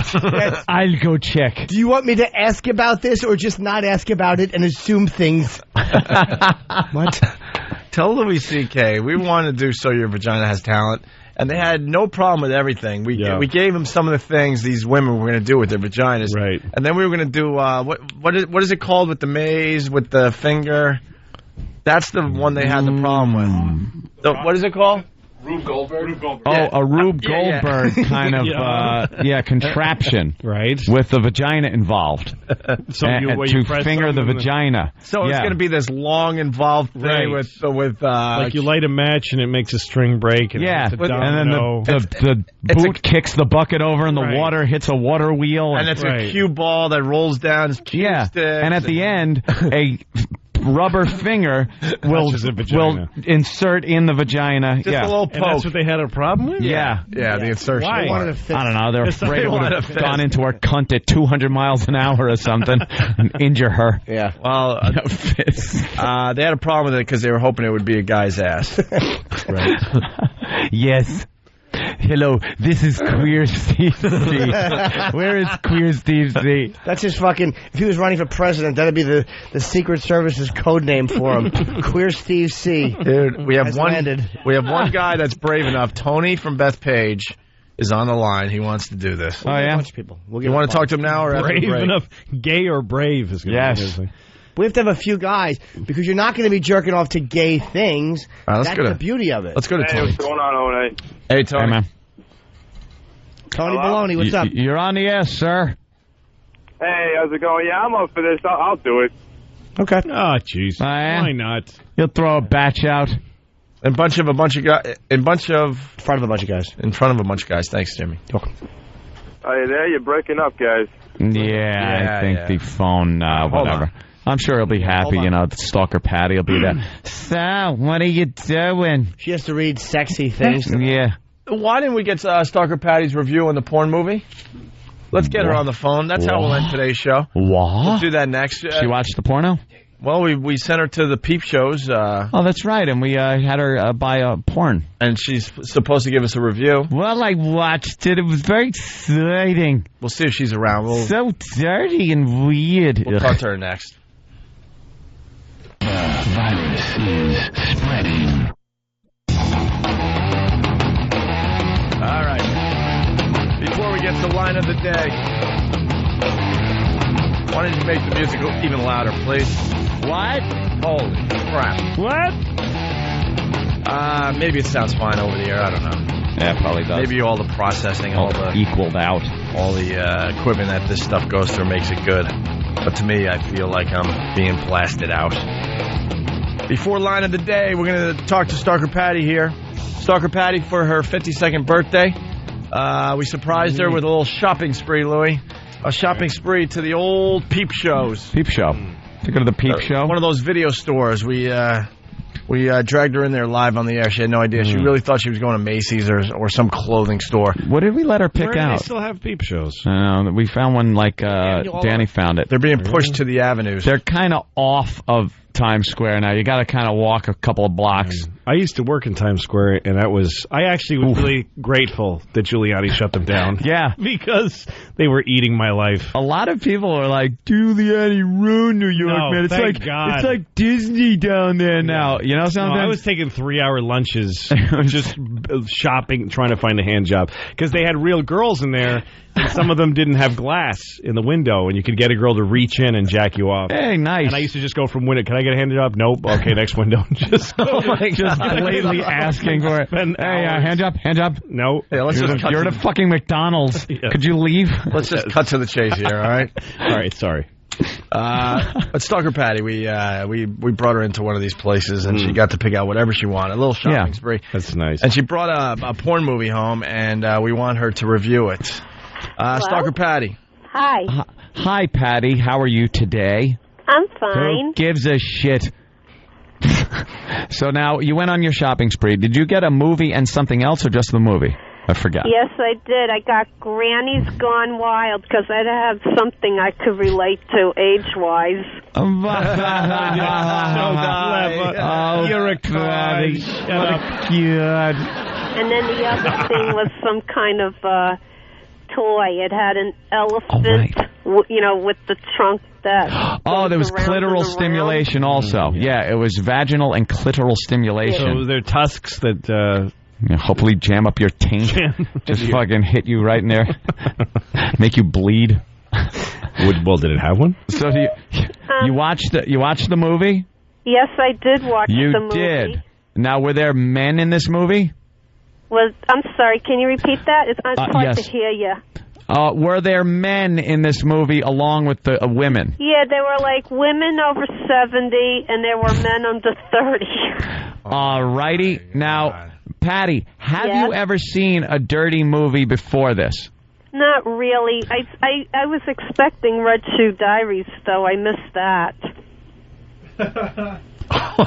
Dan likes that. What? Dan just laughs at the reference. Because she never disappoints. She's just awful on so many levels. She really is. You're expecting what? Red Shoe Diaries? Wasn't that on Showtime or something? Yeah, it was like soft porn, soft right? porn on. Oh, Patty, saxophone. no.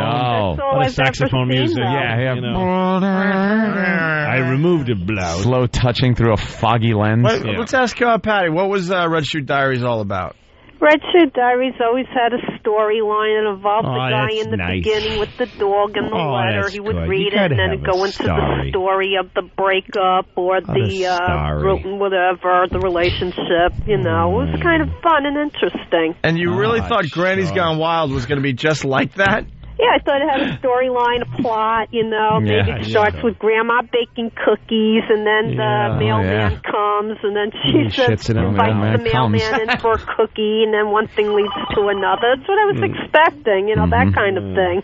Yeah, well... got a phone ringing, Pat. like What did you expect, Minnie Pearl to pop in and then be fucked by I'm Yaphet sorry, Kotto? I'm on the work phone. You're on the work phone. Well, Yeah. sorry. Oh, never mind. It's been answered. There's another phone out. Don't worry about your job or anything. But anyway, okay, I'm with you. Now, Patty, Yes? you watched the movie. You actually got to see sex from the beginning to the end, right? You saw the end that's all result? they did. Now, did you see... dirty folks on that porno tape. What's wrong with them? You got to see men ejaculate for the first time? Is that the first time you've seen that? Well, yeah, there was some of that in it. It was kind of disgusting. I had to close my eyes a couple times because I'm not used to that. Once or twice you had to close the eyes, huh? Close my eyes. What, you're not used to seeing jizz come out? It's disgusting.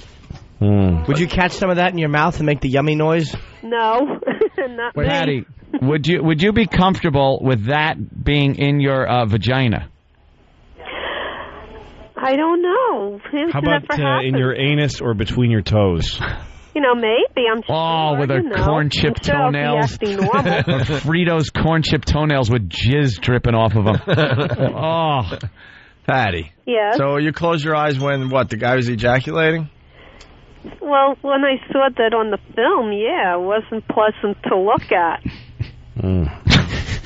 Now, you saw men in a state of excitement?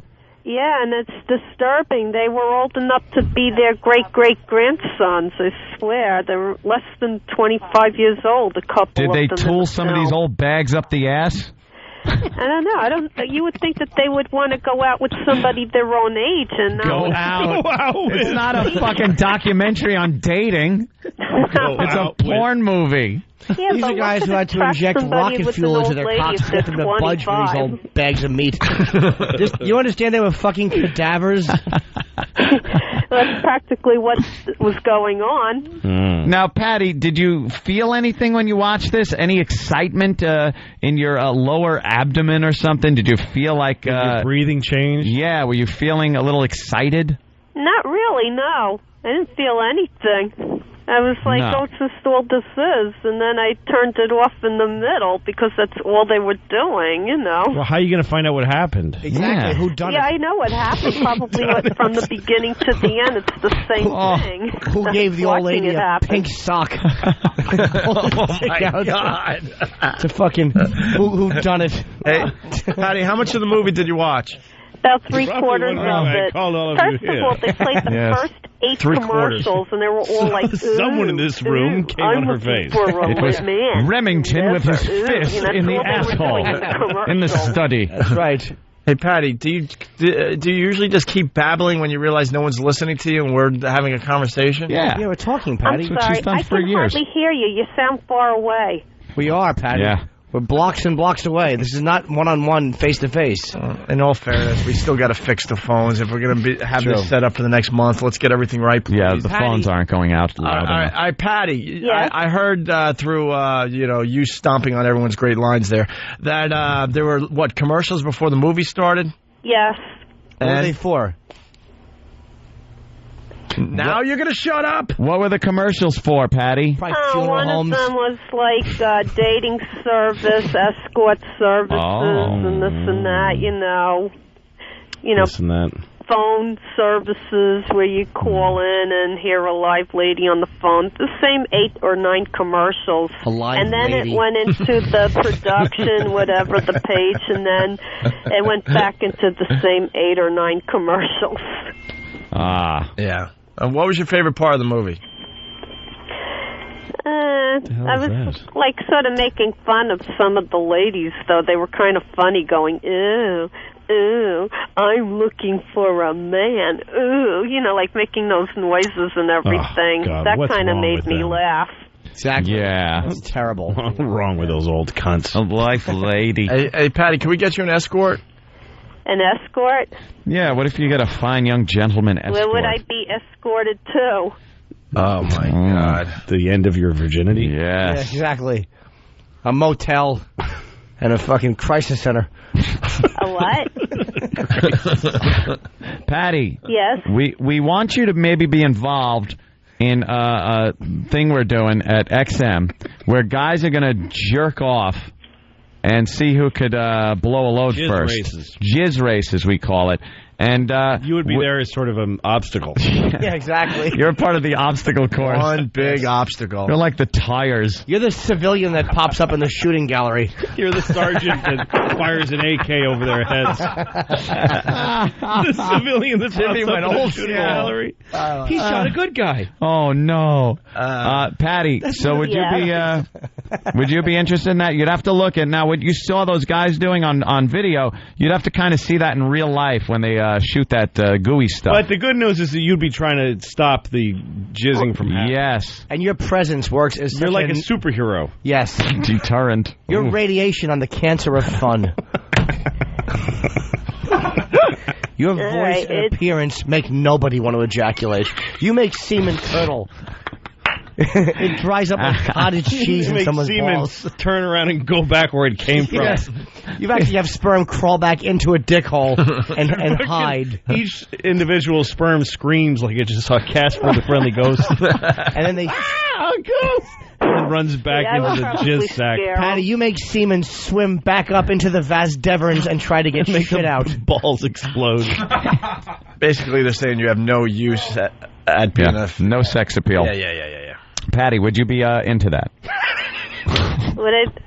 So yes or no? I mean, just like an observation type thing? Yeah. You would watch them do it and kind of talk to them and comment on their dicks or something. And I'll tell you... Maybe read from something. All right, I'll play along. All right. All right. That was ours. All right, hold on. Let's see how far we can take this. Now, Patty, what if one of these guys let loose in your hair? I would give you $100. You know, that's very good for your hair. Who do you think she is? It's protein. And you can take a shower right after, but I'll give you $100. Wow. A lot of money, Patty. I'd give you need money, and it's safe. You can't catch any diseases if you take it on the hair. Oh, yeah, it's totally safe. Yeah, it is safe. We want to cut your scalp with a razor first, though. Oh, no.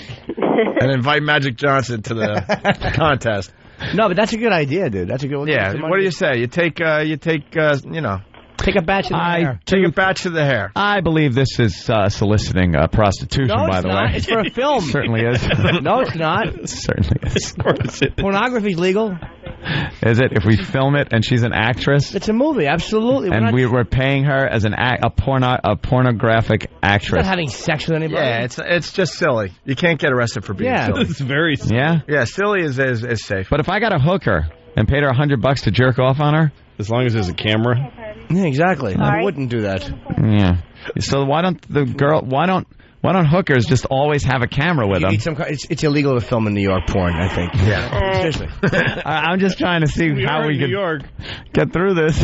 Patty, you're actually you're a natural saltpeter. Yeah. You're a tumbleweed blowing across. It's hard to hear you. Yeah, I know. Smashing you. Patty. Yeah. Patty. Good. Maybe not your hair, but how about like on your tits?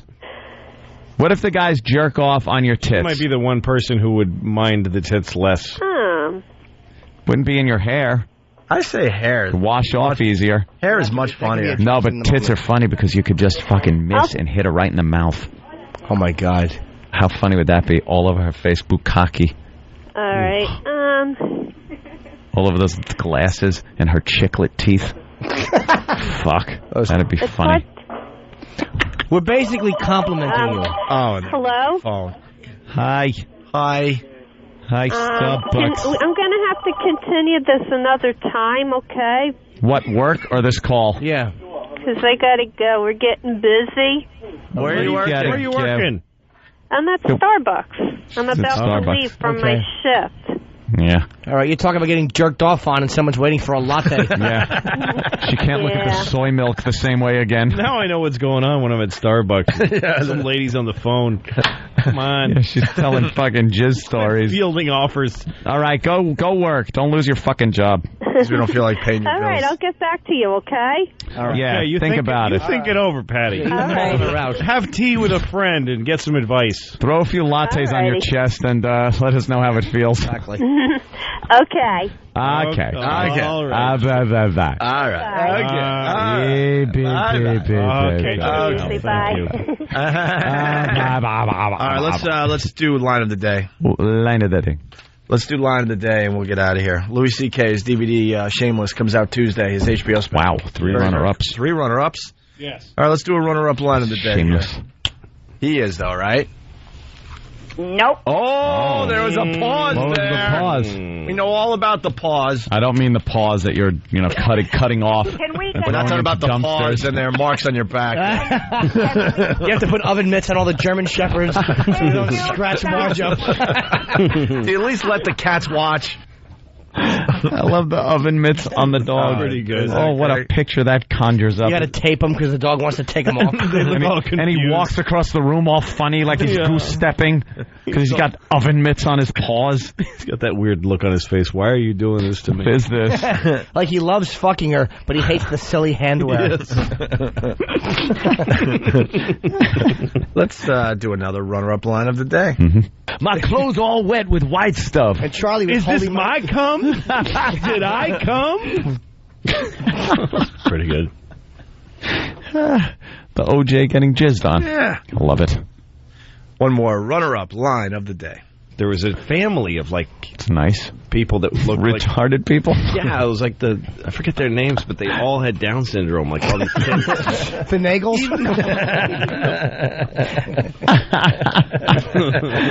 Is that a good one? Yeah, it was a Jimmy's doozy. quick. All right. The Nagel. Poor E-Rock. E-Rock, one last chance. him. Butt rub? Come on. Don't be a queer. Come on. Let's have some fun. I know Craig would butt rub you. His nose. That's him nervously drinking. Come on, E-Rock. What For the show. I'll buy you a new Nike hat. Ooh, butt rub for Do you have Nike a butt hat. disease you want to give Jimmy? Uh-oh.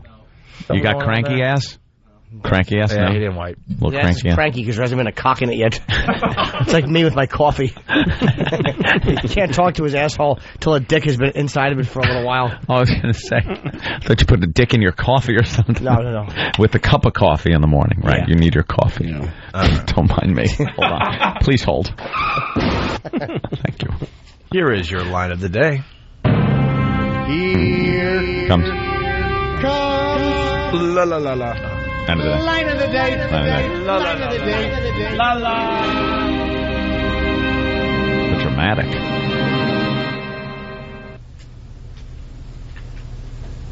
Do they really want me to ask XM about this? And then he's signing it. This is queer Steve C.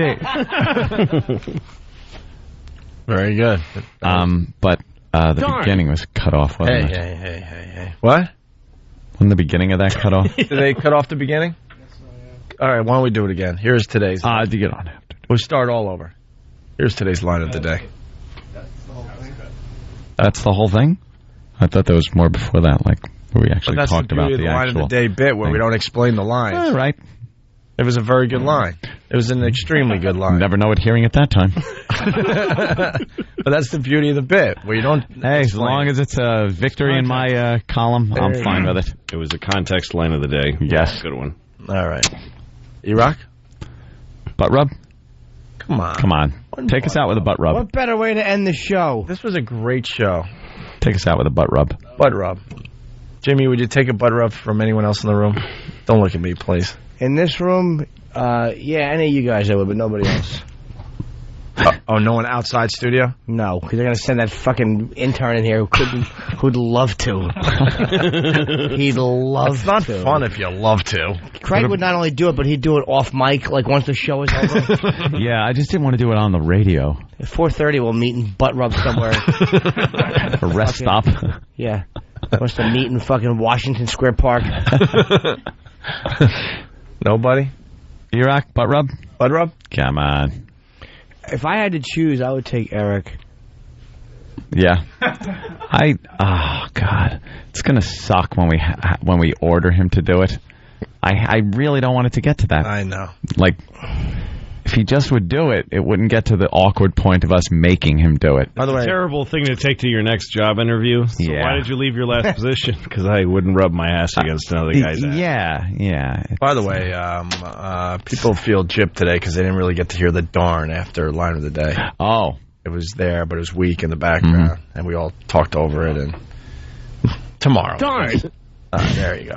From the cell phone, how great is it that talking about jizz in her hair with Starker Patty, and she has to ask a customer if he wants 1 or 2 shots. All right, I guess. I don't think we're getting Sam, butt rub? You're just the camera He's just guy. here with his camera. You're just the camera guy for butt rub. Camera. Waiting for his fruit roll-up for dinner and jujubes. Yeah, what's for lunch today? Yeah, what are you having for lunch there, Sam? We never asked the lunch question. Always the dinner question. Peanut butter sandwich. You smushed it last. Cut into 4 squares? Every day, right? Peanut butter and fluff? He eats no, just peanut butter. Oh. Just peanut butter sandwich. Yes, Iraq? Butt rub? Stupid Travis is going to get my lunch out of my bag. So out of my bag. My bag.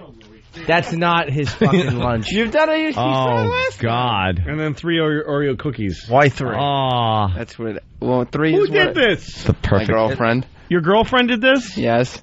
She was very upset last time when you smushed it. Yes, Jimmy actually smushed it. Do you really?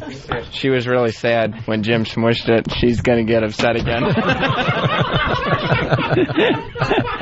Jimmy just punted it. Holy shit. Well, what happens when we mess up your lunch? You can't just go out there and get 8-year-old food in Manhattan. Not on the street. Nobody else makes it. No one makes 8-year-old food. Oh, he looks like he's ready to cry. How are the Oreos doing after that? You can still eat that. Yeah, that's edible. Yeah, that's edible. I don't think the bag broke. I'm not going to step on the sandwich. I don't feel like paying him $20 like I did last time. Get something to eat. The $20 fucking sandwich. No. Dude, butt rub his sandwich. All right. Oh, God. He just gonna do it. Oh, no. Oh, shit. There you go. Okay. Thank E-Rock for this. Yeah, thanks, E-Rock. This is how we end the show, like men. There you go. He's rubbing the peanut butter in his ass. He puts it back in. He puts it back in like no one's going to notice. Jess, Jess is going to be very upset. She got so sad last time. We better call her tomorrow. Oh, my God. We better get a Jess update tomorrow. Peanut butter up his ass. It looks like he makes that himself. He dresses like his mother and then makes that. He's like fucking. He's like Stallone. He's like Stallone getting Nighthawks in a dress. Yes, exactly. Yeah, that was believable. Yeah. All right. You can't even eat the cookies now. They're contaminated. They're crushed. My fucking fool. You think I can't crush cookies by kicking them? No, I know they're crushed, but if they're in a separate bag, they're in a separate bag, so you can take them and eat them. But now they've been contaminated with your ass. Yeah, the whole thing. You go hungry today. No one's going to pick through that for what's still edible. For tasty. No, Jimmy, not today. Bad. Make him go hungry. Yeah. I can't make them. He could use with losing a few pounds. He's getting a little chunky. Vegas 10. Jimmy has paid more for rubbing his ass on people's lunch. Hey, listen, let's thank Louis C.K. Absolutely. Always a pleasure, Louis. Shameless on DVD this coming Tuesday. That's right. Our listeners will be picking that up like crazy, Louis. Thanks, guys. Guaranteed. And Jimmy, thanks for the great ending. We needed a great ending, but you know, you rock. It's all about him. It's not about the show. It's all obviously. about him. Sandwich He's butt rub. I remember the days you would do stuff for the show. Yeah, it's all about him. It's no longer the Opie and Anthony show. It's just Eric's desires. He probably has a rash or something. You have diaper rash? Adult diaper rash? What's the reason? Pimply butt? Prickly heat? What's the reason? As painful as it was to do it last time, the ending was not very pleasant. Did I farted on you? Oh, it was hot and disgusting. Oh, I forgot about that. Forgot about that little treat. I fired one on his asshole. I forgot about that. He might be on to something, Jimmy. So he actually had to fart your fart out at one point. Exactly. Yeah. Some of it seeped in. You didn't keep to fucking fart someone else's gas. Basically, he's saying you didn't keep it fair last time. That's horrible. I hit below the belt. I fucking cut a gasser right in his juicy, rapeable asshole. Didn't you try to turn around, too? There was something else that you were trying to do. You raped his asshole with a gas dick. With the most basic of elements. I wanted to turn around and smack his ass with my dick, but I was like afraid that could be a human resources issue. I'd get in trouble. But butt rubbing's okay. That's harmless. Yeah, butt rubbing. For your dick. Elo would have an issue with that. He'd probably be mad that I didn't do it to him. That's true. The gas. Fart is a gas, but everything must have a solid and liquid form too. If you trap that a fart in something and maybe pressurize it or condense it into different a temperature. You could actually get liquid fart. Yeah, and drink it. Or solid fart. Yeah. I understand E-Rock's stance at this point. How's that done? I forgot about the fart thing, Jim. I'm fascinated now. You actually felt it, E-Rock? I'm going to go to the lab after this. You can't get a grant for that, so nobody's... No. E-Rock felt the warm air. He felt it. Oh. Was it one of those... No. Where it just goes... It was one of those moments where you felt you'll never be clean again. It was loud. Yeah. It was like right. It was hot and loud. Everything a fart should be.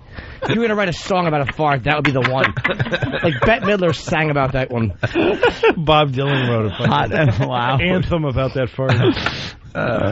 Great. That's good. Now I understand why he might have been a little Why did shy they to make do the it. noise when... I always thought it was like your cheeks kind of bouncing together.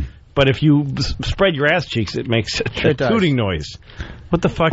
What's... I think you'd only spread like the anus, but your sphincter probably is still puckered enough to make inside of that there. sound Okay, a little I got you. inside. You're like one of those balloons when you let Yeah, it yeah. a little bit. Right. Yeah, you could. So that's going on inside. All right. You ever have an internal fart? Where Yeah, sure. it's an actual sound like a, but it's inside your stomach. The other anus that's in your... Yeah, you have two inside. It kind of just going through another asshole. Yeah. Through your Sometimes if I don't eat right, I start shitting in my stomach into my own bloodstream. When I don't eat right. Yeah. When I don't have my 4 food groups. Redding from Whackbag. E-Rock doesn't want to touch butts because E-Rock has diarrhea from the Fat Smash diet. Could be. Explosive diarrhea? No. How's that going for you? Good? Good. Good, man. You're running out of days, you know. Yep. What- Next Thursday. That's it. Next Thursday? Oh, yeah, you're right. I'm sorry. Every What do you shitty got? paste looks like rice pudding. How many pounds do you got to lose in a week? I think I got about 6 more pounds. That's the hardest. It's the hardest. It's the Dr. Ian Smith bet. We'll talk about that tomorrow. We're going to go. All right. The last ton is always the hardest. Oh. I'm teasing my buddy E-Rock. He knows he's my friend. You coming on the boat this 4th? I don't know, maybe. Well, fuck you then. Go fuck yourself. Like last year wasn't fun enough. You want some drunk driving, some fun? Come on. To what? The boat. What boat? Billy Mac's boat. We take it out on the East River there and forgot go about by the UN and watch the fireworks. Can I go? If you want to, yeah, you're cordially invited. Maybe I'll bring my broad. Bring your broad with you. Maybe I'll bring my broad. I'm getting car service because I should have gotten life in prison last time for how I drove drunk. I want to say to everybody, never do that. But it wasn't good enough to just drive drunk and try to be safe. I raced from about Shea Stadium into Midtown Manhattan. Were we down to? I have no idea where we were. I know we were somewhere in Manhattan. I remember going through a tunnel. Did we take the tunnel or the bridge? I have no idea. I was hammered. E-Rock's trying to remind you that you went to New York City to play fuse ball, because that's how you write that word. Fuse ball. Yeah, that's what I was playing. Big bomb that you light and throw it.